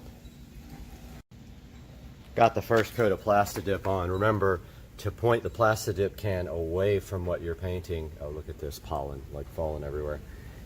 Point the plastic dip can away from what you're painting to clear the nozzle out and put a very light coat on for the first coat. Wait 10 minutes and then do a second coat. We'll be back for that. Here is the stock brake calipers with the DEI high temp coating.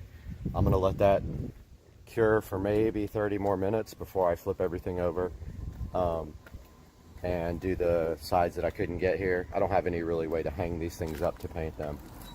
But this is matte black, which looks pretty cool. I think that's enough of a coating on the top. We'll be back with an update. All right, it's been about 10 minutes. I went ahead and polished the windows, but that's a good look at the first coat. You see, it's a very light coat. So again, shake the can up good. Make sure it's up to temperature. If it's not, put it in some warm water for about 20 minutes.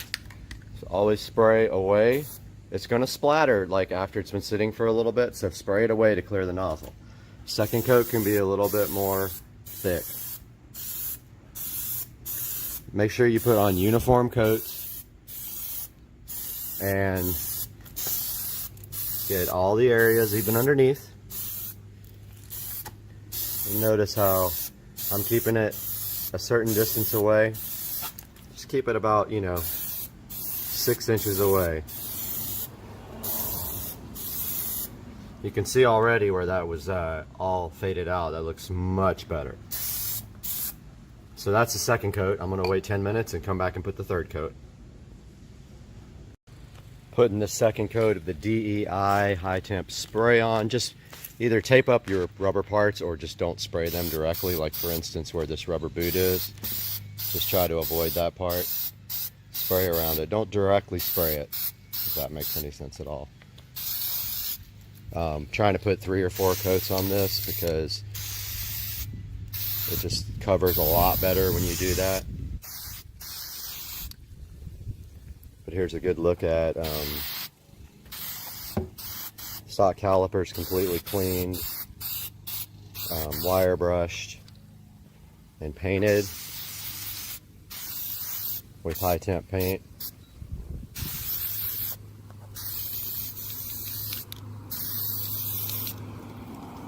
See, I won't spray directly on the boot. Just like light, light, light. If you're going to get close to it, it'll make it crack and be stiff.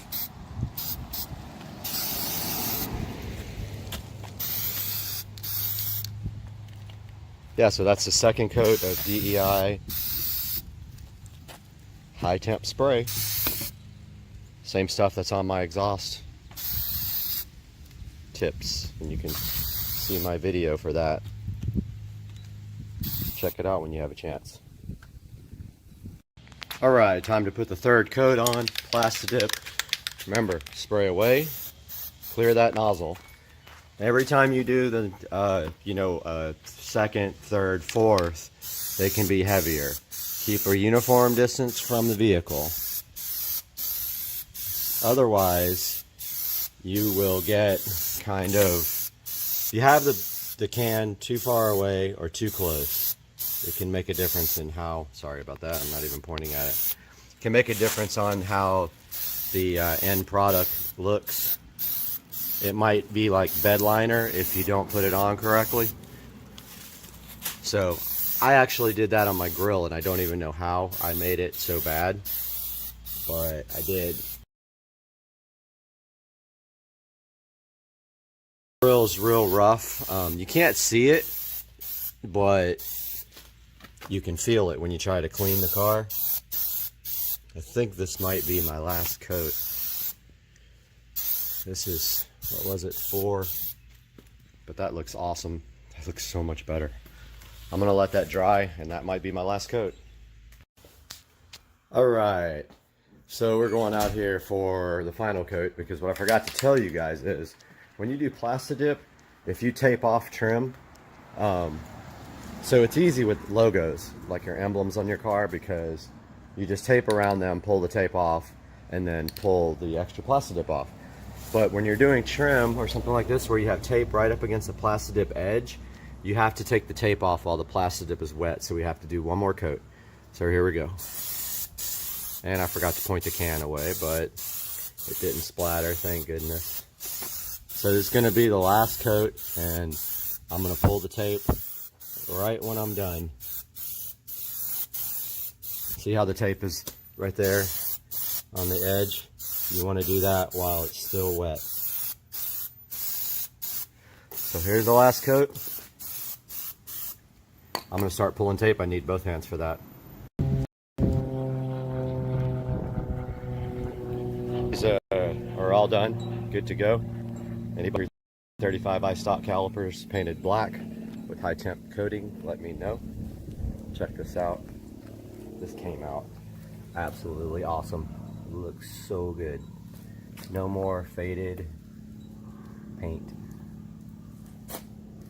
Hope you guys enjoyed this video. Make sure you like and subscribe. How come you won't look at me?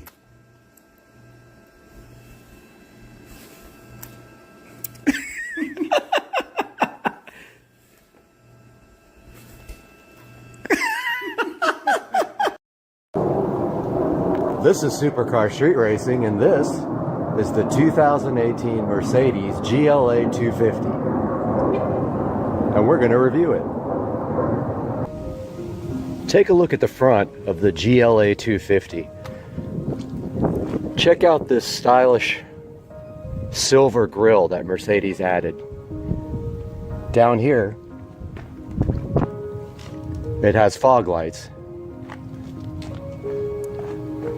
This is almost like the grills on the SL65 AMG. The front has a pretty aggressive stance, as you can see here.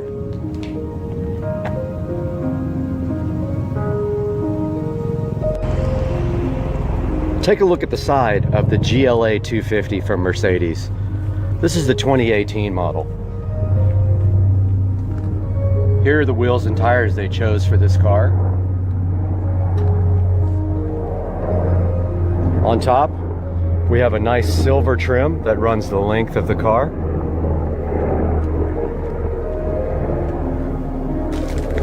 And here's how it looks like from the other angle.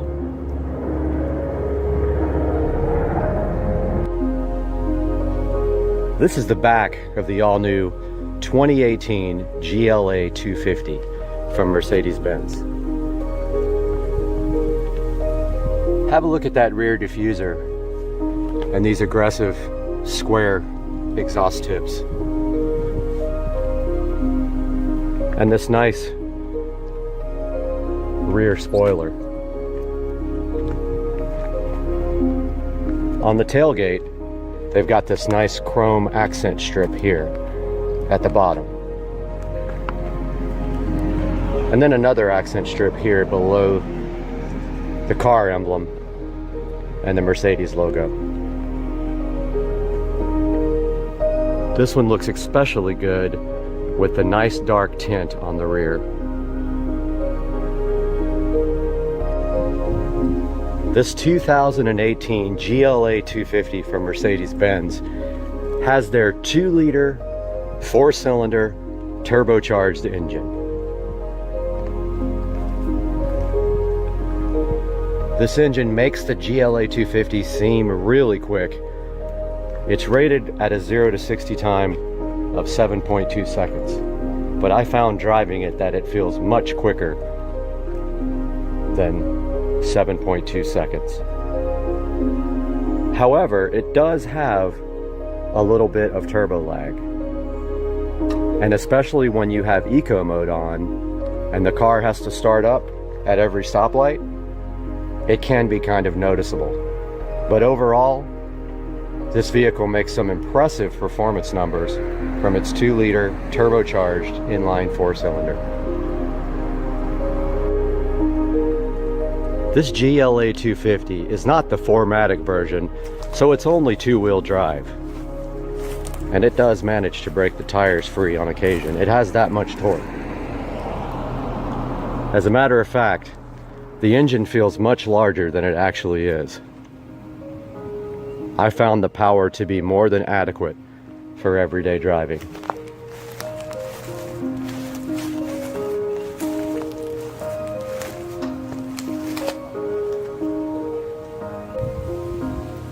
Moving to the inside of the GLA 250, on the door panels, we have the typical door controls. Here's the lock and unlock feature.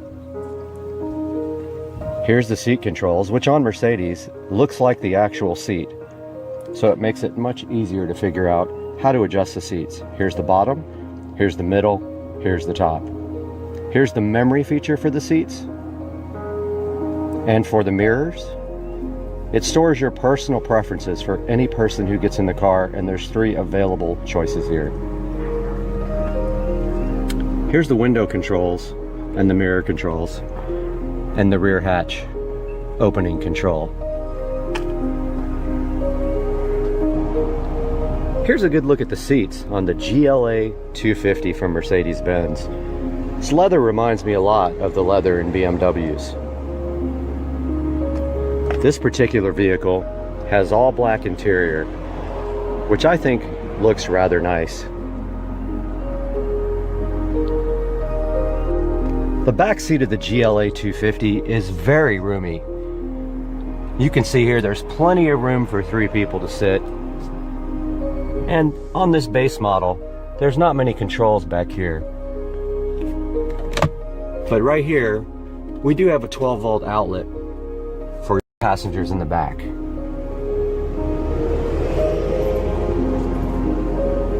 Let's take a look at the inside of the GLA 250 from Mercedes-Benz. Taking a look at the actual instrumentation here, as you can see, we have a standard analog tachometer, an analog speedometer. Inside the speedometer, we have a standard fuel gauge, and inside the tachometer, we have a water temperature gauge. Right in the center of the dash, if we put the key in, you can see we have a nice LCD display, which currently shows the miles on the vehicle. And then it changes to the transmission selector. And when we start the car, it changes to the speedometer. Down here we have controls where we can toggle through a lot of the settings on the GLA. That setting there is for your fuel range. Here's your eco display, a trip computer, and back to the speedometer. On the steering wheel, these are the controls for the center display. And here's your controls for your telephone and your audio system. On the side here, we've got controls for your windshield wipers. Here's your cruise control. And down here, we've got fog light controls, headlight controls, and your parking brake release. Over here to the right, here's the ignition switch. And this car has no button to start, just an ignition switch. Let's take a look at the infotainment display on this 2018 Mercedes GLA 250. One thing I don't like about this display is it looks like it's just tacked on. It really doesn't look like it was well thought out. It almost looks like somebody took an iPad or an Android pad and just literally tacked it to the dash. Starting here on this display, here's the vehicle settings. Here we can change the locator lighting, the interior lighting delay, the exterior lighting delay, the ambient light inside the vehicle, and our locator lighting. If we back up one,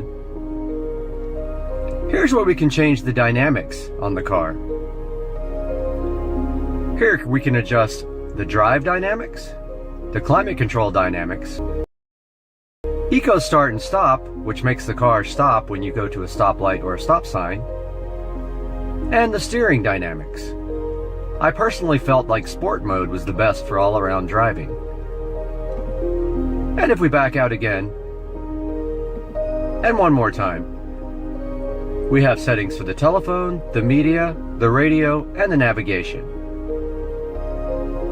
Now the navigation on this vehicle is on an SD card, which is right here.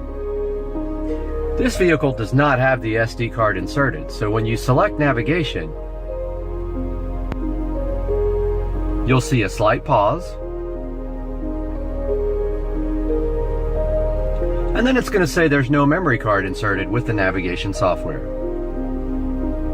If we back out again, we can take a look at the radio. So there's the radio, there's the volume control, and there's our selector.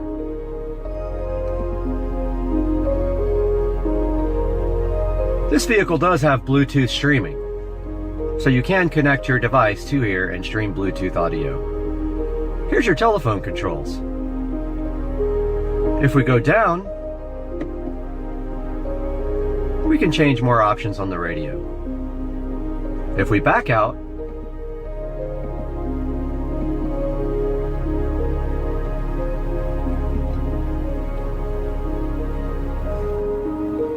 pressing the star button on the control gives us this menu. It has icons for everything you can select.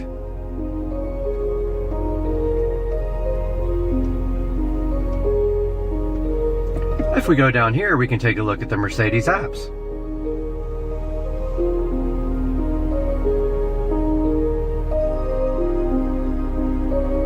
I've enabled the Mercedes apps function.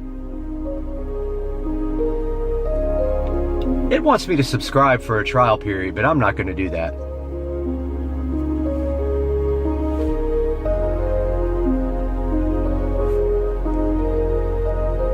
If we hit the back out again, and the star button, we're back at the icon menu.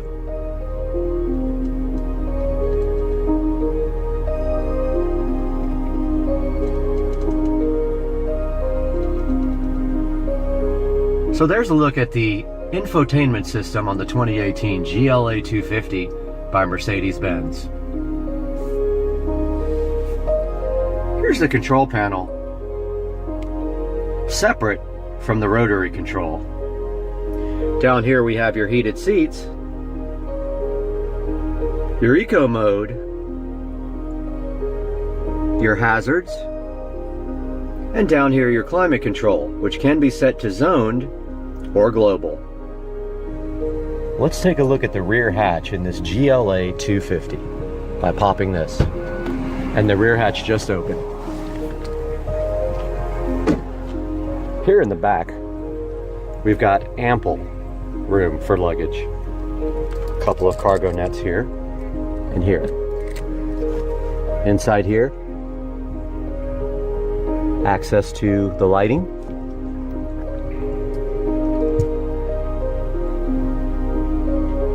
Plenty of room for all your luggage in the back of this GLA 250. If we push this button, it closes itself.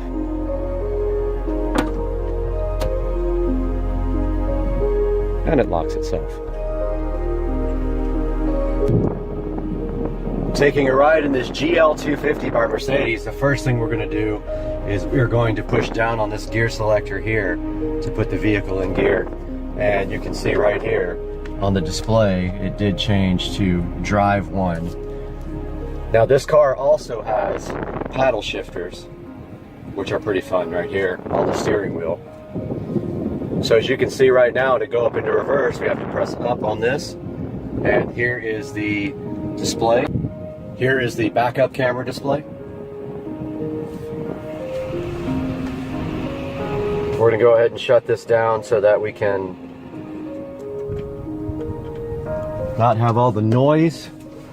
Buckle our seatbelt here for safety. And we're going to go for a ride in this all-new 2018 GLA 250. Here's our backup display working nicely. And it's warning me to check my surroundings and not hit anything.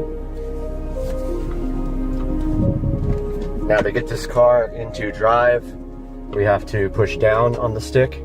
The car did go into drive. And you can see right here,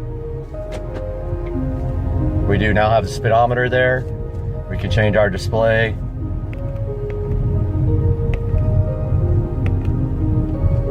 To the eco display if we want to. There's our range. Now the first thing you're going to notice here is that this vehicle is set to all sport. I actually prefer that setting better. To me, the vehicle just rides and performs great in the sport mode.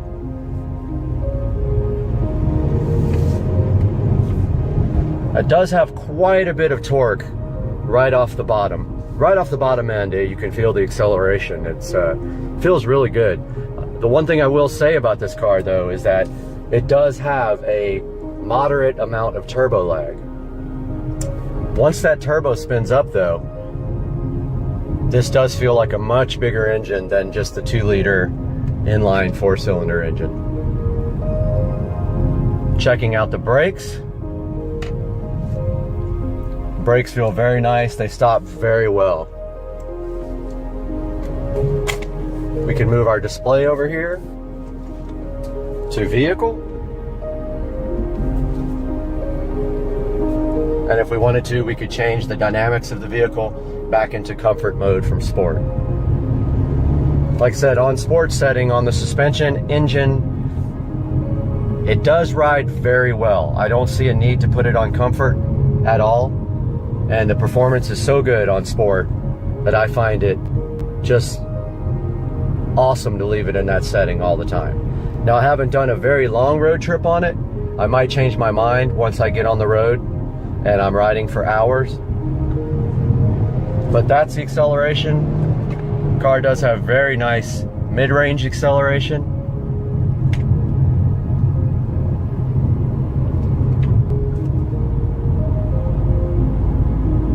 Very nice car to drive so far.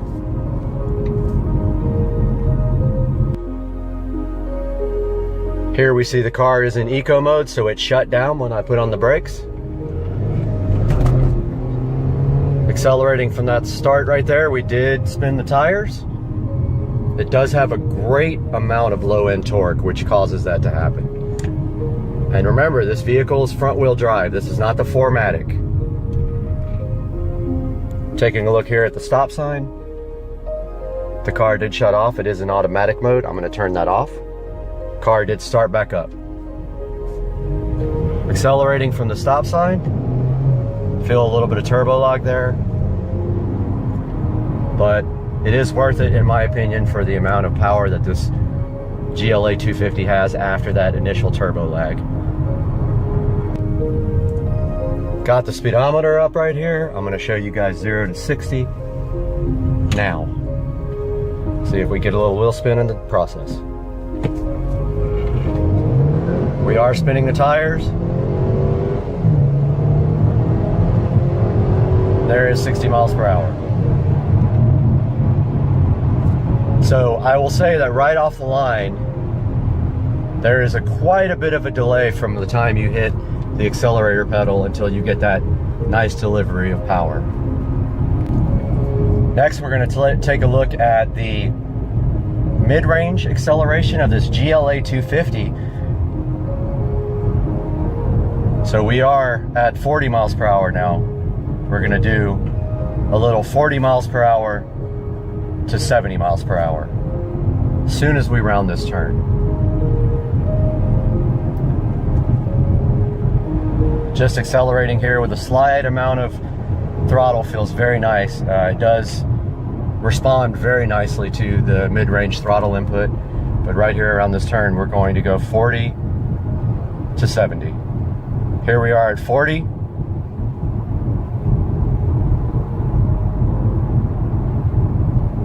And we're going to put it to the floor there. There's a little bit of delay. There is 70 miles per hour, 80, and 93. Braking from 93. Very good.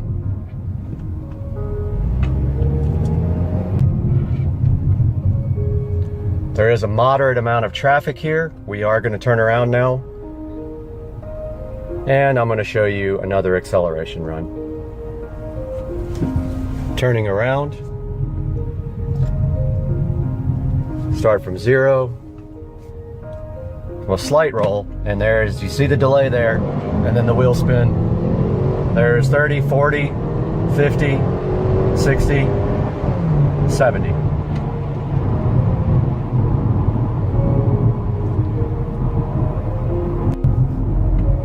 Cruising along at 38 miles per hour, this car feels very composed, very comfortable.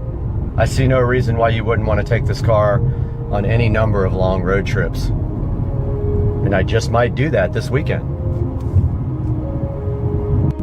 So as long as you keep this GLA 250 by Mercedes-Benz in the power band, it performs very well and there's very little turbo lag. However, if you let that turbo spin down, you will be waiting for it. Pulling back up in the driveway here. From a nice drive in this GLA 250. Final thoughts on this Mercedes GLA 250. This is the brand new model from Mercedes-Benz, the 2018 model. This is the non-4MATIC model, so this only has front-wheel drive. As you saw from the video earlier, this car does break traction quite easily in the dry with the amount of low-end torque that it has from this turbo inline 4-cylinder engine. My review of this car, I'm going to give it a 7 stars out of 10 rating.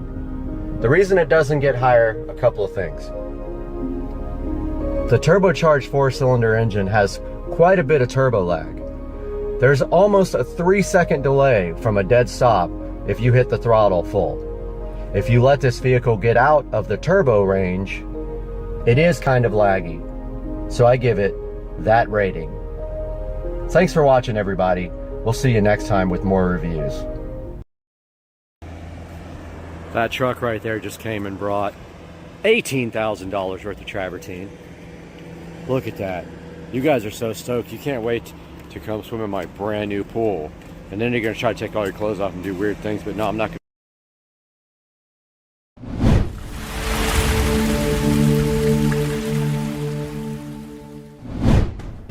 Guys, welcome back to sunny Florida. Look behind me here. It is beautiful outside, but those looks are deceiving. It is very cold, 50 degrees in Florida right now. And today we have a tour of my new all-home audio system. The whole home audio covers everything. Hang out with us on Supercar Street Racing.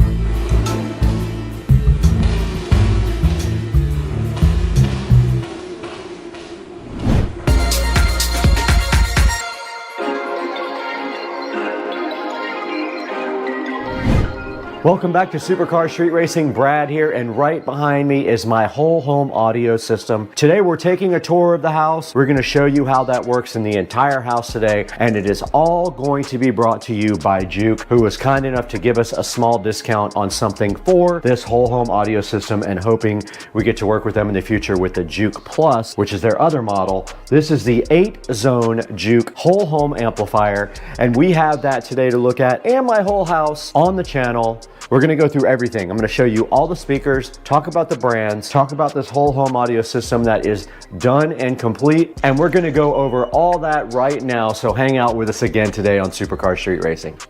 We're back in the Supercar Street Racing Humble compound today, and today's video is sponsored by Juke Audio. I promised them I would talk their brand up today, and we are going to do just that, because I have been enjoying this Juke Audio amplifier that we've had now for a couple of weeks. Now right here in front of me is the Juke 6 and 8. It is their base model. The Juke Plus is a little bit higher model. This thing is awesome though. It has 8 zones. You buy it with 6, you can upgrade it to 8 with just an email and a few dollars. They will upgrade it remotely for you. This has 6 and 8 powered zones depending on how much you spend. It does have 40 watts per speaker per channel. Do not let that confuse you. That is not a small amount of power for these in-home audio speakers. That is plenty of power, at least for what I have, and I'm not running a sub or anything with the power out of the Juke. It is app controlled. It has a smart app we'll be showing you guys a little bit later in the video. Now this thing supports analog inputs, USB input, AirPlay, Spotify Connect, DLNA, and Bluetooth. So that covers pretty much everything you'll need, because you can do almost everything with a tablet nowadays, and you can just Bluetooth right to this guy right here. Now let's go ahead and show you this guy getting unboxed, and then start the tour of our whole home audio system.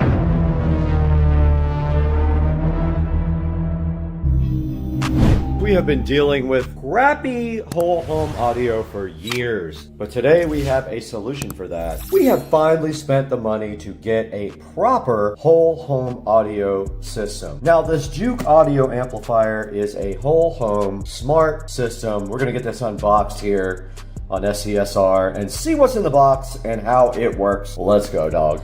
Guys, today we have the Juke audio whole home audio amplifier here. It is a smart amplifier for your house. 6 zones, smart, does everything you need to amplify your entire house. And they have one above this called the Juke Plus. I did not buy that. It is about $1,000 more. I probably could have just done that for $2,400. I got this for, I think, $1,400. So today we're gonna get this thing unboxed and see what's inside. Get it hooked up, get the app going, and see what that's all about, because we are redoing the whole home audio system in the closet, and this is an integral part of redoing everything on Supercar Street Racing. Patented SCSR knife is here opening up the box. We need to get this thing open right now and see what's inside, because I'm hyped, guys. Juke Audio, so made simple right in front of us. The whole home audio amplifier is 6 zones, smart, capable amplifier. And inside of the box, with the presentation level being elite, this Juke audio package right here. Don't know what it is, but let's get it out of there. I like it. SCSR knife is patented. Do not try to make one like this, because it actually came from IKEA. Inside of the Juke audio box, looks like some rack mount ears here, which we're not using. These look like rack mounts. A standard, maybe 2 or 3 pin power cable, some breakouts for the speakers, and also a Cat 5 cable, Cat 6 cable, and a Sound Made Simple diagram here. It does do Wi-Fi or Ethernet, and there's a start there. I already got the Juke app downloaded, but that is a good look at what's inside of the box before we get to the meat and potatoes. The Juke is so fly with the charcoal padding inside. Let's get that out. All right, now Juke did say that the optimal connection is Ethernet, which we will be using. There are 4 breakaway boxes in the back here for speakers. Literally nothing on the front here. It just says Juke Audio. No lights or anything.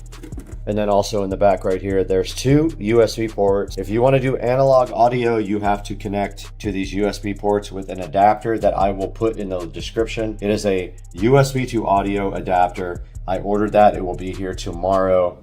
They give you an Ethernet cable right here. We don't need that where we're going. We have an Ethernet cable. We're gonna put this into the SCSR closet, power it up, see if we can update the firmware and all that, and then see if we can interface with this guy, the Juke Audio on Supercar Street Racing. Let's get it into the closet.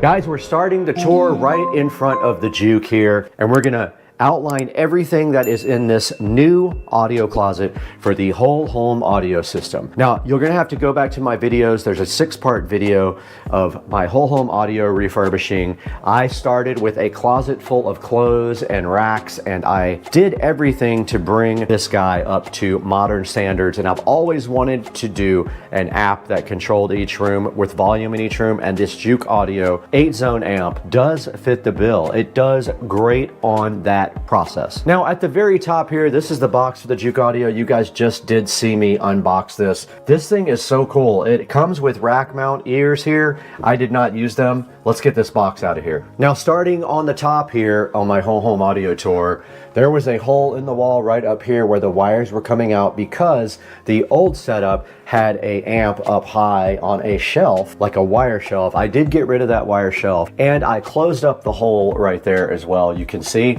And then right over here, we had a wall plate with RCA jacks that fed subwoofer preamp output to the whole entire house. And then up here we did add an outlet where we have some power going into the bathroom. This is a good future expansion if we ever need power up high. Let's say we want to add another shelf right here. We have the capability to have power right next to it here on the back. Now moving down in the closet, we have our WIM here. This is our WIM streaming audio player. There is a dedicated video up with this, so I'm not going to get into too much detail about this, but this actually can do everything streaming wise that even the Juke does not do. It can do a lot of cool things like internet radio and things like that, Spotify, Pandora, you name it, this guy does it. It does have subwoofer outputs as well, which is awesome. It's very high quality. It does accept optical ins and outs. It has RCA level ins and outs, and it has coax ins and outs as well. So this is the WIM streamer. Go see my video on the WIM if you want a more detailed explanation about this guy. And that's what we are using right now for currently streaming to the whole house.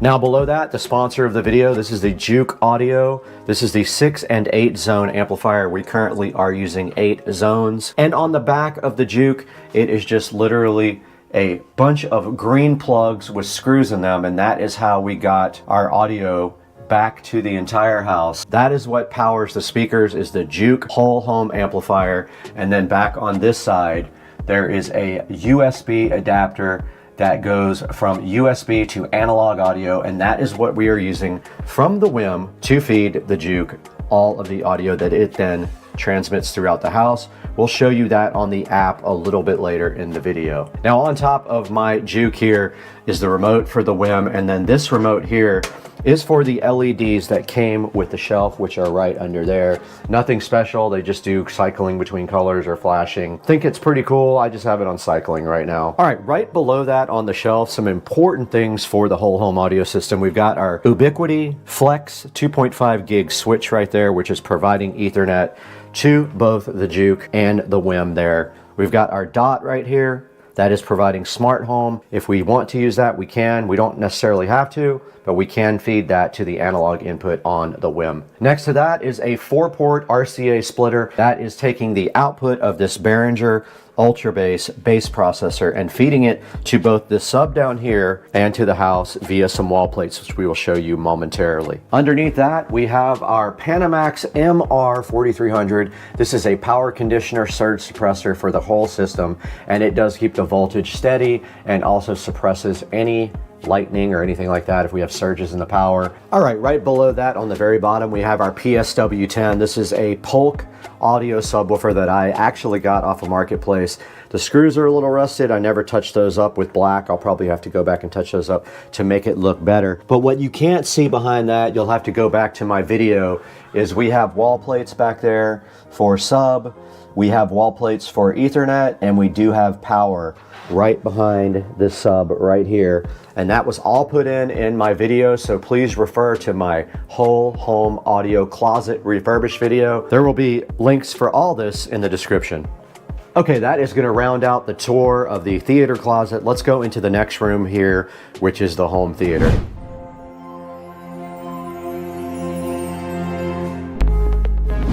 Okay, we are in the SCSR home theater room right now, and there is nothing related to the whole home audio system in here except one thing. There is a wall plate behind the home theater right there that feeds this closet right here. So if we want to, we can feed audio in either direction here, from here to the home theater closet or vice versa, in case we want to feed this audio to the house or the audio in there to in here. Other than that, this room is a 4K home theater system. I built the screen myself. There are videos about that as well. It is using the Cosmos Max 4K laser projector, and it has a Marantz Cinema 50 receiver. Other than that, this has nothing to do with the whole home audio system, so let's go ahead and move on to the next room. The next stop here is a familiar one if you watched all my videos on my bathroom remodel. This is my guest bathroom here, and it does have two 6.5-inch Mica in-ceiling speakers, which are fed from our Juke whole home audio amplifier. There's not much to say about this room. I always wanted to put audio in here. I finally was able to do so when I remodeled the bathroom, and I did seal this audio zone from my bedroom because my bedroom is no longer connected to the whole home audio. It has its own audio independent system in there. So we did not need to have that zone. Since we only have 8, that precludes us from putting another zone into the bedroom, and it's pretty unnecessary as we have a nice 7.1 audio system now in the bedroom with Dolby Atmos and everything like that. So this is the guest bathroom, guys. Guys, welcome to the forum. I like to call it the forum because this is where all the magic happens. No, it's pretty dead most of the time, but this is the Supercar Street Racing bedroom, and you can see it is nice and sunny outside. And inside the bedroom, this is not connected to the whole home audio system. It used to have that speaker and that speaker connected. Those are disconnected, except this middle one here is now feeding center channel from our Marantz receiver right here. So we do have front, left, and right. We're using the speakers from the old theater. So we have left, right. These are Atmos. So the left and the right up top are height for Atmos. That's the center. And then we do have our surrounds back there. Nothing else of interest in this room ever happened, so we won't spend too much time on it. There is also a Polk PSW10 there in the corner as well. One of my favorite subs of all time. And in here you also see the Cinema 70S. I do have 2 of these guys, one in the living room and one in here, providing the audio output. And that's gonna wrap it up for the bedroom tour. We're back in the beautiful SCSR sunroom, and I wanted to briefly show you guys what was in here. I have a whole project plan for the sunroom to get this TV up and in the air and some surround in here. But for now, the only thing we have to worry about in this sunroom is these ceiling speakers that have been here for a minute. 2 6.5-inch in-ceiling speakers. They're supposed to be 8s, but in reality they're 6.5s. And those are fed by one of the zones in the amplifier closet over there from our Juke amplifier. Nothing else to worry about in here. Eventually I would like to get that TV up in the air there just like that and put some 5.1 surround in here. But that is a pretty large project that's going to take me a lot of time and running wiring and stuff like that. So for now, that's all we have right here.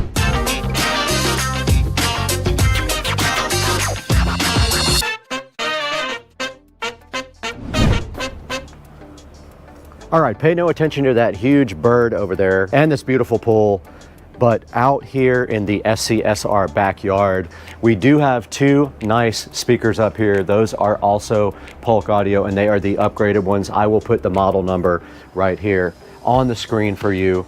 We have our 4K TV out here, and we also have these speakers fed by the internal system. This is on its own zone. However, that speaker over there is not working, and I don't know what has happened to our wiring, but it is not getting audio from inside the house. It appears to still be connected, but not 100% sure. I have to get in there and check and see why. Maybe there is a short between that and the Juke or something like that, but this all comes from inside the attic, and I thought it was connected when I checked. I'll have to get up there and try to figure it out sometime. But yeah, this is the outside. I plan on actually putting another amplifier out here, back up here to power these outdoor speakers, because I don't really need to use the indoor stuff. I just want to get audio from this TV onto these speakers, and right now I can't even do that. So that's going to wrap it up from outside in the SCSR backyard.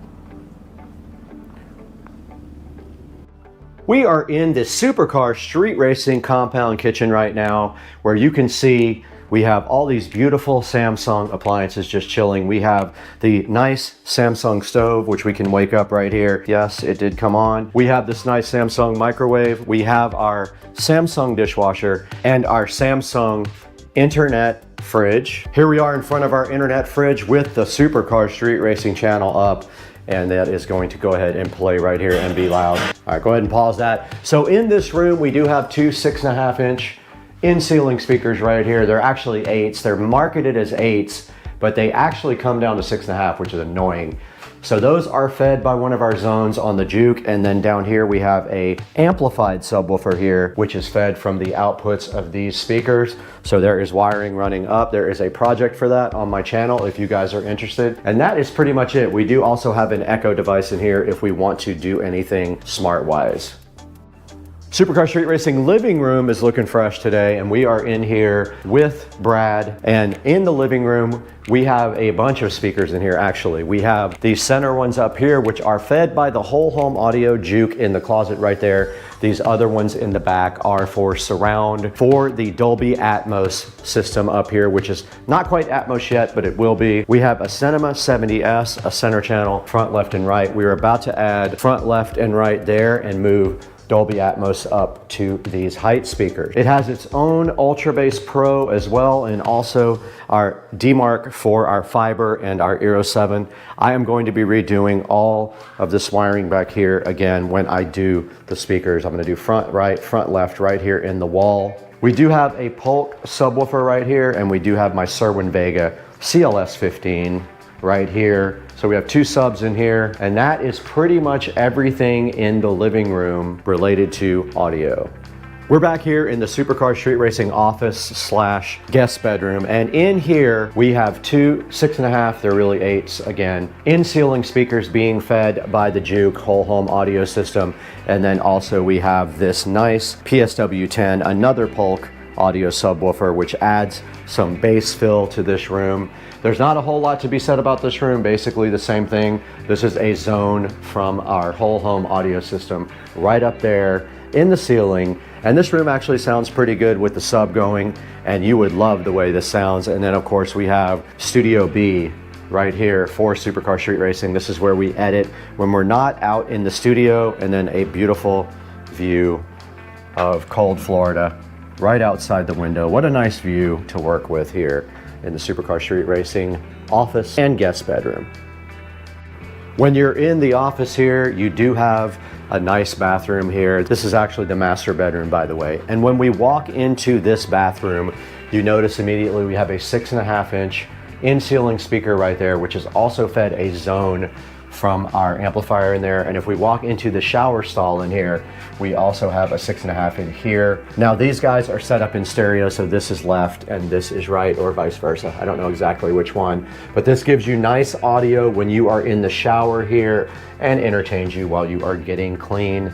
And then in the Supercar Street Racing humble closet in here, we have two 10-inch subwoofers here. We have two subwoofers powered by internal amplifiers, but the wiring comes down from the speakers in here to feed audio to that. I have a project for that on the channel, and it took me about, I don't know, 3 or 4 hours total to do it, but we have our JBL sub here, and then we have our Sony sub here. Both have built-in amplifiers they are using, so they're not getting line in, they're getting speaker level input from the speakers up here. And that wraps up the master bathroom, or the office bathroom.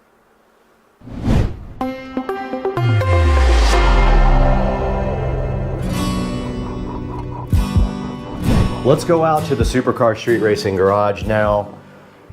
Now out here in the garage is kind of a special case for whole home audio, as these are fed a zone, but it has its own sub and amplifier up here on the top shelf. We have the Onkyo receiver up there, and we have a JBL sub up there feeding these two 8-inch in-ceiling speakers right here.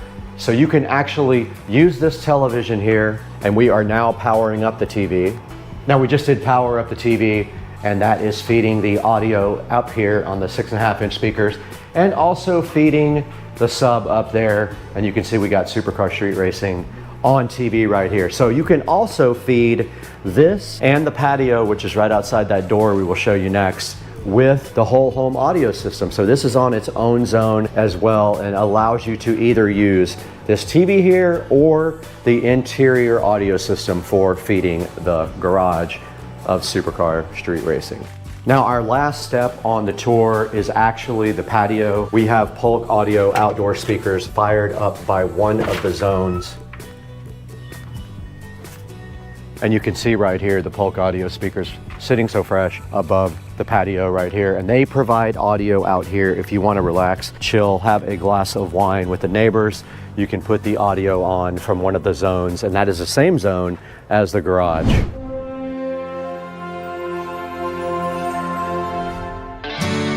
All right, guys, we are directly in front of the Juke Audio app, and you can see right here on the screen all 8 zones that I have set up. And you can see here master bathroom, master bedroom, kitchen, pool, guest bathroom, living room, patio, and sunroom. All of the zones are active except the patio and the pool, and that is how I run it most of the time. Now, when you go to settings, you do have to put an admin password in. You guys can't see this. Okay, in this part of the Juke setup, you can set your network up right here. You can see we are connected via Ethernet, and you can see our local IP address right there, 192.168.0.172. You can go ahead and do diagnostics of your whole system. You can do zone diagnostics, upload your logs to Juke so they can check it out, or do live troubleshooting so they can actually log on to the device and see what kind of problems they see live, which is pretty cool. And here is the information for the device, and you can check for firmware updates. This one is fully updated right now. You can change your admin password, clear your cache, log out,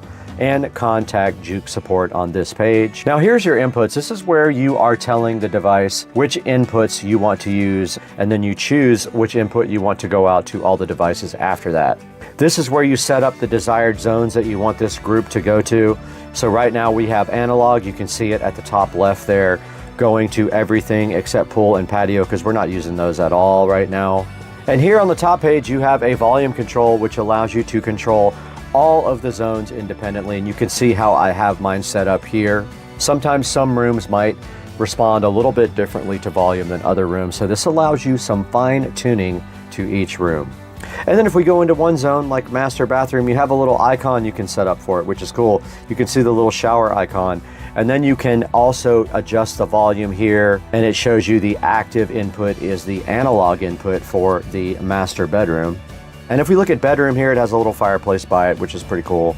And then you can also adjust the volume here independently on that one as well. And you can do that with all of the zones. And you can see here patio and pool are not active right now. I don't use them most of the time, so I just left them off for now. So when you're using your group inputs, you have to tell it which ones are enabled or disabled. Right now, I only have the analog input enabled.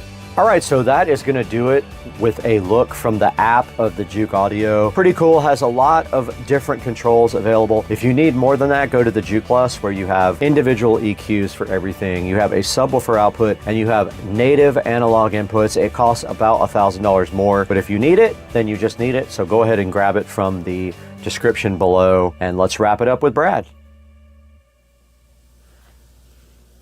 All right, guys, so that wraps up the whole home audio tour with the Juke amplifier there, the whole home audio amplifier feeding 8 zones of audio into the entire house. If you have questions about anything in my house or you need assistance, just let me know. And that's gonna do it for today. We're gonna wrap it up, but we're gonna show you the Juke audio amplifier on Amazon real quick as well.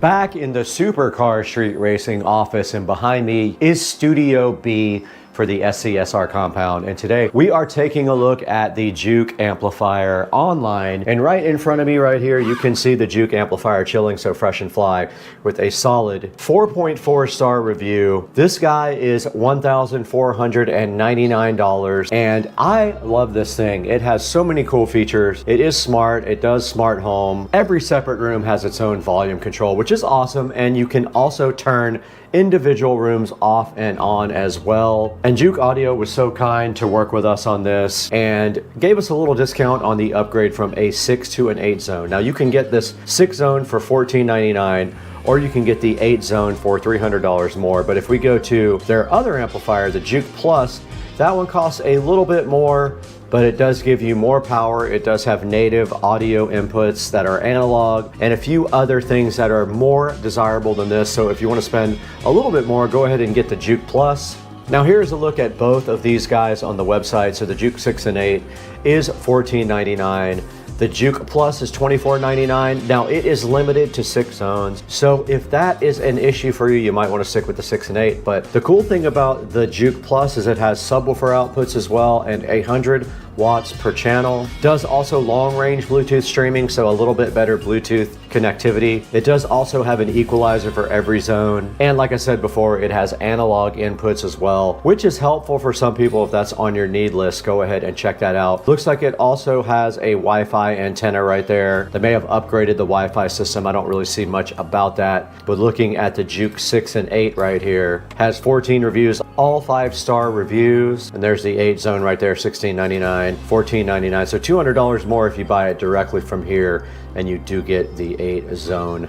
And then you can see right here, amplifying every room. And of course, it does support multiple users as well. You can have multiple people log on and control their environment. And there's the back I showed you guys a little bit earlier. Up to 16 channels. It has an Ethernet port and it has 2 USB connections that when coupled with an adapter, which does not come with it, you can actually do analog. It is 2 rack units tall. So go ahead and check out the Juke, and thanks again for supporting Supercar Street Racing. You guys are an integral part of the channel, and please like and subscribe. It helps us so much with the algorithms. It helps keep our videos up at the top and shows people that we do have support from our fans. So go ahead, like and subscribe, buy all of your products, anything from Amazon you want. Click on any of our links in the description and you can buy anything you want, and it gives us $1 or $2 here or there to keep the channel up and running. But we got to get out of here. We have to go to Cliffs.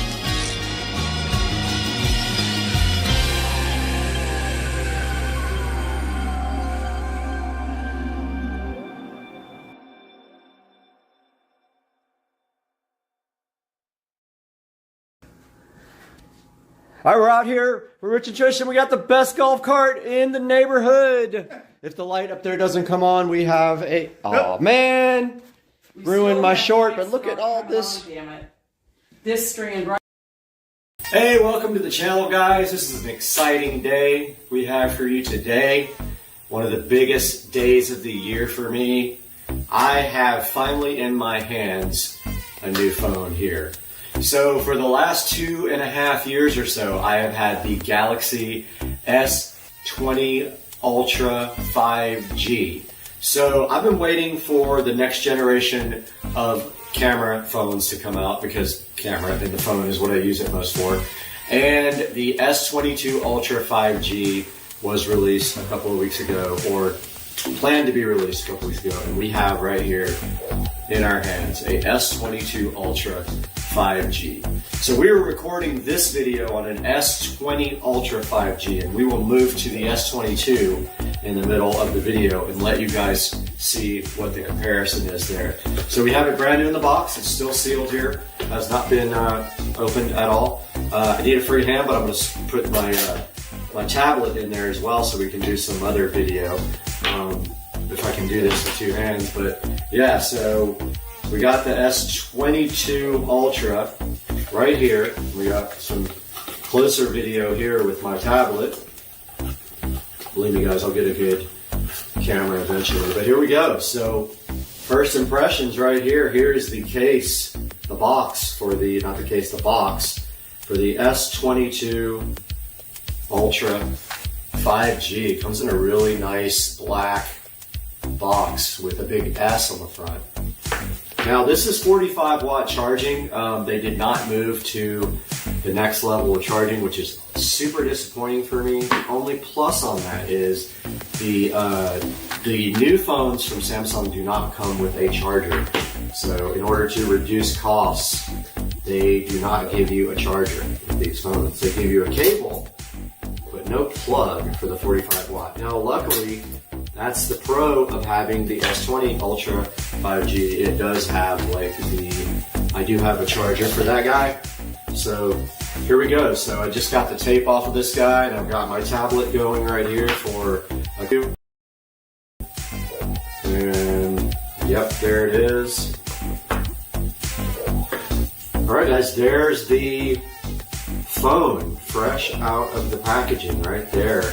And for those of you guys who like the 4K video better, here is the phone directly in the box, unpackaged from T.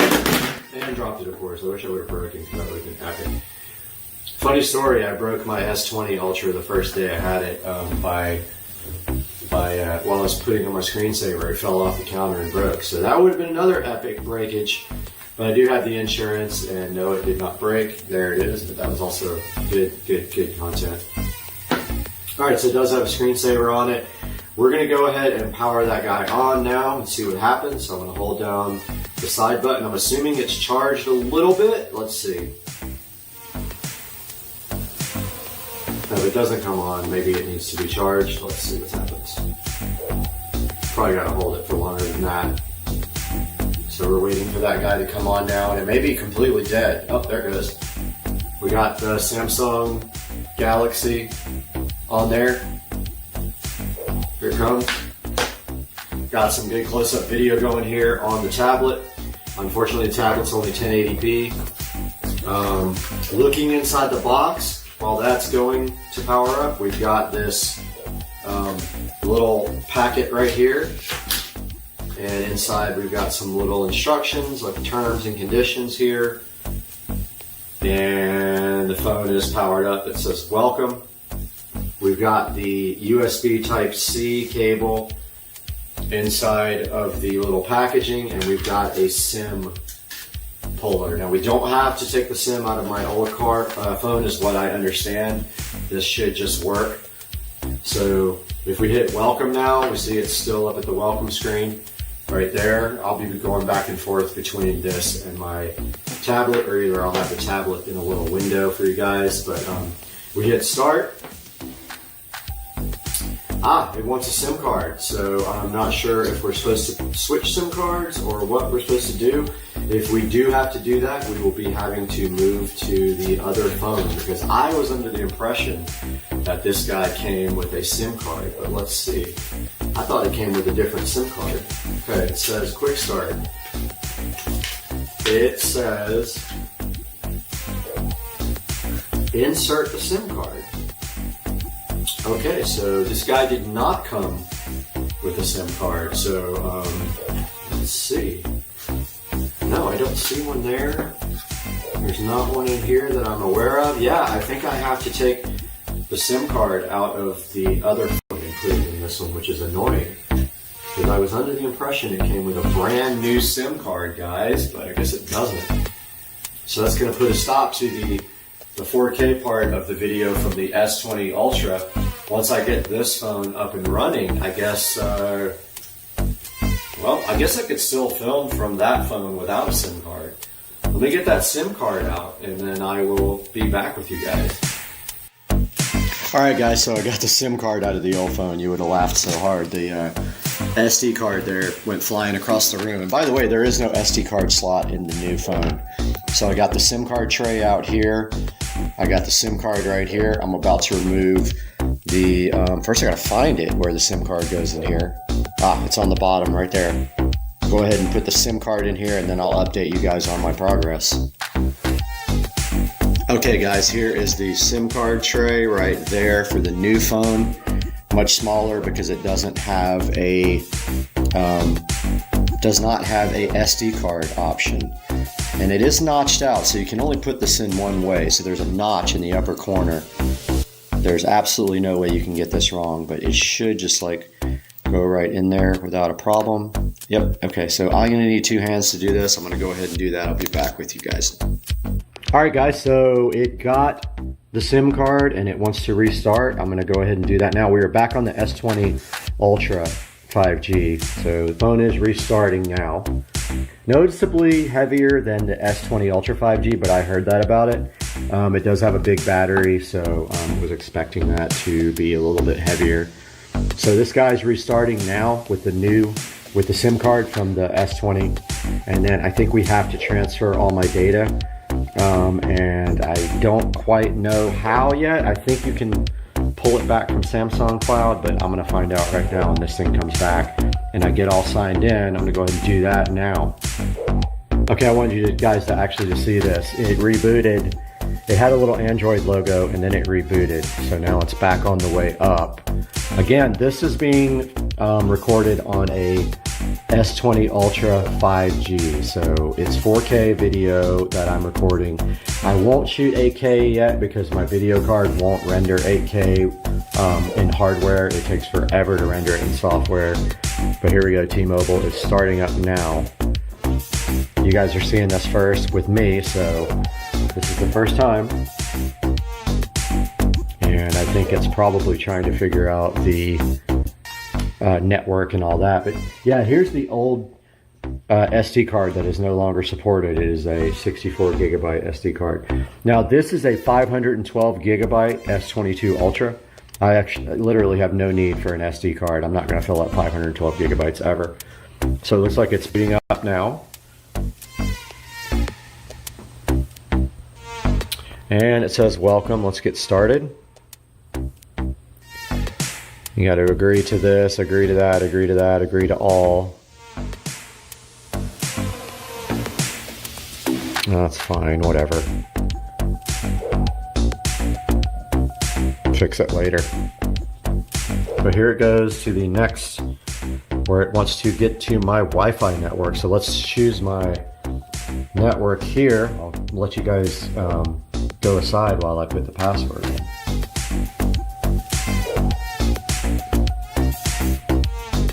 Alright, it says connected. Alright, it's connected to my Wi-Fi network. That's good. Been having Wi-Fi issues lately, so it's looking for updates. It may find some stuff to do here. It says it's getting my phone ready. It's supposed to be a really fast phone, so I'm curious to see like what the difference is in CPU speed here. But it is getting ready.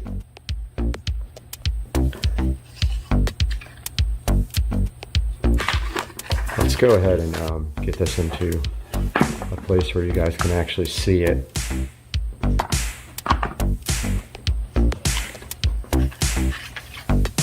It says scan the code with your old device for more information on how to switch. So it gives you data on how to switch. I believe you just use a smart switch to do it, Samsung, or I'm not sure. I did it on my last phone. It was really easy.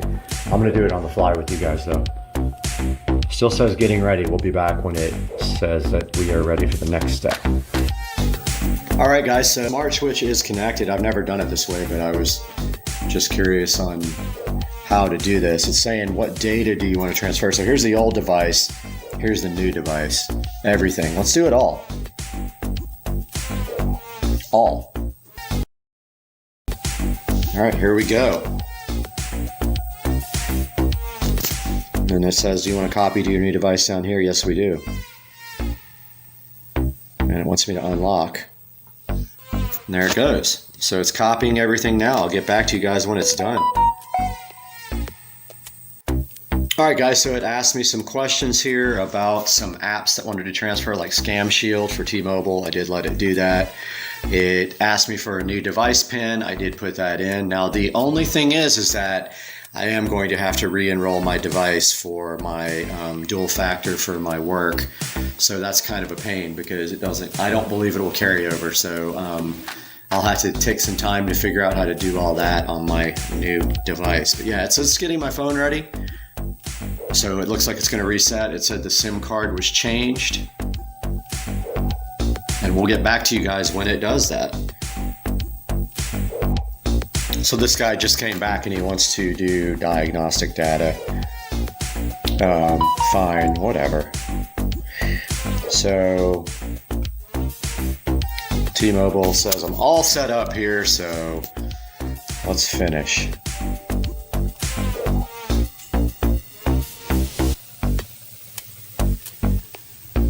All right, so interesting. This is how it came up. This one's still going though. I'm not sure what that's about because it says it's done. Although it is downloading something up here. Oh, it's completing setup and transferring data. Okay, it's not done yet. See? Stop being impatient, people. Stop it. All right, I'll let you guys know when this is done transferring data.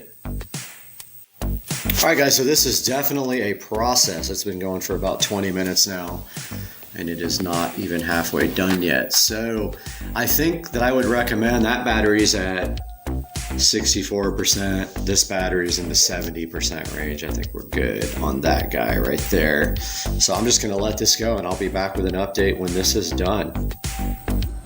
All right, guys, so welcome back to the channel. You are now in S22 Ultra 4K 60 frames per second, and I wanted you guys to be able to do a back-to-back to the other phone, which is actually right here. So here's the S20 Ultra. Just trying to get everything off of it so I can get this returned because I got a $500 credit for this guy. Great phone. I've always had good luck with this guy over the years, and there's nothing against this phone. It's just 2.5 years old. I had a chance to get the S22 Ultra 5G and get a $500 credit, and I did it, and so far so good. There are some pains switching over, absolutely. You gotta buy a new case doesn't fit. You gotta buy a new screen protector doesn't fit. And all of your settings and apps will mostly go in unless you have some dual factor authentication things that require biometrics or things like that. You will have to re-register it. So overall, I would so far recommend this. I wanted to get this out to you on the first day, so I got to start editing, figuring out where all my footage is. It's on 3 different devices, and then you guys will probably see this tomorrow. All right, I love you guys. Have a good night. Super Sugar Racing. Peace out.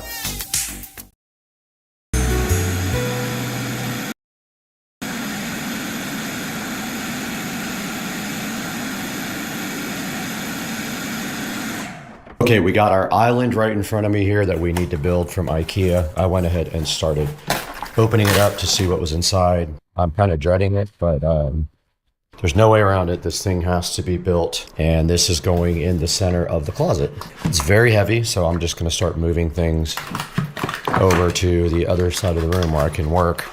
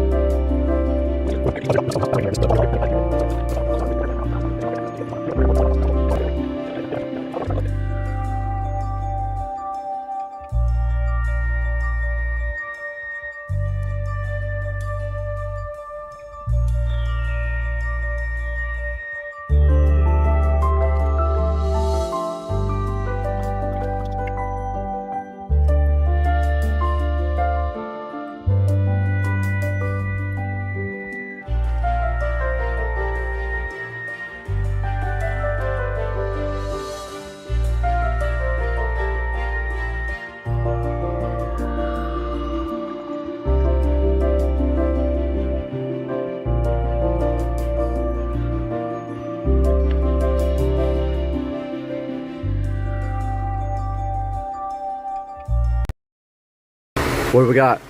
Hill satisfaction. Let's go. You do it.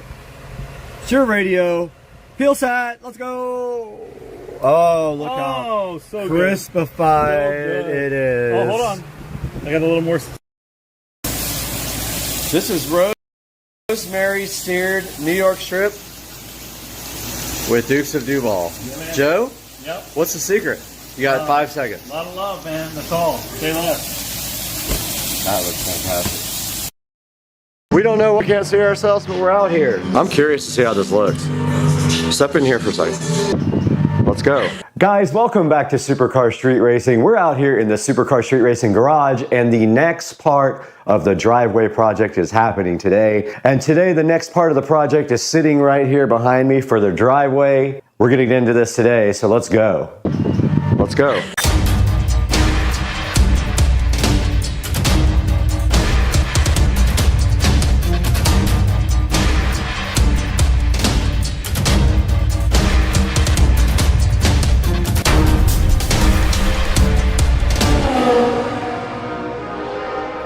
Guys, out here in the Supercar Street Racing garage, and right in front of me we got the next piece of the puzzle for the driveway project. It's sitting right here in this box. These are quick connectors, and these are the well lights that are going so freshly into the driveway.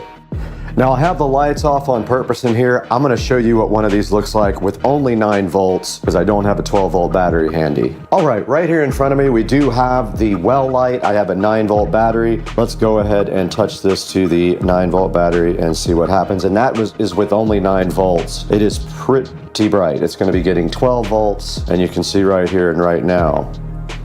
It's gonna look so cool. It sits up just like that in the driveway. It's gonna look awesome. Okay, we do have the garage door open now, and you can see I did some work in here yesterday, but still got this dirty when I pulled the golf cart back in. But I did clean the entire garage yesterday and vacuum out all the dust, and it was all created from when they cut these stones. I'm gonna go ahead and put a towel down so that I can clean my feet off before I come in the garage. But I'm gonna lay out these lights, but first I need a fleece. It is chilly out here. I went ahead and put a fleece on, and as you can see here, we have 24 lights to distribute. Let's get those out here. There's already one here where I was showing Joe, and there goes plastic from one. And that's a good look at the driveway this morning. So early in the morning. I actually need something to put these plastic things in. So I'm gonna go ahead and get a bag for that. All right, I do have my measuring tape out. I do have all the lights. So let's start up here at the front of the driveway and just kind of lay out what we're going to be doing here. And of course, I think one will look really good. Up here, I don't see a wire run. I don't see wire. I guess his plan was to run it down the side of the driveway here, which is fine. There.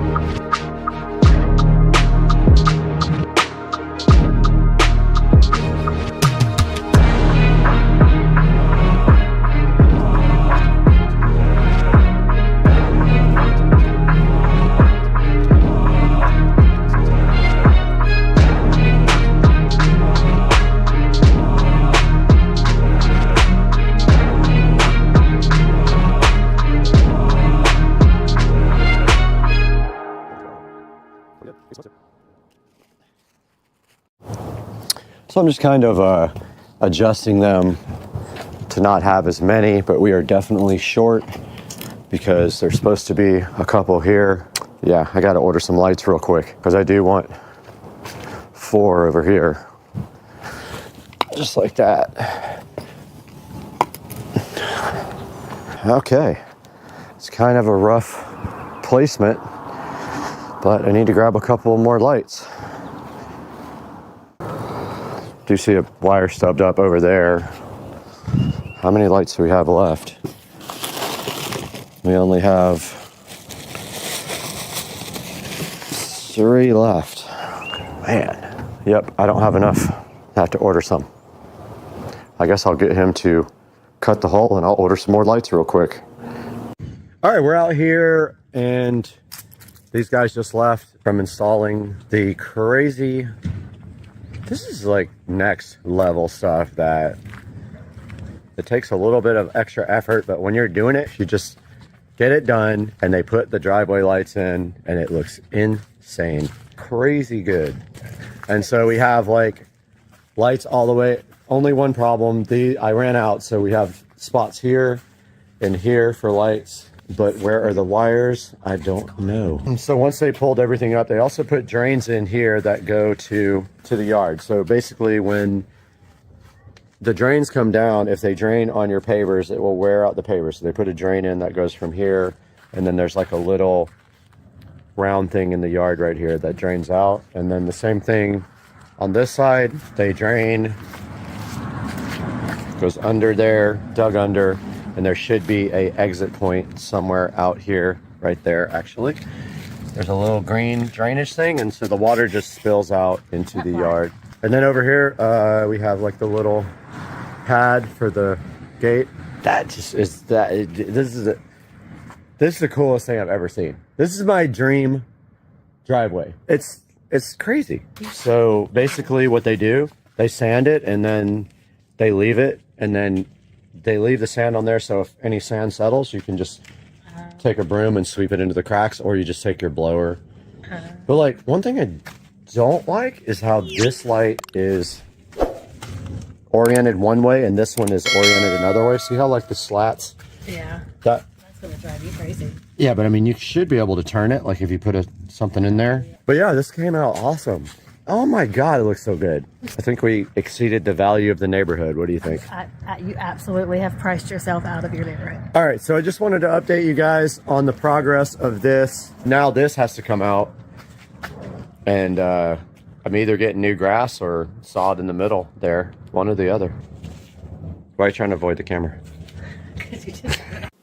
We are out here again, and we're so glad to have you back inside the Supercar Street Racing compound. And someone came and delivered 90% of the stuff that we were supposed to be delivered. So we can't fault them for trying, right? Right here in front of me, and ever so in front of me, is our order from IKEA. And you can see right here and right now, we have a couple of chairs right here. We have some cushions. We have a box full of other stuff, but what is missing is the love seat. The shipping company failed to deliver our love seat for our IKEA order. So now all we have is cushions, cushion covers, and 2 chairs to build. So today on Supercar Street Racing, we're gonna break into this and get these 2 chairs built. Hopefully, I think we can do it.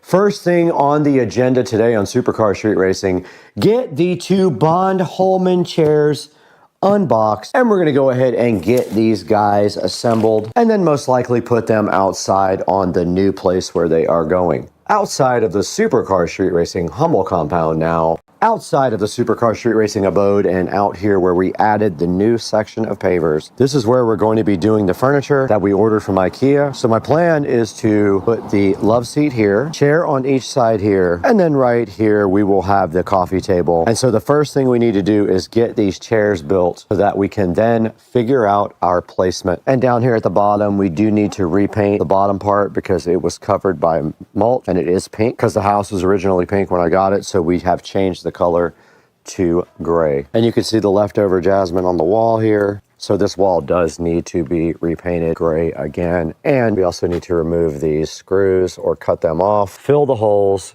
repaint the wall, done deal. I also want to get some plants out here with the new furniture, but you can definitely tell where the old house was pink down there. We need to get that taken care of.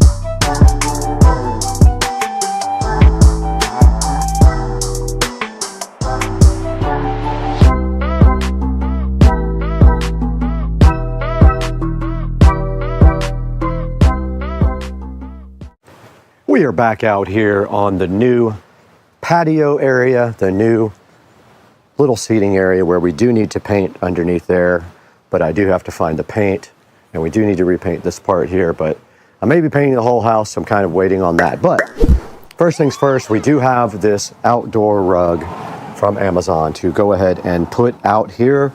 Let's get this thing unwrapped and see what's up.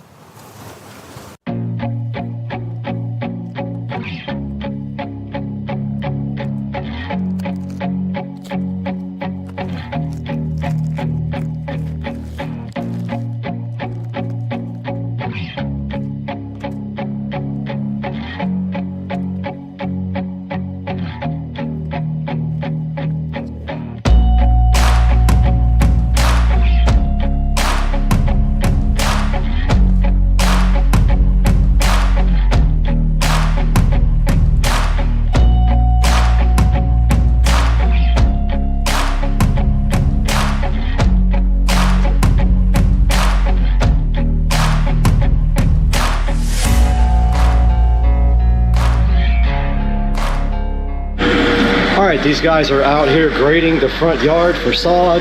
We got the furniture all finished as well. So they are just flattening all this out for me to install sod on it later today.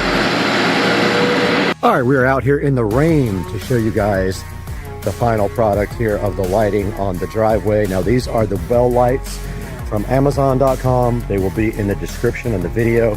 They are drilled through pavers, and you can see right here how good this came out. We have the lights on each side of the driveway. We have 24 lights plus 2, so 26 lights in the house, and you can see that we took them all the way up to the fence. And then over here on this side of the yard where we made our little pad, we have 4 lights on the corner of that area too. I did spend time today getting this garden all ready to go, and tomorrow we are supposed to be getting sod. Got the rug installed as well, and that is it from outside because it is raining, guys. But I hope you enjoyed this video, and hope you see you again very, very soon. Liner. Oh my God, this thing is so freaking cool. Guys, welcome back to Supercar Street Racing again, and you got Brad here. We just got through a minor hurricane which has just moved out of the area, and so now we have time to come back and show you guys a new review of something sent to us by a company. They wanted us to check it out, asked if we were interested, and of course we want to get this stuff out to you guys to try. So let's get out here in the SCSR garage and take a look at what we got out here. And we have the Jet Fan Max by Kika. We're going to be taking a look at that today, and they also sent us the portable fan as well to take a look at. All that coming up today on Supercar Street Racing. Hang out.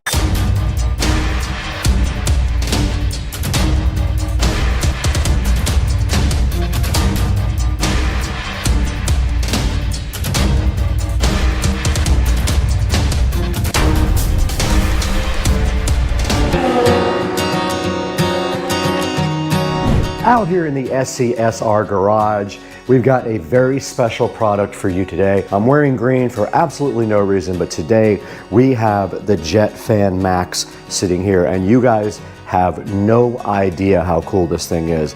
We're going to be taking a look at this today for the very first time, and the challenging part is that the instructions are in Chinese or something, and so I had to try to translate them to figure it out. But we're going to open this stuff up really soon and see what's inside the box, what they included with the Jet Fan Max and the portable fan as well. We'll get that information to you guys today and tell you how we feel about this fan. So let's get going. We got a lot of stuff to do today with this, and we're out here in the beautiful garage hanging out with the Tesla and the golf cart. Let's get this thing unboxed. We're starting with the Jet Fan Max here from Kika, and right in front of me you can see the box is silver and does show a picture of the fan in front right there, and then it's got some little artwork around it like that, and on the back it looks identical to the front. No big deal, nothing really on it. And then on the side right here, it does have the actual label right there, which we will take a look at in a little bit. And then just the company information. They are from China, so the information inside is in Chinese. Now the Jet Fan Max is supposed to be a super powerful portable rechargeable fan that could work in any circumstance where you don't have a lot of breeze going, let's say like a sporting event or camping or something like that. This would almost be perfect for that, but we have yet to see if this thing can rip or not. Now, I did cheat and I charged it ahead of time, so it is completely charged up. So let's go ahead and open the little one first and see what that's all about. You guys can see the Kika cute little portable fan sitting right in front of you. And if we take a look at the box, it just says portable fan on the front and has the company logo. And then on the side, it does say that it comes in multiple colors there: red, blue, green, black, and gray. It says that it has a long battery life, it's quiet and ultra compact, and then on the back it just has information about the model number, the label, and other things like that. And so that pretty much is all that's on the box of the Kika mini portable fan, the cute little fan. So I guess our next thing would be get this thing unboxed, get it charged up, and let's see what this thing is capable of doing. All right, we're gonna go ahead and unbox the Kika mini portable fan, and it is taped shut with a little sticker, and those came out fairly easy. Let's go ahead and get this thing unboxed. It does slide right out of the packaging just like that, and when it slides out, you'll be surprised later what you see in the big box, because this looks very similar. But let's take it out, and it looks like it has a USB Type-C charging port on the bottom, which is great. It means you can charge it with any of your USB-C adapters. And it did come with a power cord here in case you don't have a USB Type-C, which I'm sure you do. Pretty much everyone has one of those now. So let's go ahead and get this thing on the charger and see how much charging it actually needs.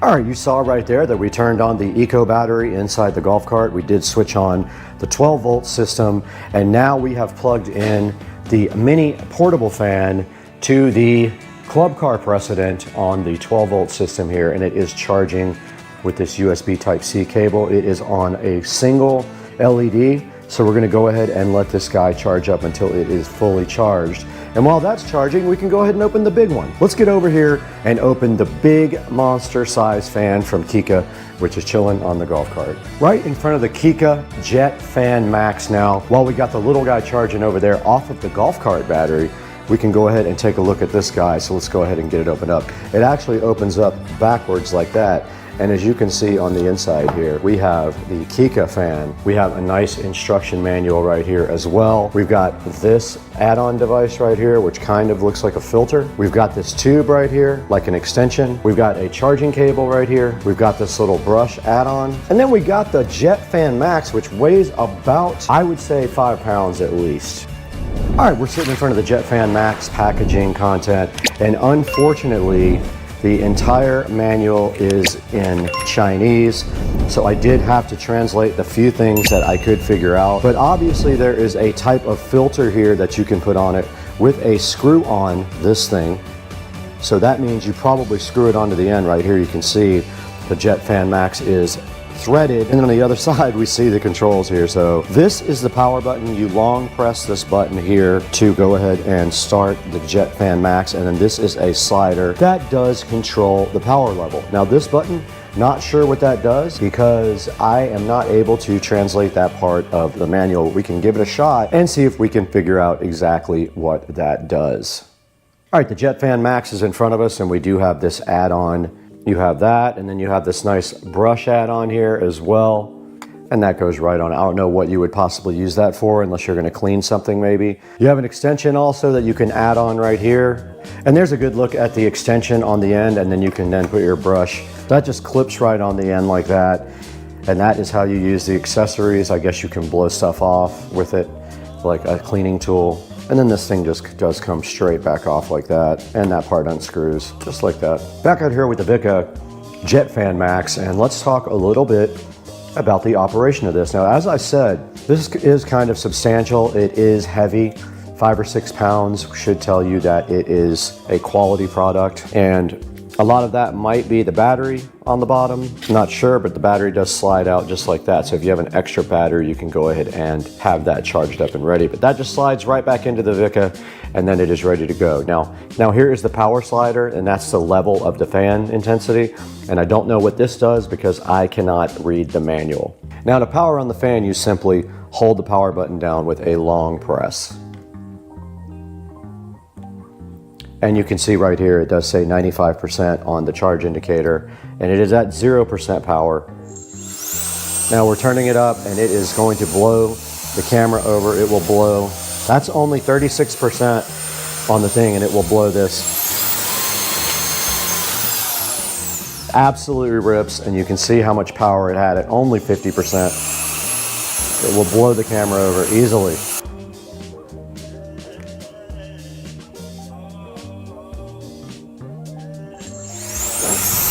60% power.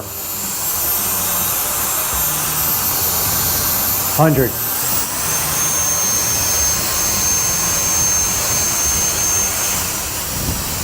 So strong. Wow.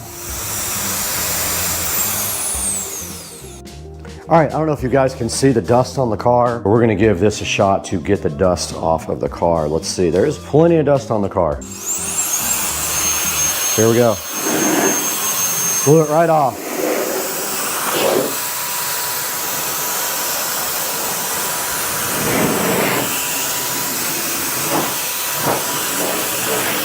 The dust that isn't stuck to it is coming right off.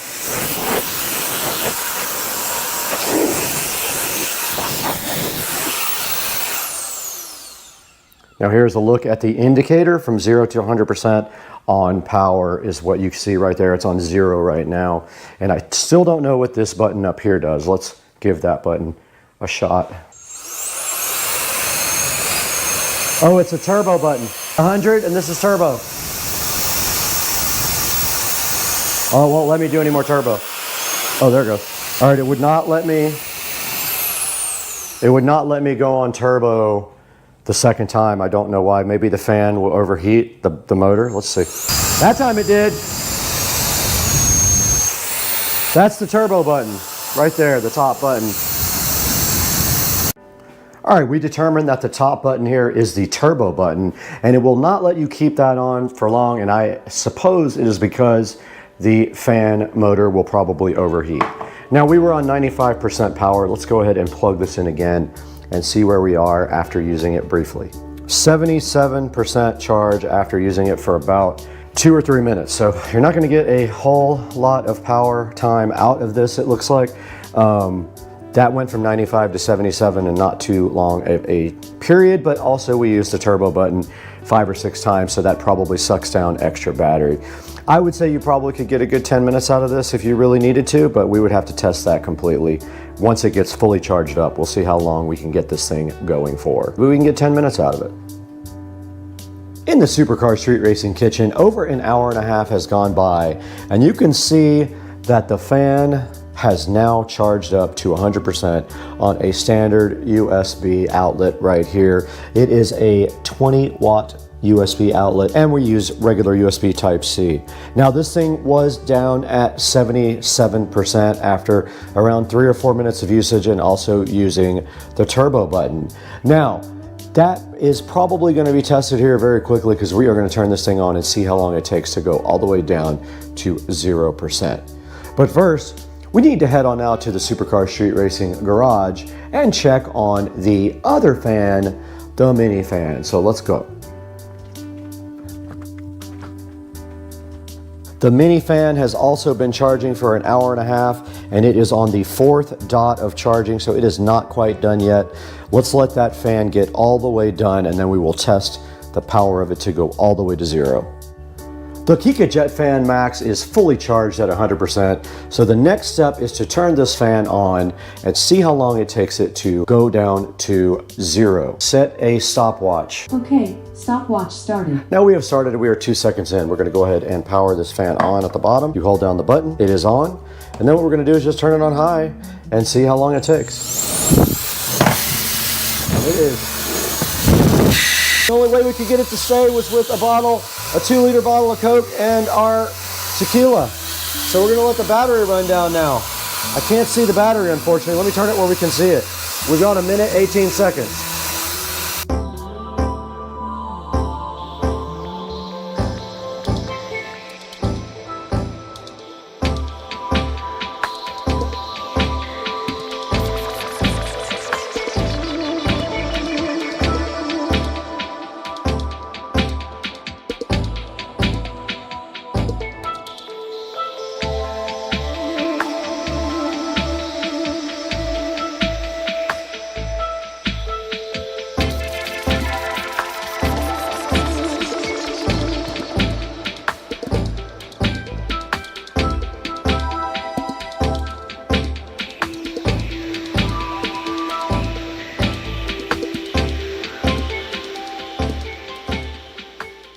All right, guys, we got the mini fan here now, the portable fan by Kika. And you just saw how the Max, JetFan Max did in the endurance test.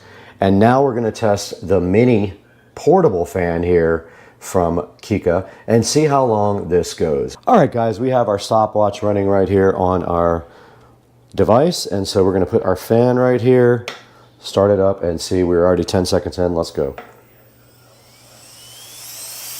Fully charged right here. Let's let this thing run.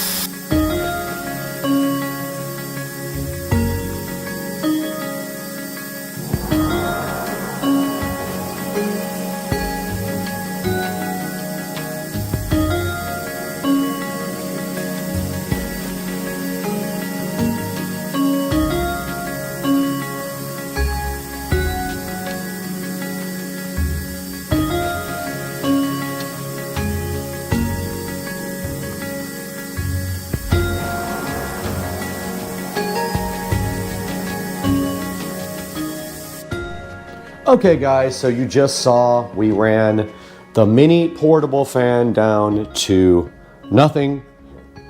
You saw how much time that took, and we ran the big JetFan Max down to nothing, and it is at 96% after 3 hours, so it is almost recharged to 100%. Just using the typical USB Type-C cable here.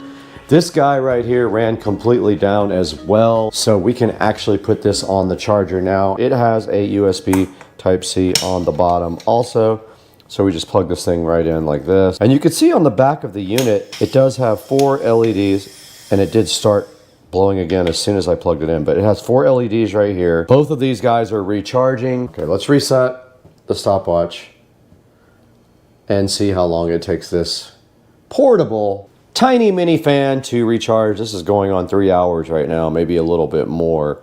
And then we'll give you an update once we get all this stuff completely recharged. The Kika, or Kika, however you want to pronounce it, fans are rocking every way, y'all. Guys, welcome back once again, and today we have a special product here, the Kika, or Kika, however they pronounce it, JetFan Max. I don't think this thing is available yet.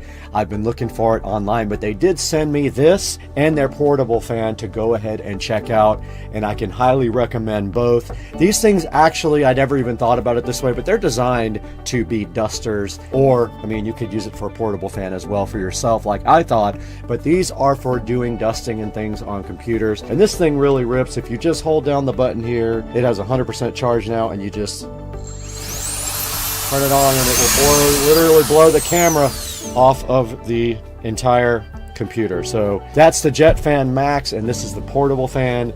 The Jetfan Max takes about 3 or 4 hours to charge up, and this little guy took a couple of hours to charge up. We got about 23 minutes out of the big guy, and we got hours out of the small guy. So please check out Kika. I'll put a link in the description to their store, and go ahead and buy a Jetfan Max when it is available, or one of their tiny little fans as well. And this thing did blow all the dust right off of the Tesla Model S Plaid. Guys, we got to get going today. We have a lot of stuff to do in the house.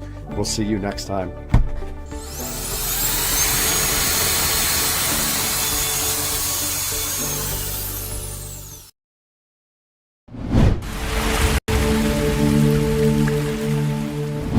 Guys, we're in the Supercar Street Racing Studio A today for something special. I've got a product right next to me here that's going to enhance the studio. I just have to figure out how I'm going to install it. It's sitting right here next to me, ready to be unboxed. We're going to get to that all today and a lot more, because we're about to have 200,000 subscribers on the channel, and today we're celebrating that as well. Let's get this product looked at and unboxed today on Supercar Street Racing.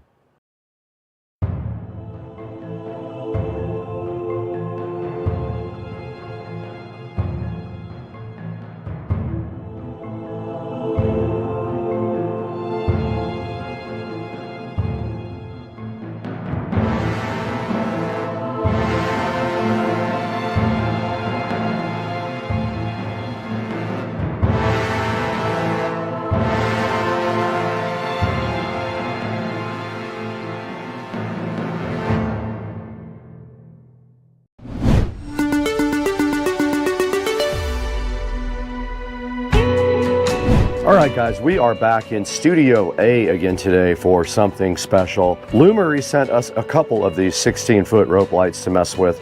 One of them I'm putting out in the studio here. The other one will go inside of the house on a new project I'll be working on soon in there. But for right now, my plan is to put this over here on this wall, and just to give that wall some light. There is no light over there whatsoever, and when I shoot this way, there's not really anything interesting. So I'm trying to figure out like a pattern or something to do with these, but I think I am just going to make like a just up and down pattern until I run out, and I don't know how long that is. It's 16 feet, so these are a foot each. So what we want to do is probably do 4 and 4 and 4 and 4 to do 16. So let's try that. Now, directly inside the box, you can see everything that came with the Lumery Smart Neon Rope Light Kit. It did come with a remote control right here, so I can add another to the 1000 that I already have. It came with these cool 3M sticky tape things, so you don't have to use the screws, and I can't use the screws on my wall because it is made of styrofoam over there behind the sound deadening material. They give you these little mounting things, so what they want you to do with these is stick these on with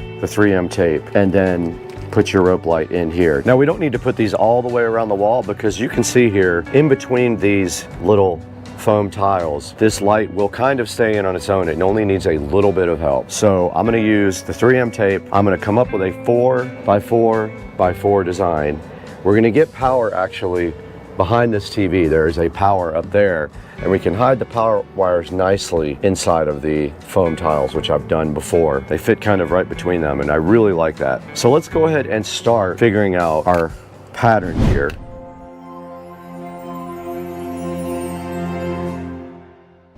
So I have the 3M sticky tape things, and I have our little holders here. Here's our actual neon rope light, and we do have a power adapter and a controller. If we did these 4 and started right here, I think that might be the ticket.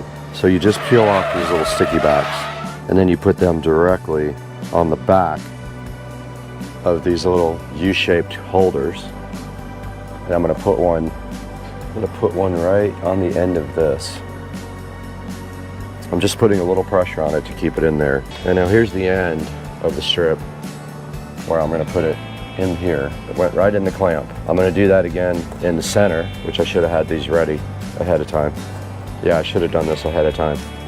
Not very smart planning. And it's gotta make a turn. 1, 2, 3. 1, 2, 3, 4. They fit right in those little clips, easy. All right, I'm gonna get a bunch of these ready ahead of time, so I don't have to do this on the fly while I'm holding their light.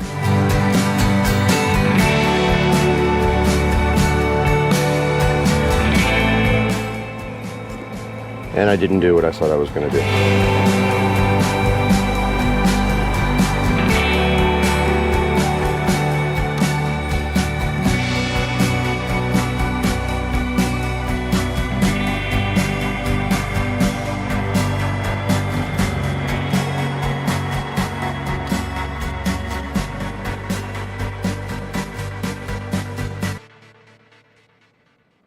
It's a little trick I found that works better. You can get the paper off of the sticky thing easier if you do it on the pack, not taking it off the package first.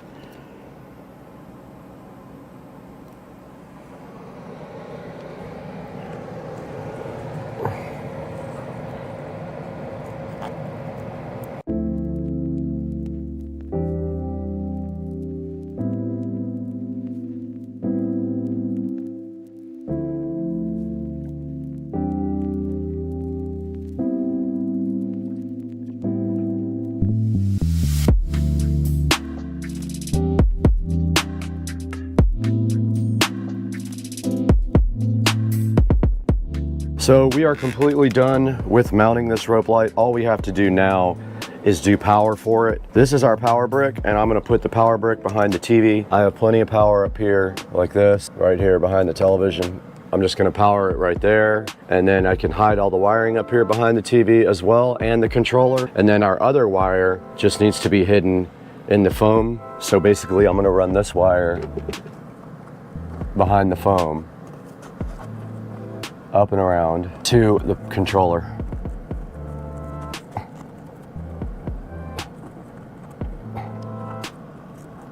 Just like that.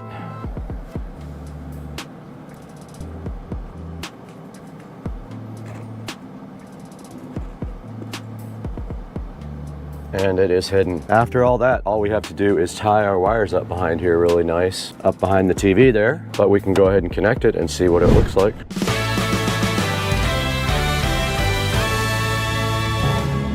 There's a 3-prong connector right here. You can't get it wrong. It's keyed, so you can't break it. There's no way to possibly break it. And then let's power this up.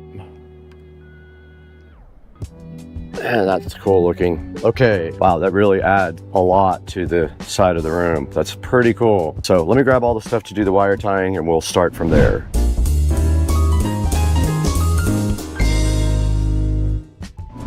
Okay, we're gonna go ahead and tie everything up back here now. Just put a zip tie around this and we'll be done pretty much. There's not a whole lot really to do to tie this up. Our controller is also gonna be back here, and you can stick it to anything pretty much.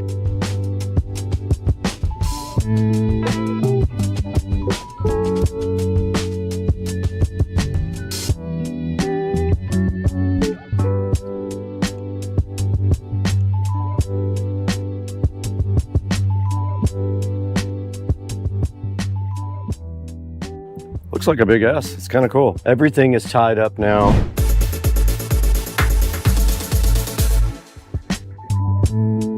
Okay, we're recording on both the phone and the GoPro now. We opened up the Lumery app here. I have to sign in. You guys can't see this part. And here are all smart devices. We're gonna add a new device. It says it's being added. It says it's done. I'm gonna edit the name, Studio A S Lite. And there we are, we're done with it. Now, here's where you can tell it to either be color or white. You can just do a color. We did just switch it to red. I'll let you guys get a view of the light. Now you can do segments, or you can turn off segments.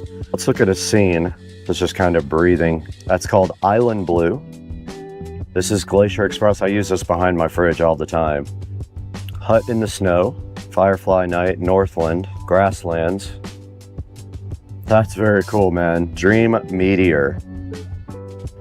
All right, guys, let's take a look at the remote now.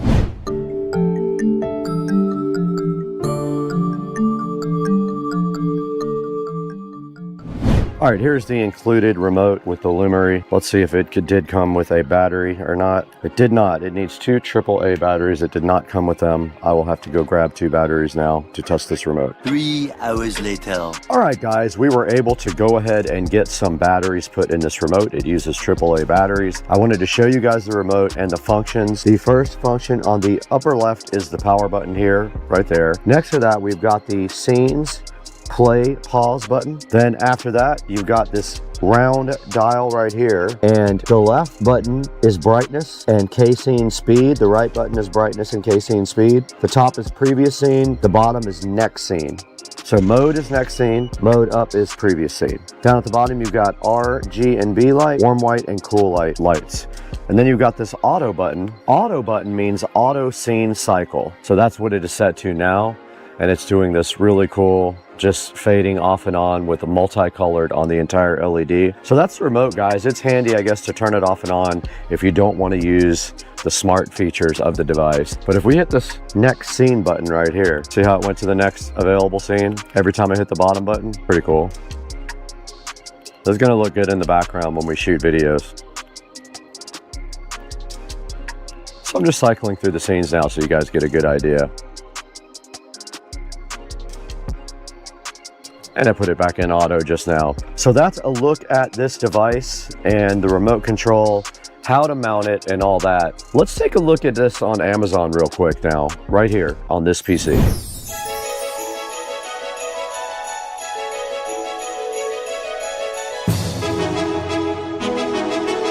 Welcome back to Studio A. I don't get out here very much anymore because I like to be inside so I can get to my regular job while I'm recording. But we're out in Studio A today checking out the Lumery neon rope light. Lumery was so kind to send me 2 of their neon rope lights. They are both 16 feet long. And as you guys just saw, we installed one right here in the studio. It's sitting right next to me right over here, looking so amazing. And I cannot help but love this light. I like all the scenes. It does AI stuff, it has a ton of different scenes. You can turn individual segments on and off, and you can brighten and lower the brightness of individual segments as well.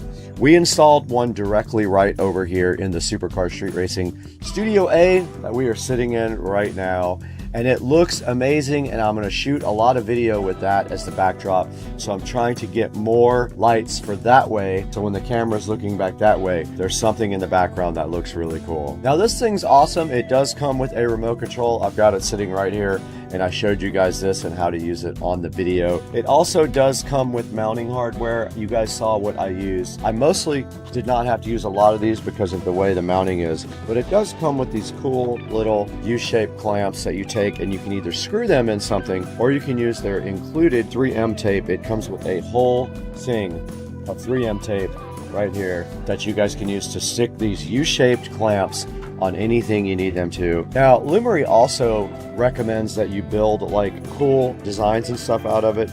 You can actually make this into cool. If you can come up with artwork, I'm sure you can ask AI or ask online how to come up with some artwork that is in one straight line. Like this eagle is one line. So you can do this with just one set or 2 sets of LED rope lights right here, this cool eagle. There's actually a cool and warm white setting on it too. If you just want regular white light, it does cool and warm white lighting. It has 4.4 stars of review. It has 100 LEDs per meter, I think that is. It does music sync, and it is 16.4 feet long. Mostly good reviews. This guy had a bad set of lights. I don't really count that as that's a one-off.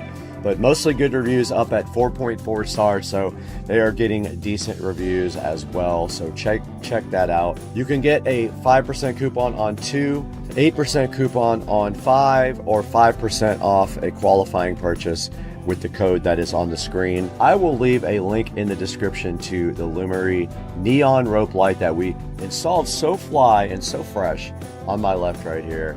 You guys saw it. It looks awesome. I'm super hyped to put my really good camera right here and shoot back towards, now that we have some lighting back here that we can highlight back here towards the TV. Now the TV just really needs like a backlighting, so maybe I'll look for something to do that with behind the actual television right there. But that's gonna do it for us today. It's Sunday. I'm really trying to chill today and not do too much work because it's hours and hours of editing and shooting usually. I'm gonna get out of here. I gotta get outside where it's 105 degrees.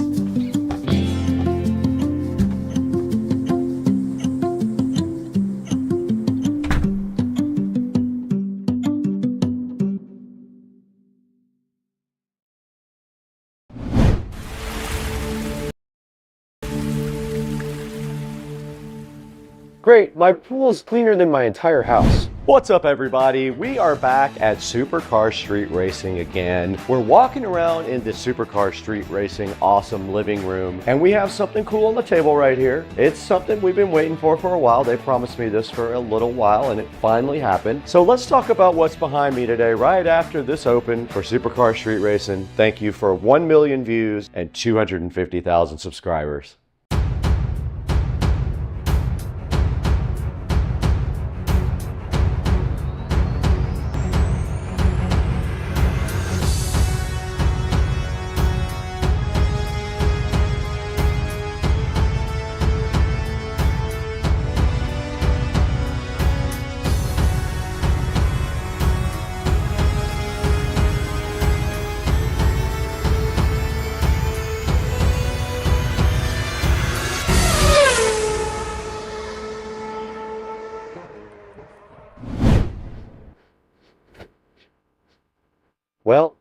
least somebody's doing the work around here. We're back in the beautiful SCSR compound again. The beautiful compound has some new toys right here in front of me that we've been waiting for a while. They were finally shipped out to us, and now it's time to take a look at the Toolless cordless robotic pool cleaner. This is the Toolless Pleco Pro. And then right behind it, we have the Toolless S1 Pro. Both of those get their own videos, so today you're going to see just one of these. We're gonna start with the Toolless Pleco Pro. We're gonna get this thing out of the box and see what it's made of. Throw it in the pool and see if it works, even though the pool is pretty much empty right now. We're gonna try. Or just see how it operates at least, since I don't have a lot of leaves in my pool anymore. But let's get going today on this. Let's get it out of the box and see what it's made of. Hey guys, what's going on? You guys know CamDuck, and they are back. They sent me this X7 little tower thing. It is a multi-function outlet. But inside of this guy right up there, there is also a hidden camera. You know how CamDuck does it.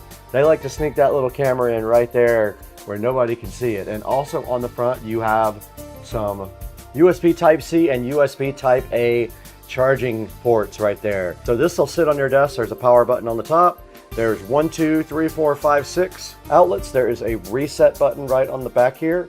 And there is also a SD card slot at the very bottom right here. That's where you put your SD card slot in that records. And we'll show you some footage from the CamDuck chilling in the kitchen. What's up everybody? CamDuck, here we go again. We got you, CamDuck. Let's go, buddy. This is the CamDuck X7.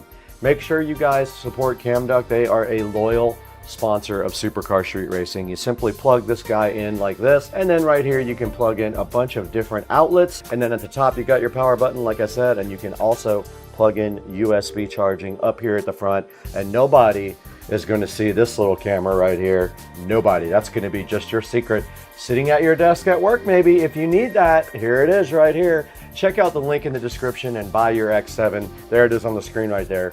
Get it from the link in the description and tell them that Supercar Street Racing sent you. Now let's get back to the great video. Awesome. I've accidentally opened the world's first robot swim club. Right in front of me here, beside this awesome Black & Decker knife that we use to open everything, is the Toolless cordless robotic pool cleaner. This is the Toolless Pleco Pro. And right on the front of the box, you can see that it is cordless. It does wall cleaning. It does 7 cleaning modes and has app control. There is a picture of it right there on the box. And on the side, just a little more information about the Toolless official website and email address, a little sticker about the lithium battery that's inside of it. And then on the back side of it, pretty much the same thing, a picture of the pool cleaner and some of the specifications that come with it. And that is it for the outside of the box. There's nothing that exciting on it, but when you open the top of the Toolless, you do get something exciting. You get this hook, and this is for your pool pole. You can put it on the end so you can grab your Toolless right out of the water. If you have a standard pool pole, this is all you need, is this thing. And right here we do have an instruction manual. Let's put that aside too and see what's underneath that. All right, there's the actual unit there. There's the Pleco Pro right underneath this plastic condom, but on the side of it, it looks like there might be something there as well. Let's see what we have. All right, so on this side, it looks like we have a power adapter. So this must be the charger for it, I'm assuming. Let's also put that over here. We don't need that right this moment, nor do we need this where we're going. And the Toolless is wrapped so nicely in this plastic condom. Let's get that unwrapped, and then with 2 hands, we'll get this directly out of the box.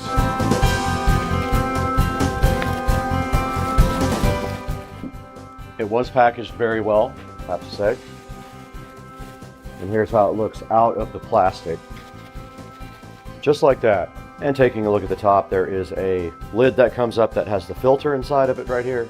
This is a washable filter. The controls are all right here. The tracks are right here on both sides. It does say enjoy leisure time on the side, and on the bottom you can see the vacuum unit. Now the charging port is right here under this little black door.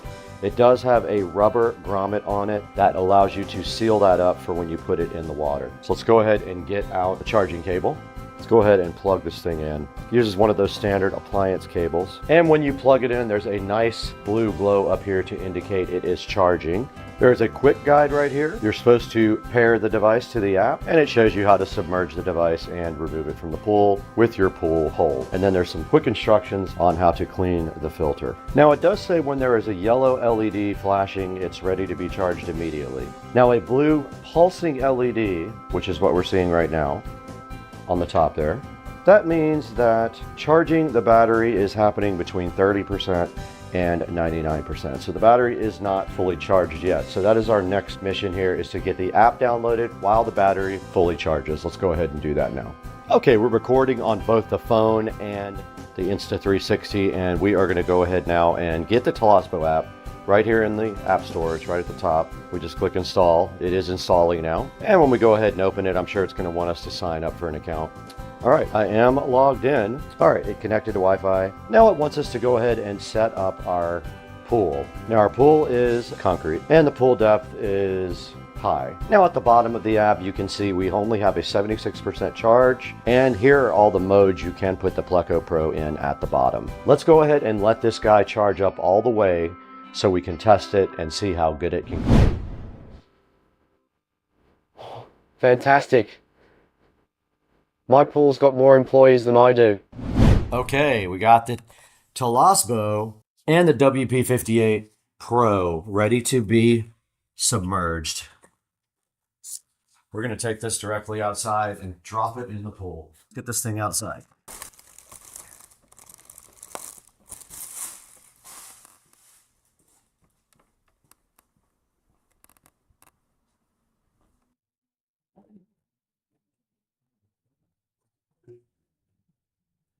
We're ready to test.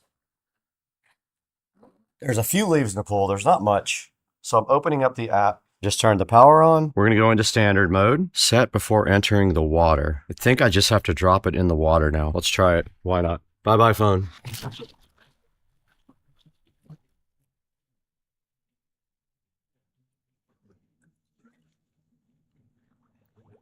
Oh.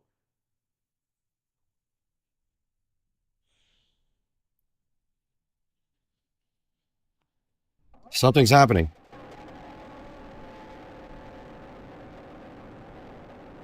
It's moving.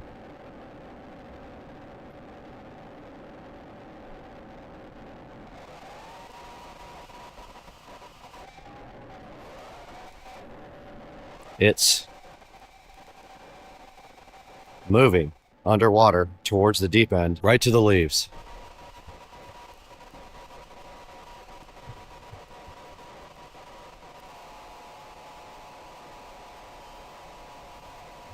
It's going directly for leaves.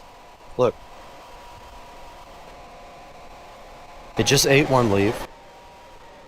And now another one. It got one, it left the other one. The other one wasn't quite. And now it's coming up the walls. The phone is still there. I don't know if it's alive. It's climbing the walls.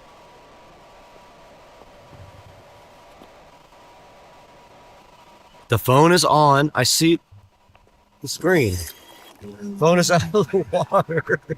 It's still recording. And the Toolless is doing its thing. Look, here comes the phone again. On.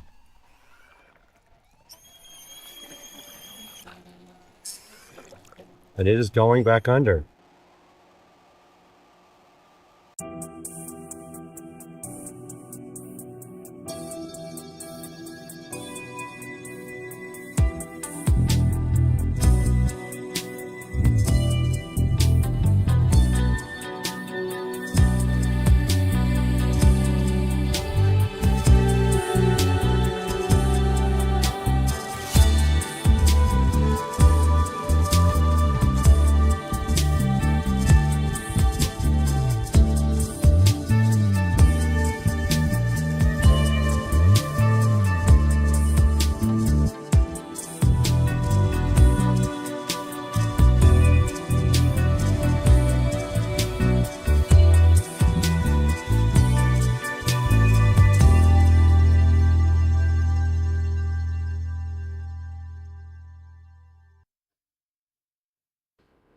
Great, my pool's got more gadgets than a spy movie.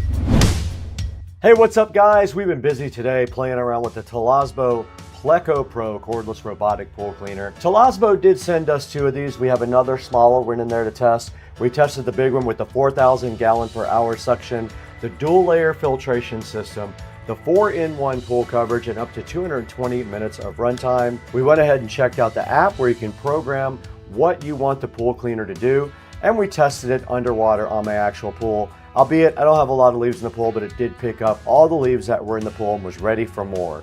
The Toolless is pretty cool. Make sure you go down to the link in the description and buy it from our official link at Supercar Street Racing and let them know Supercar Street Racing sent you. Thank you for 1 million views on one video. We just got that, and 250,000 subscribers. We couldn't have done it without you. You're all that matters to us now. You are our biggest help right now. We got to get out of here. We got to take a nap.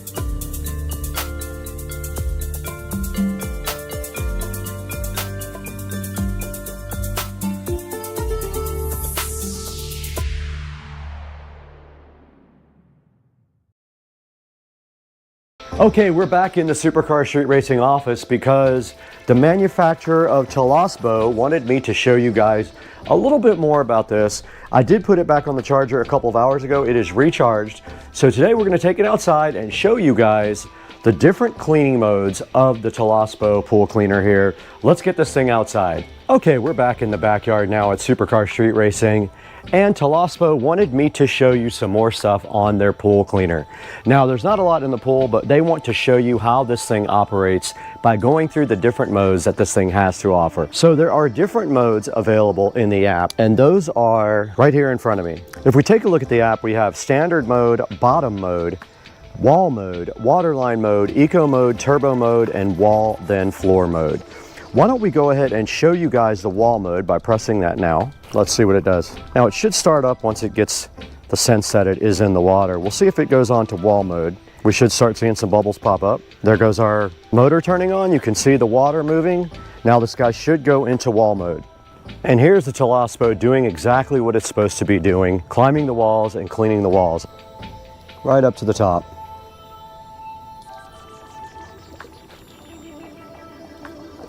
Right out of the water. It got the very edge of the tile line. Scrubbing that tile line. Let's watch it go again. Scrubbing back on the way down. You can clearly see that. Still scrubbing the bottom of my pool.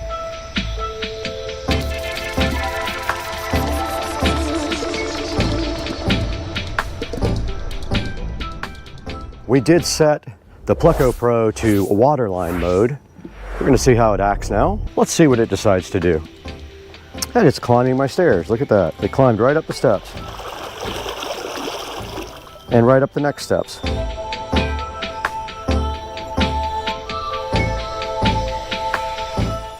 Cleaning that glass tile.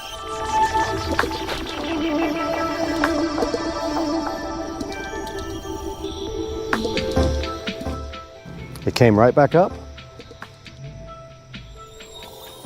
And check it out, scrubbing that tile.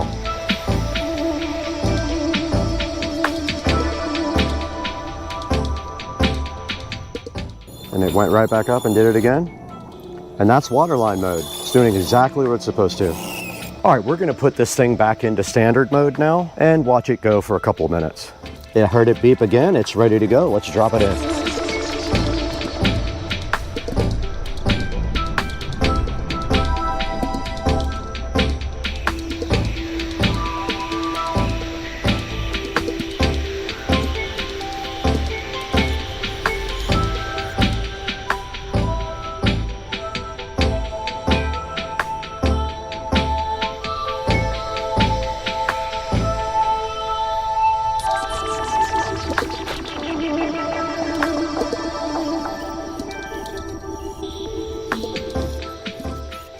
The only mode I haven't showed you guys is turbo mode, but you get the idea on that mode. It's the same as floor, but it concentrates on floor only. Turbo mode is strong cleaning on the floor only. Guys, so that's it from the backyard at Supercar Street Racing in the Humble compound. Check out Toolless. They wanted me to reach out to you guys and let you see their cool robotic pool cleaner. If you have any questions, drop them down in the comments. We'll do our best to ask the manufacturer or answer them ourselves. That's gonna do it for today though, guys. We'll catch you later.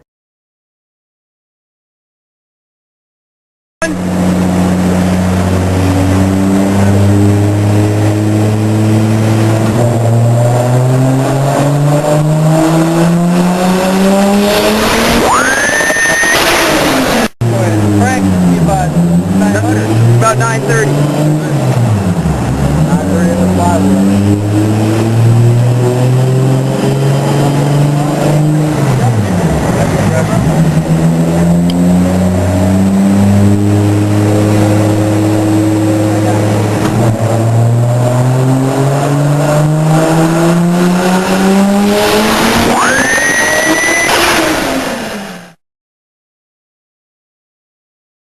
All right, here we go.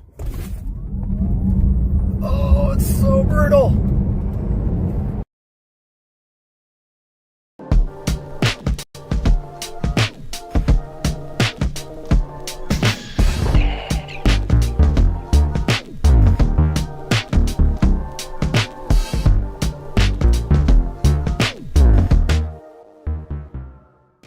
Are we alone? It's a question that's fascinated people for, well, probably as long as we've been looking up at the stars. It really is one of those fundamental questions, isn't it? And today, we're taking a deep dive into it. That's right. We're going to explore the history of how we've thought about extraterrestrial life, the scientific methods we're using to search for it, and some of the most tantalizing clues we've found so far. And who knows, maybe by the end of this, we'll have some answers, or at least some new ways of thinking about the question. At least some more questions, I'm sure. But let's start with the basics. Okay, that was good. Have we already found evidence of alien life, but we just haven't recognized it yet? What do you think? Well, it's certainly possible. And that's actually one of the most intriguing ideas that we'll be exploring today. It's pretty mind-blowing to think about, right? It is, especially when you consider how much our understanding of life in the universe has changed just in the past few decades. Exactly. I mean, for centuries, people could only speculate about what might be out there. But now we have actual scientific data to work with. Yeah, we're discovering new planets almost every day. And some of them are in that sweet spot, the habitable zone, where conditions might be right for life as we know it. And maybe even for life as we don't know it. Exactly.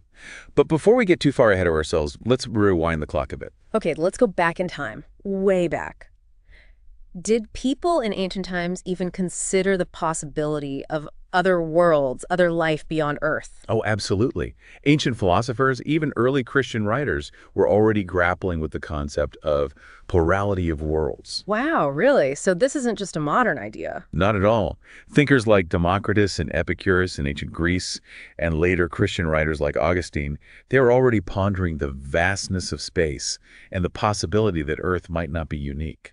I love that. These ancient thinkers just looking up at the sky and wondering what else might be out there. They didn't have telescopes or space probes, but they had their imaginations. And they weren't afraid to push the boundaries of what was considered acceptable to think about. And sometimes those big, bold ideas, even if they seem a little crazy at the time, they can end up leading to incredible discoveries.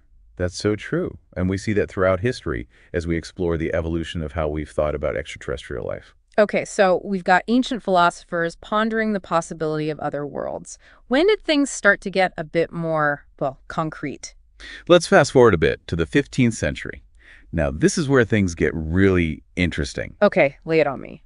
William Vorlong, a theologian, actually proposed that Jesus might have visited other worlds to redeem their inhabitants. Wait, hold on. Jesus visiting aliens. I know it sounds pretty wild, right? Mm. Especially for the 15th century. But it shows how people were already grappling with the theological implications of extraterrestrial life. Yeah, if there are other intelligent beings out there, what does that mean for our understanding of religion? Exactly. And it's a question that still resonates today. But it wasn't just theologians who were pushing the boundaries of what was considered acceptable to think about. Nicholas of Cusa, writing in 1440, described Earth as a brilliant star, just like all the other celestial objects we see. Okay, so he's starting to see Earth not as the center of everything, but as just one part of a much larger system. Exactly. He theorized that all these extraterrestrial bodies, including the sun, could potentially be inhabited. It's a remarkable vision, considering the limited scientific knowledge of the time. So we've got this idea of a plurality of worlds gaining traction. Was everyone on board with the idea of extraterrestrial life by this point? Not exactly. René Descartes, a prominent philosopher of that era, argued that while we can't definitively disprove the existence of intelligent beings on other planets, it remained a matter of speculation. Okay, so a healthy dose of skepticism, always a good thing in science, right? Absolutely. We need to be cautious about jumping to conclusions, but even Descartes couldn't completely dismiss the possibility. Right. The seed had been planted, and over the centuries, that seed would grow into a full-blown scientific quest for extraterrestrial life. Exactly. And it wouldn't be long before that quest took some major leaps forward. So when did we actually start looking for alien life? The mid-20th century is when things really took off, and it split into two main branches: the search for any kind of past or present life, and the hunt for intelligent life. That second branch, the search for extraterrestrial intelligence, or SETI, that's had a huge impact on our culture. Oh, absolutely. Science fiction has given us some incredible alien encounters on the big screen. Close Encounters, E.T., Arrival, just to name a few. And those stories, they've done more than just entertain us. They've helped shape public perception and spark debates about the potential consequences of contact. That's true. I mean, what would it actually be like to meet an alien civilization? Would it be friendly, hostile, something we can't even comprehend? Those are some big questions. And science fiction has helped us explore those possibilities, even if just in our imaginations. Yeah, but it's not all about hypothetical scenarios. Scientists are actually out there actively searching for signs of alien life, and that's where the famous Drake equation comes in, right? You got it. The Drake equation is an attempt to estimate the number of communicative civilizations within our galaxy. So, how many alien civilizations are out there? Does the Drake equation give us an answer? Well, not exactly. It's based on a series of factors, many of which are highly uncertain. Things like the rate of star formation, the fraction of stars that have planets, the fraction of planets that could support life, and so on. So it's more of a framework for thinking about the problem rather than a definitive answer? Exactly. Even Frank Drake himself, the creator of the equation, acknowledged that these are speculative estimates. They're open to debate and revision as we learn more. But even if it doesn't give us a precise number, the Drake equation has played a crucial role in the search for extraterrestrial life. It helped to kickstart the scientific search and focus our attention on the factors that matter most. And that search has led to some incredible discoveries. We're finding new planets all the time, and we're developing increasingly sophisticated tools to study them. So what are some of the methods that scientists are using to actually look for signs of life out there? One of the key approaches is the search for biosignatures. Okay, biosignatures. What exactly are those? Think of them as clues that might indicate the presence of life. They can be anything from chemical compounds in a planet's atmosphere to geological features that suggest the presence of liquid water. So, like finding oxygen in the atmosphere of a distant planet, that could be a biosignature. Exactly. Or methane, or even more complex organic molecules. These are all potential signs that something biological might be going on. And scientists are actually finding these biosignatures on other planets. We are. It's still early days, and we need to be cautious about interpreting the data. But there are some really intriguing findings out there that suggest we might not be alone. This is getting really exciting. So are there any places in particular that have scientists buzzing about the possibility of finding life? Oh, absolutely. Our own solar system has a few hotspots that have scientists really intrigued. Mars, for example, has long captured our imaginations. Yeah, Mars, the red planet. I remember watching those first images from the Viking landers back in the 70s. It was like looking at another world. And in a way it is. And what we've learned since then is that Mars wasn't always the cold, dry desert it is today. Really? So what was Mars like in the past? Evidence suggests that billions of years ago, Mars was a much warmer, wetter place with rivers, lakes, and possibly even oceans. Wow. So you're saying that Mars might have been habitable at one point? That's what the evidence seems to suggest. And that raises the tantalizing possibility that life might have emerged on Mars, even if it's long gone now. Okay, so Mars was potentially habitable in the past. What about now? Is there any chance that life could still exist on Mars today? Well, Mars lost most of its atmosphere and became much colder and drier over time, but some scientists believe that microbial life could still be clinging to existence somewhere beneath the surface. So like little Martian microbes hiding out underground? Exactly. Perhaps in underground aquifers or hydrothermal systems, places where there might still be liquid water and a source of energy. That would be incredible if we found even microbial life on Mars. It would be a game changer. And it's one of the main reasons why we keep sending missions to Mars, to search for those signs of past or present life. Okay, so Mars, maybe microbes underground. Are there any other places in our solar system that have scientists excited about the possibility of life? Definitely. Europa, one of Jupiter's moons, is another prime candidate. Europa, isn't that the one with all the ice? That's the one. But beneath that icy surface, scientists believe there's a vast global ocean. Wow, a whole ocean hidden under the ice. How deep is it? Estimates vary, but it could be tens of kilometers deep. And what's even more exciting is that this ocean might be heated by tidal forces from Jupiter. Tidal forces, so like the moon's gravity pulling on the Earth's oceans. Similar idea. Jupiter's gravity creates friction within Europa, generating heat. And that heat could create hydrothermal vents on the ocean floor, similar to those we find on Earth. And on Earth, those hydrothermal vents are teeming with life, right? Even without sunlight. Exactly. They're like little oases in the deep ocean.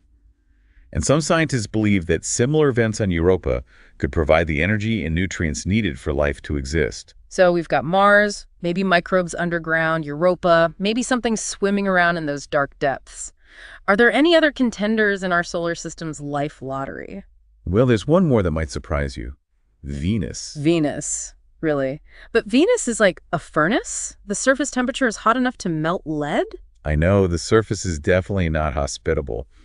But recent studies have suggested a surprising possibility microbial life could exist in the cooler, high-altitude clouds of Venus. Wait, life in the clouds of Venus? That sounds like something straight out of science fiction. What kind of life could possibly survive in those conditions? We're talking about extremophiles, organisms that thrive in environments that would be deadly to most life on Earth. Okay, so like those microbes that live in boiling hot springs or acidic mine drainage? Exactly. And in the case of Venus, we're talking about microbes that could potentially tolerate the acidic conditions and high pressures found in the Venusian atmosphere. So instead of little green men on Mars, we might find microscopic life floating around in the clouds of Venus. It's a possibility. And it highlights how our understanding of what's considered habitable is constantly evolving. Life might find a way to exist in places we never thought possible. This is all so mind-blowing, but it raises a crucial point.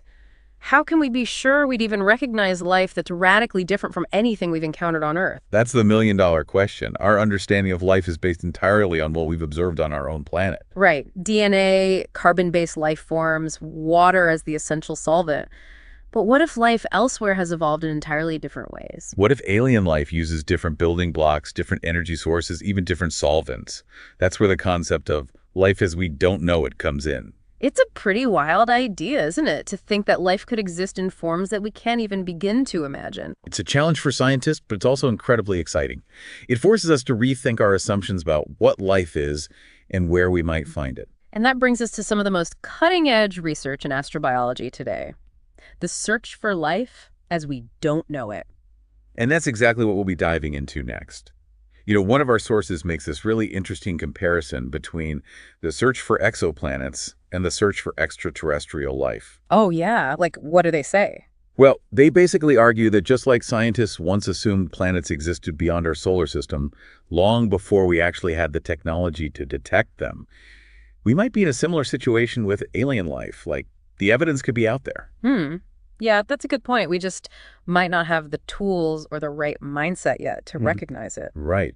We're always discovering new things about the universe, constantly refining our instruments and our understanding. Yeah, it's totally possible we've overlooked something crucial, or maybe we're just looking in the wrong places. Well, think about those early exoplanet discoveries. The first ones we found were these massive gas giants. Oh yeah, those are the easiest to spot, right? Because they cause those huge wobbles in their stars. Exactly.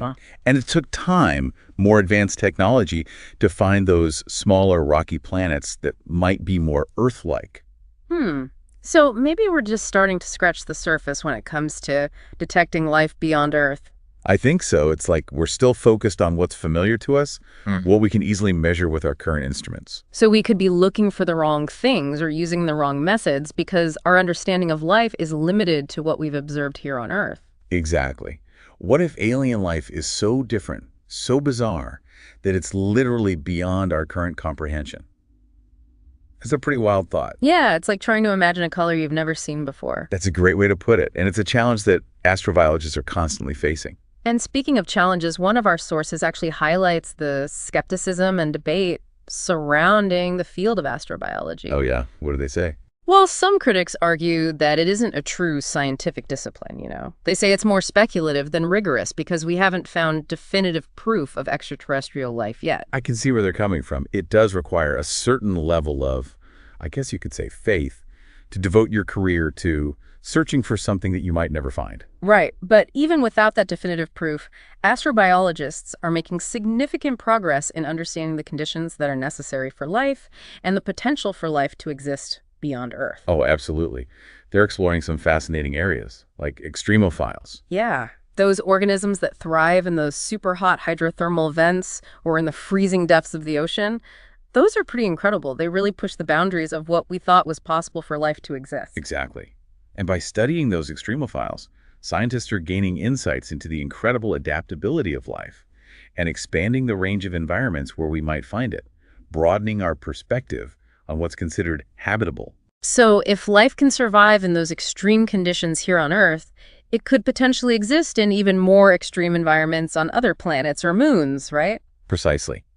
And it opens up the possibility of detecting life through unusual signals, which reminds me, one of our sources mentions the famous wow signal. Oh, yeah. I remember reading about that. Wasn't that a strange radio signal detected back in the 70s that some people thought could be a message from an alien civilization? That's the one. It was back in 1977, a radio telescope picked up this strong narrowband signal from space, and it lasted for 72 seconds. So what happened? Did they ever figure out what caused it? Well, despite repeated attempts, the signal was never detected again, leaving its source a complete mystery. Was it a glitch? A natural phenomenon we don't understand yet? Or was it a fleeting message from an alien civilization? We may never know for sure. It's kind of unsettling to think that we might have already brushed up against evidence of alien life and just missed it, you know? It's a good reminder that we need to keep an open mind and be prepared for the unexpected in our search for extraterrestrial life. So, the wow signal, a potential hint, but still a mystery. Are there any other observations out there that have scientists scratching their heads? Well, there's KIC 8462852, you might have heard of it, also known as Tabby's star. Oh yeah, Tabby's star. I remember reading about that. That's the one that has those weird, unpredictable dips in brightness, right? That's it. Astronomers have proposed a bunch of different explanations for its strange behavior. Like what? Swarms of comets, dust clouds. But honestly, none of them fully explain the observations. And I think I remember reading that some people even suggested that it could be a sign of an alien megastructure, right? Yeah, some have proposed that, the idea of some kind of megastructure built by an advanced alien civilization to harness the star's energy. But that's considered a very unlikely scenario. I mean, it would be pretty amazing if it were true, though. It would be groundbreaking. Yeah. And it highlights how our thinking has evolved. We're starting to consider possibilities that might have seemed outlandish just a few decades ago. Okay, so we've got these potential hints, the wow signal, Tabby's star. But what about more concrete evidence? Has there ever been a discovery that's come close to proving the existence of alien life? Well, one event that generated a lot of excitement and controversy was the analysis of the Martian meteorite, AL-884,001. ALH-84001. Refresh my memory. It's the one that came from Mars and landed in Antarctica. Oh, right. I remember reading about that. Scientists thought they found fossilized bacteria inside it, right? Yes. Back in 1996, a team of scientists announced they'd found what looked like fossilized bacteria within the meteorite. It was huge news. Yeah, I remember it was all over the news. But what happened? Did other scientists disprove the findings? The debate over ALH 84001 continues to this day, but most scientists now agree that the evidence is inconclusive. So another case of tantalizing hints, but no smoking gun. Pretty much. It seems like we're still searching for that definitive proof that we're not alone. And in the meantime, scientists are developing new ways to search for that proof, right? Even if that life is completely unlike anything we've ever seen before. Exactly. We'll dive into those new approaches in the next part of our deep dive. So we've covered some pretty fascinating ground in our search for an answer to that age-old question. Are we alone? We really have. From ancient philosophers imagining a plurality of worlds to modern scientists searching for biosignatures. And let's not forget about that mind-bending concept of life as we don't know it. Oh, yeah, that one really stretches the imagination. It does, doesn't it? But it's a crucial part of this search, forcing us to challenge our assumptions about what life is and where we might find it. And I think one of the biggest takeaways for me has been the realization that we still have so much to learn.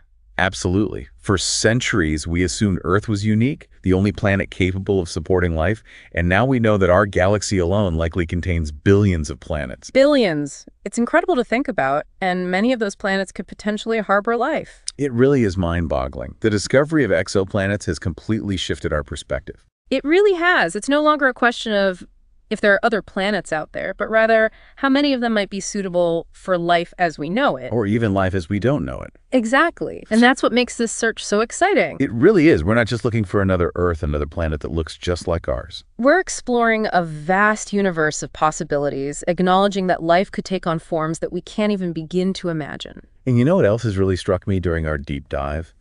Life might be far more adaptable and resilient than we ever thought possible. Oh, I totally agree. I mean, just look at the extremophiles we find here on Earth, thriving in those incredibly harsh environments. Exactly. Boiling hot springs, freezing cold depths of the ocean, acidic mine drainage. Life finds a way.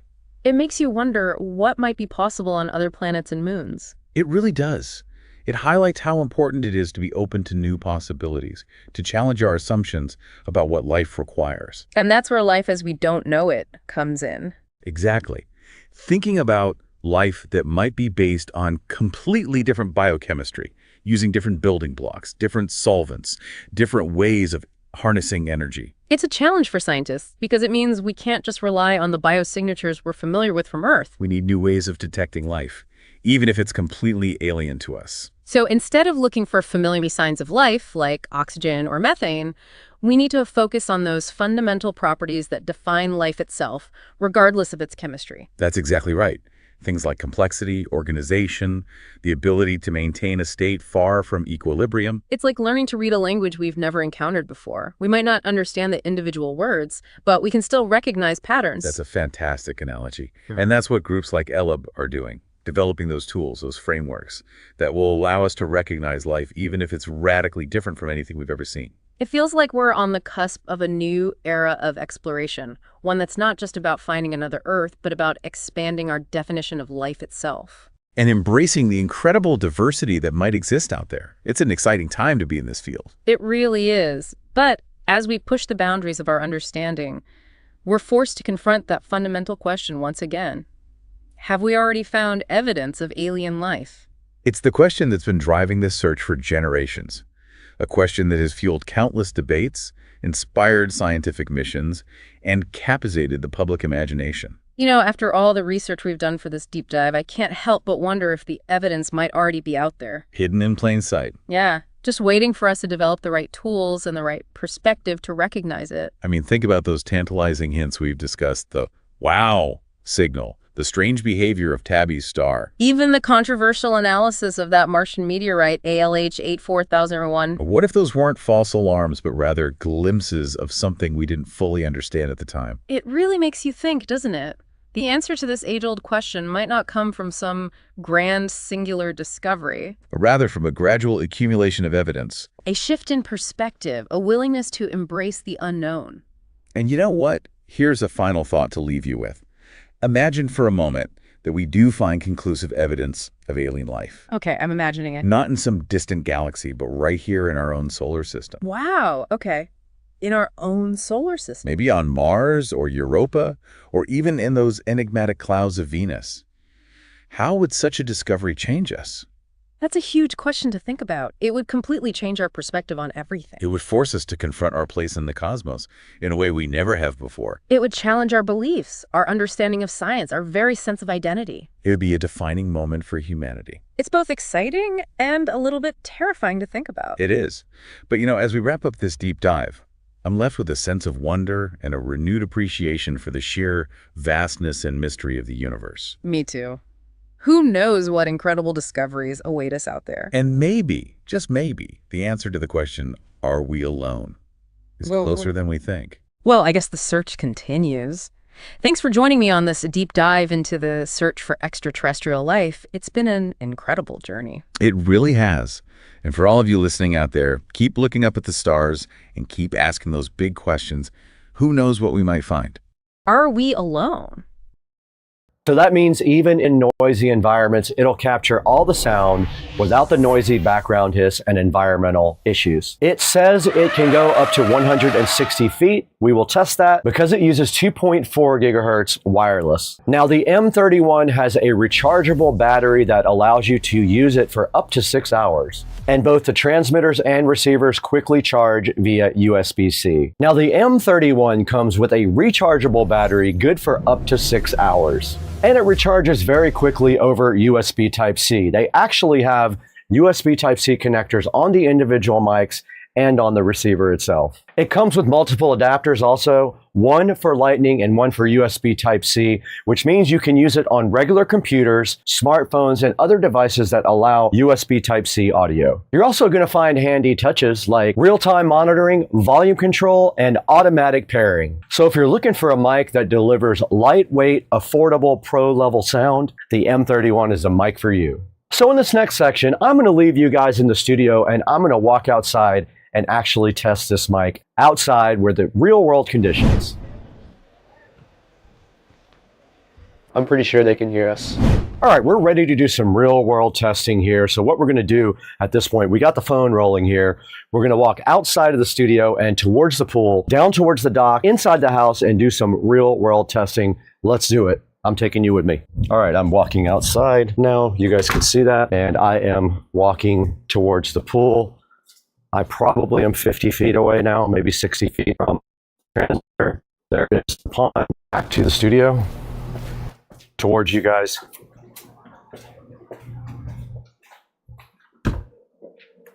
And we're back in Studio A now. So we did test the real world conditions. We'll know when we look at the footage how that sounded and if we actually made it all the way with no dropouts at all. Now that you've heard the real world performance both in my studio where we have pro sound deadening and outside where we have none, let's go ahead and throw it into Studio B and see how you can get your own Windbridge M31 lavalier wireless microphone. We might need a few hundred more. Hey, what's going on everybody? We're back in beautiful Studio B with the Windbridge M31 wireless lavalier microphone. We're actually using it right now. It is on my shirt right here. And basically we have the USB Type-C dongle plugged directly into the computer. It shows up like a regular microphone when you do that, and you can choose it in OBS Studio, which is our program that we use for editing. Now we did give this thing a test on range, and don't forget, when you're going through walls, the range is going to be a lot less than if it was an open area. So I'm not surprised it only reached about 50 or 60 feet through multiple walls. So other than that, it has great sound. I think it sounds really good. It's comparable to the... Check out this dude. He's pink. Dude, what are you doing being all pink in my backyard? I just don't understand what happened to you.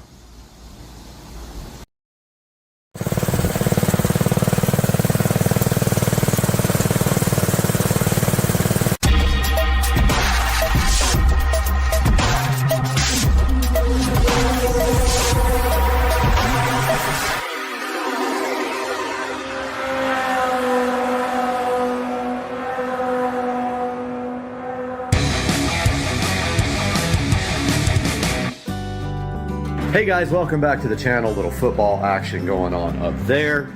And FedEx just came over and dropped this package off for us. And this is mini bike parts. So let's take a look and see what's in here first. There's our packing list. Small parts enclosed, don't know what that is. There's our nice clutch cover.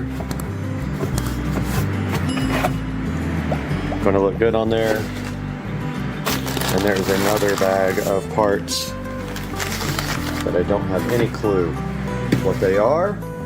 So I'm gonna put the phone down here and open these guys up. Okay, we have the two chains right here in that package. In this package, we have a new accelerator grip and a new hand grip for the other side. And we have our new black brake thingy. So yeah, that's all that came today. The rest is back ordered. The key is ordered for these sprockets. And the wheels are ordered, and I do have to order tires. I'm gonna get online and do that right now. All right, guys, I just ordered the Sun F street tires for the cart. So I don't know when they'll be here, but I did order them, and hopefully they will come in soon. And we'll run these new wheels that we're expecting up to the tire shop and get those new tires put on the new wheels.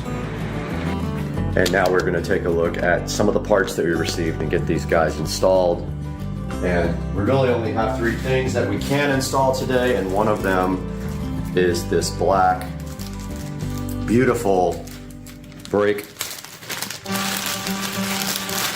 handle from Monster Scooter Parts, I believe is the company.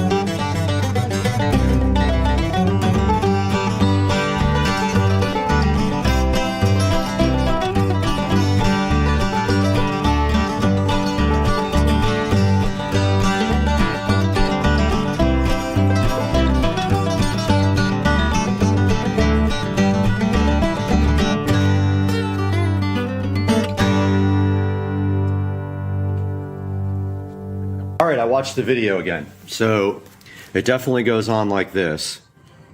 And this does go on with the indention facing out according to the video. And then this guy, I believe, goes on like this.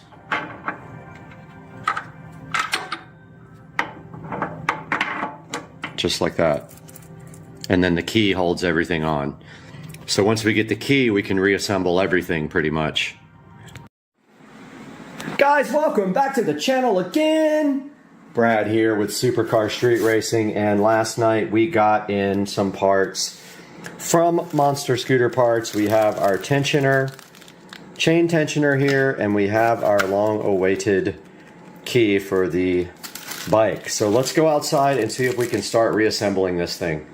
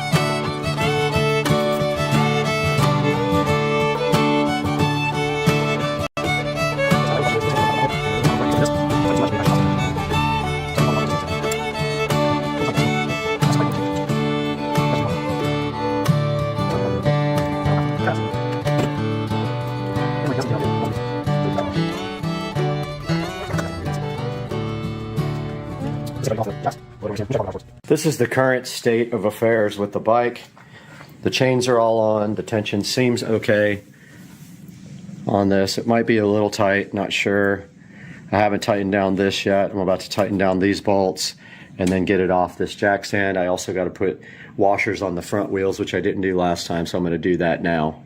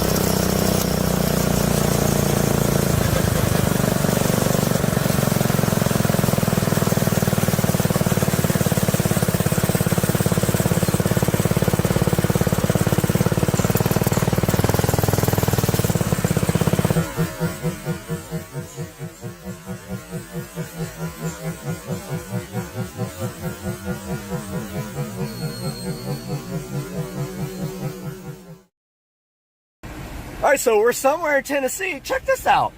Joe, like, the road washed out. Open the door and show him this. We're in the river. What the hell is happening here? This is a river. Crazy. What the?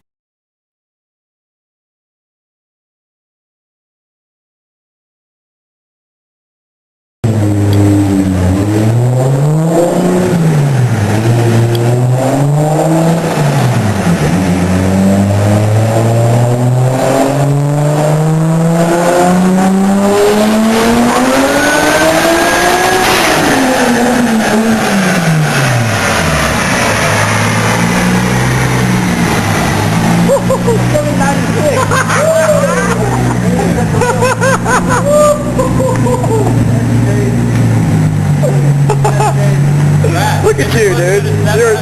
You're at 796, dude. You're at 3 horsepower away. We're done.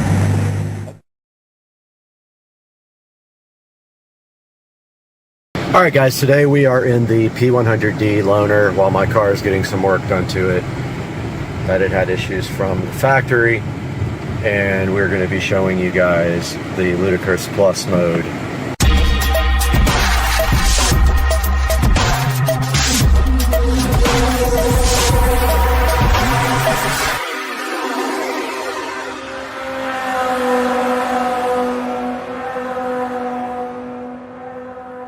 Alright guys, today we are in the P100D loaner while my car is getting some work done to it. That it had issues from the factory, and we're going to be showing you guys the Ludicrous Plus mode here shortly when we get some free space. We're just going to wait for this traffic to go by and get a little bit down the road and then show you guys Ludicrous Plus. And then this is from a standstill to 85 where we are limited by this rental car. So here is Ludicrous Plus 0 to 85.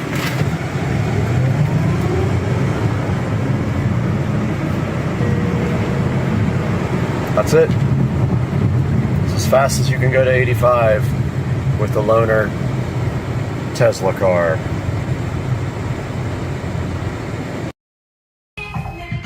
Okay, I'm about to go. You have to tell me when. Bon voyage. Oh my God, she's insane. Whoa! You're crazy. Girl! I told you it sucks. Oh, a plunge at its finest.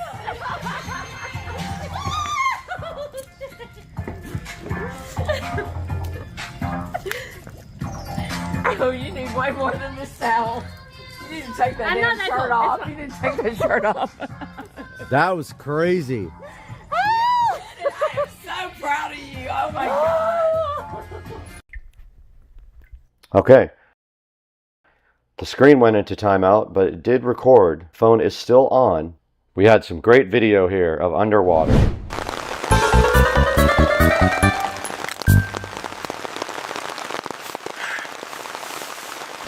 We're going to run some of the tests that we talked about.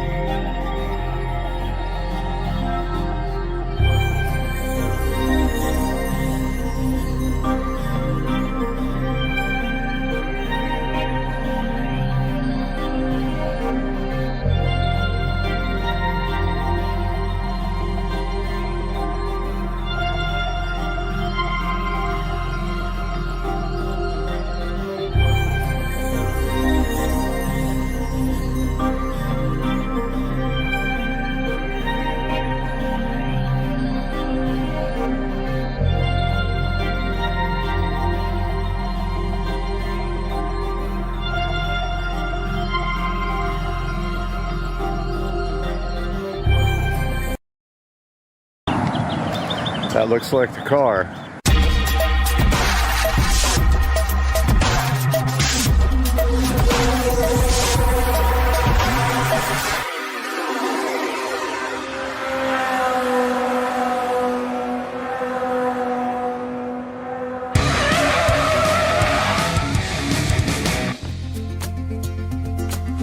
It's 4 a.m. as you guys can see, and I'm half asleep, but I'm waking up early today to get my workout in because I am going to look at a car finally, and you guys are gonna figure that out today. All right, I'm a little bit more awake this time, and now Rich has come to my rescue and offered to drive me to the train station. And we're at Speedway getting gas, but yeah, we are started on our trip already, and the train is 45 minutes late already, so I don't know what that means for our trip. Ultimately, we're supposed to leave at 7:26, but the train is not even getting to the station until 45 minutes late, so we'll see what that means for the trip. I have no idea at this point. All right, we are out here at the Amtrak station. But they said that the bus will wait in Tampa. So we are headed to Tampa as soon as the train gets here. Good, Nick. Right. Well, I hear the train coming.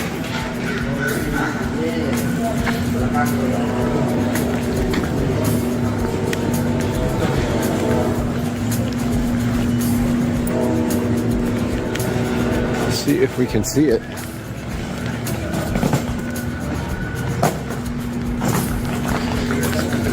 Here's something.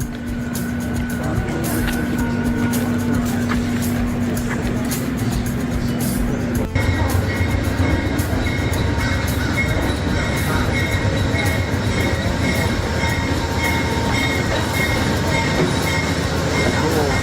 Silver Star.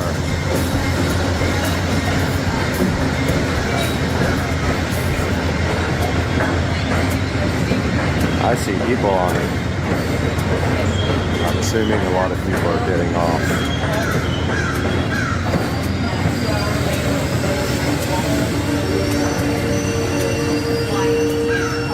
All right, let's get on.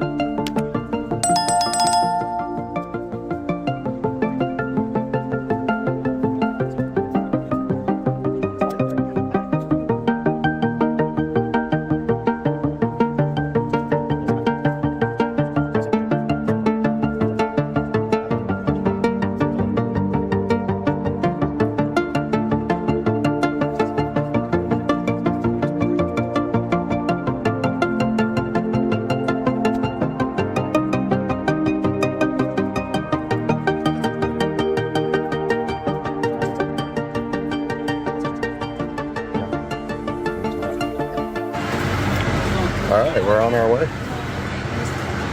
We got a bunch of wilderness out here. And here comes the conductor to check our ticket. We already had to clean all the junk out from the last person and then check for bed bugs.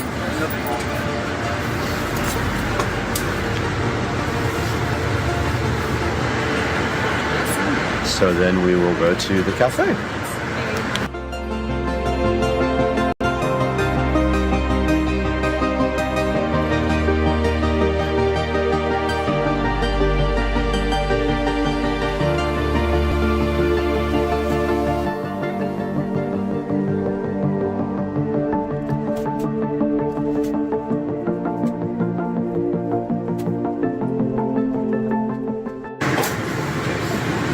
we are in the dining car now with our breakfast here of champions with this Tito's. And it's actually glass, pretty cool.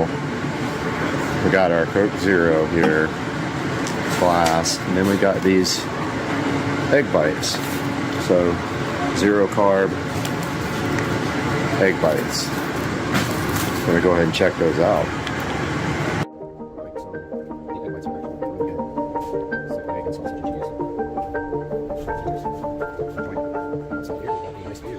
Out the forest. All right, so I think we're on Phillips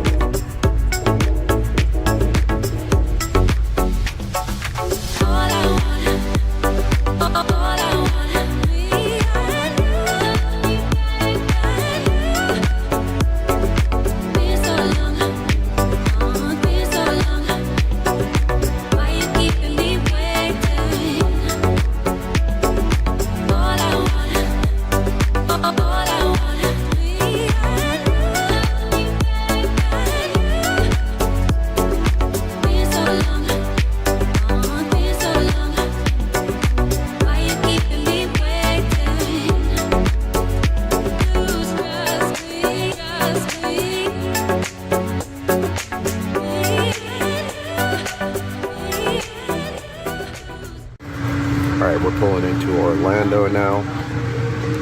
There is Orlando Station. About 45 minutes late to an hour late, I think, right now. And there is the train.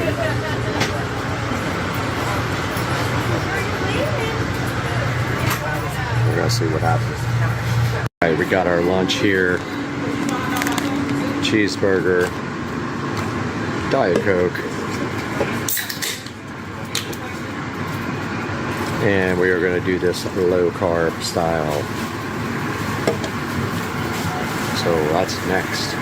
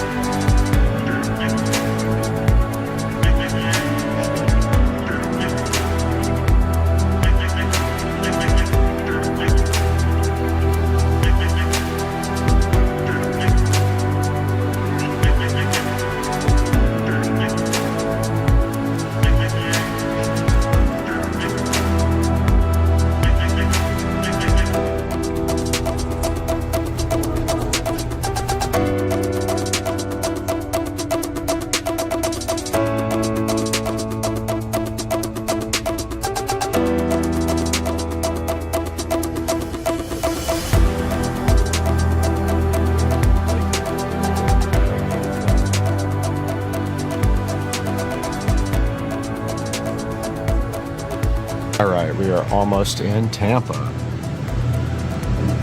About 20 minutes till we get to the station. 1:51 p.m. Who knows where we are now? Outskirts of Tampa. All right, we have arrived in Tampa. We are unboarding, deboarding, detraining, untraining. I don't know what we're doing. But I gotta find the bus to Bradenton now, once I get off this train.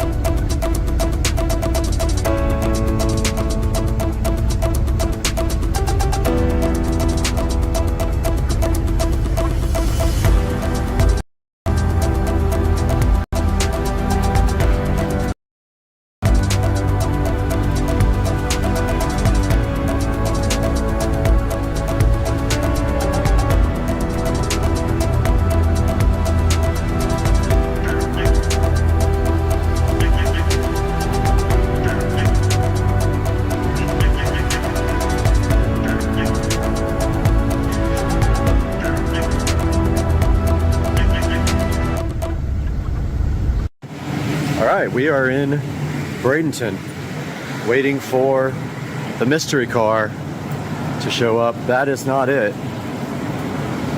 And we're gonna go in here and use the restroom real quick and wait on Travis. Alright, we are out here with our non-sponsored C4 Starburst strawberry drink, waiting for Travis to come.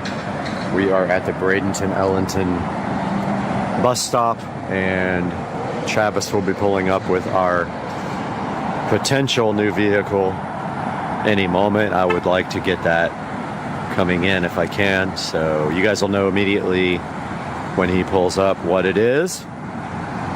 So we will see him shortly. That's it, I think.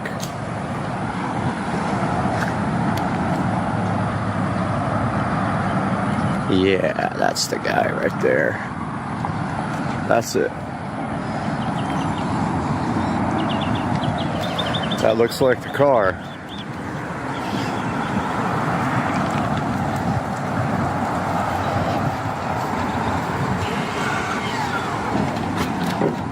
Travis, what's up, man? How you doing? Good, man. Is it alright if I put you on? Yeah, I mean, I don't want to be like broadcasting my neck. Yeah, you're good. You can do it. I'll cut that. Yeah, you're good. All right, man. Dude, did you say it was Expel, the film? I think so, yeah. Yeah. I got a buddy that's up by my shop that did it. Okay. What did that cost? It was like $75. Yeah, that's what I was quoted for the same thing. On the windows, and I did it all. And I got the upgraded rims. Yeah, those are the Arachnid, the 19-inch. Yeah. What's the miles on it now? What's the miles on it now? I've driven a little bit. You can check it out if you want. Okay, yeah. Yeah, check it out. Dude, I like the, I mean... It looks good with the mat, doesn't it? Oh, yeah. That's the key to the whole car to me, you know, is the Expel stuff. I mean, that's kind of the reason I'm here, to see if the car excites me or not. Yeah. If it does... It's like the only car I've never wanted to actually sell. Yeah. No, dude, the car is immaculate. I had a Trackhawk before this, the Jeep Trackhawk. Uh-huh. And I loved it, and then I sold it and got this. And 707 horsepower Trackhawk? Yeah. Yeah, I had that before. And so you went from using all the fuel to none of the fuel. Uh-huh. So this is the 2021 Plaid. And it has full self-driving option. Yeah. So if we go to software there. Yeah, so there's everything. I don't even use it that much. Yep. So I don't know a lot about that, as far as like that you have to follow certain rules and they can give you strikes and they can take it away and all this stuff even if you pay for it. But I have no idea. I'll be honest. Like I just use it sometimes on the interstate, double click it, and it keeps me in the lanes. Right, and a lot's autopilot too. Maybe Yeah. you're just using autopilot. So it's got 18,000. So it's got more, yeah. Yeah. I Okay. didn't even look. All right. Okay. Yeah, so there's actually an update available. See, it always does this too. Like when it goes to warehouse, you plug it in, it'll update itself automatically. So are these the original tires too? No, they're brand new.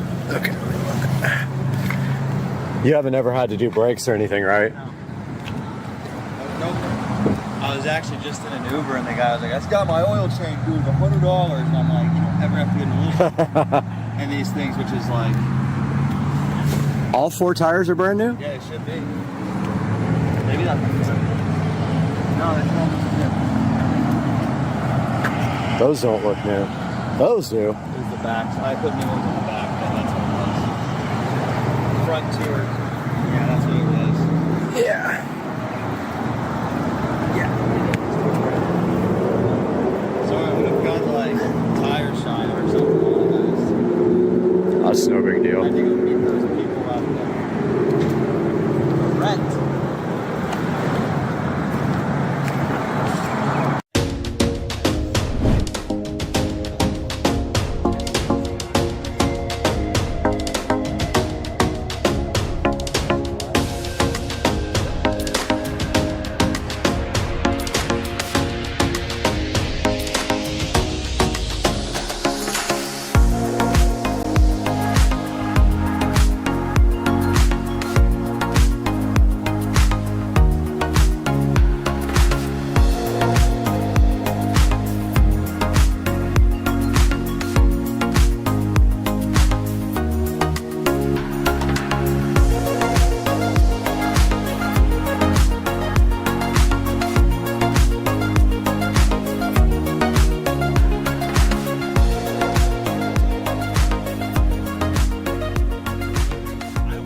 It's Monday morning. Had some time to sleep and think about the Tesla.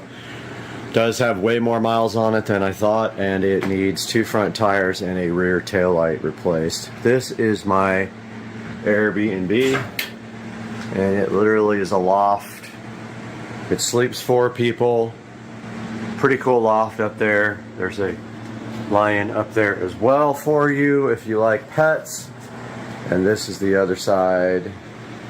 And it has a little fridge, AC, and it was about $100, and this is all I needed for the night. It has an outdoor shower and bathroom, so kind of interesting to take a shower in the cold with hot water. That does work. It just takes a while to get hot, but that is the good look at the Airbnb, and we're about to be heading to the bus station to get on the bus.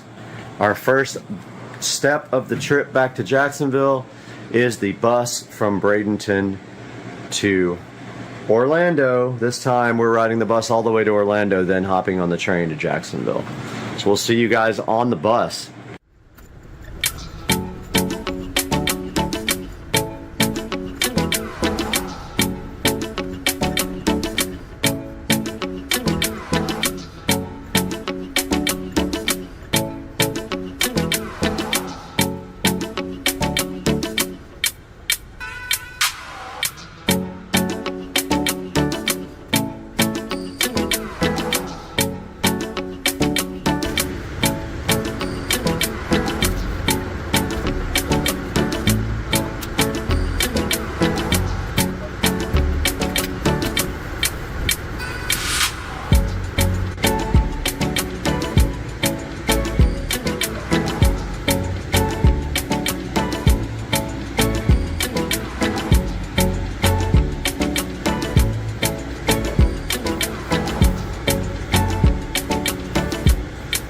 As you guys can see, I made it back to Jacksonville in one piece, although we did have a crazy Karen on the train. Take a look at my other video about that. I'll put a link in the description, but it was kind of annoying and it ruined my trip. But we're back in Jacksonville and we're here to talk about this 2021 Model S Plaid that I went to look at down in Bradenton, Florida. Talk about what I liked about it, talk about what I didn't like about it.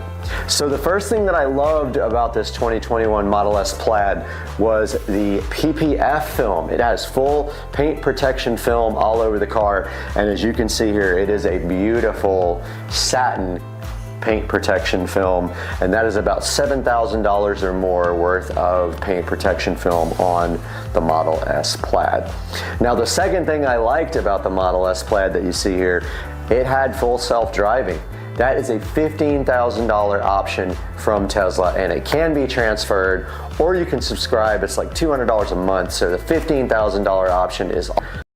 This car has the $15,000 self-driving option. Now, what did I not like about this Tesla Plaid? So the first thing I didn't like about it was it had more miles than he actually said it did. He told me it had 9,000 miles back in December. About 2 weeks ago, he told me it had 13,000 miles. It actually has 18,000 miles, and he said his dad's been driving it. So that's more miles than I want. There are some out there that have about half that miles for just slightly over or the same price, but they're not the colors that I want. I want black on black, and I do love the PPF in satin. The other thing I didn't like about this car, the front tires are worn out, and they are the low noise tires right from Tesla. There are no, in this size, there are no tires available in the, the Pilot Sport 4S on Tire Rack. So I don't know what's going on with that particular size, but they are 21-inch Arachnid wheels right from, I think they're Arachnid, right from Tesla. They're either Arachnid or I forgot the other model, but I'll look that up for you and put it on the screen. So I'm not sure about the 21s. It takes off the range, but it does look a lot better. So I'll let you know down here on the bottom of the screen what wheels those actually are. And what else did I not like about it? Well, it had a kind of a cracked taillight with a weird issue. Like the cracks were all around the taillight, and I don't know what that was caused from, but he said he was going to get that replaced. So those are the things I really didn't like about the car. The other thing that I really loved about the car that I forgot to mention is the car is actually in immaculate shape. It has zero issues except for that cracked headlight. Or cracked taillight, sorry. It does look brand new inside and out. One more thing I don't like about the car though, it has the ash and wood interior trim instead of the carbon fiber, and I'm huge on the carbon fiber. In a car that expensive, I kind of want it to look sporty, and it does look more luxury with the dark black wood ash trim inside the car. So guys, I hope you enjoyed the video. I really want you to put in the comment section what you think about this 2021 Model S Plaid. Let me know if I should buy this. I have the money to buy this now, and he is waiting for an answer. I'll see you guys soon on Supercar Street Racing. I really appreciate you tuning in, and please like and subscribe. All right, we are back out here today in the Supercar Street Racing driveway to get the second part of this garden done. Now we have a mission today. We have to get a lot of this stuff out of the garden, get it bagged up and out on the street, and then also get this other light working, which I don't know what happened to it. It probably got cut when they were digging. We got all that to do today, so let's get busy and get to work ASAP.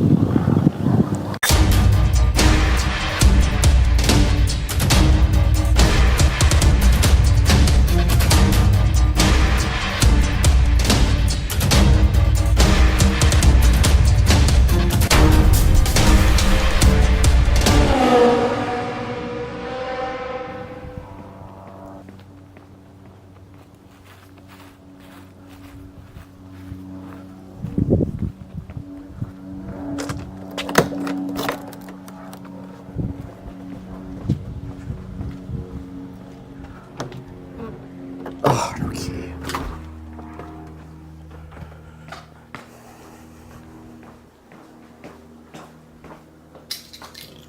Now.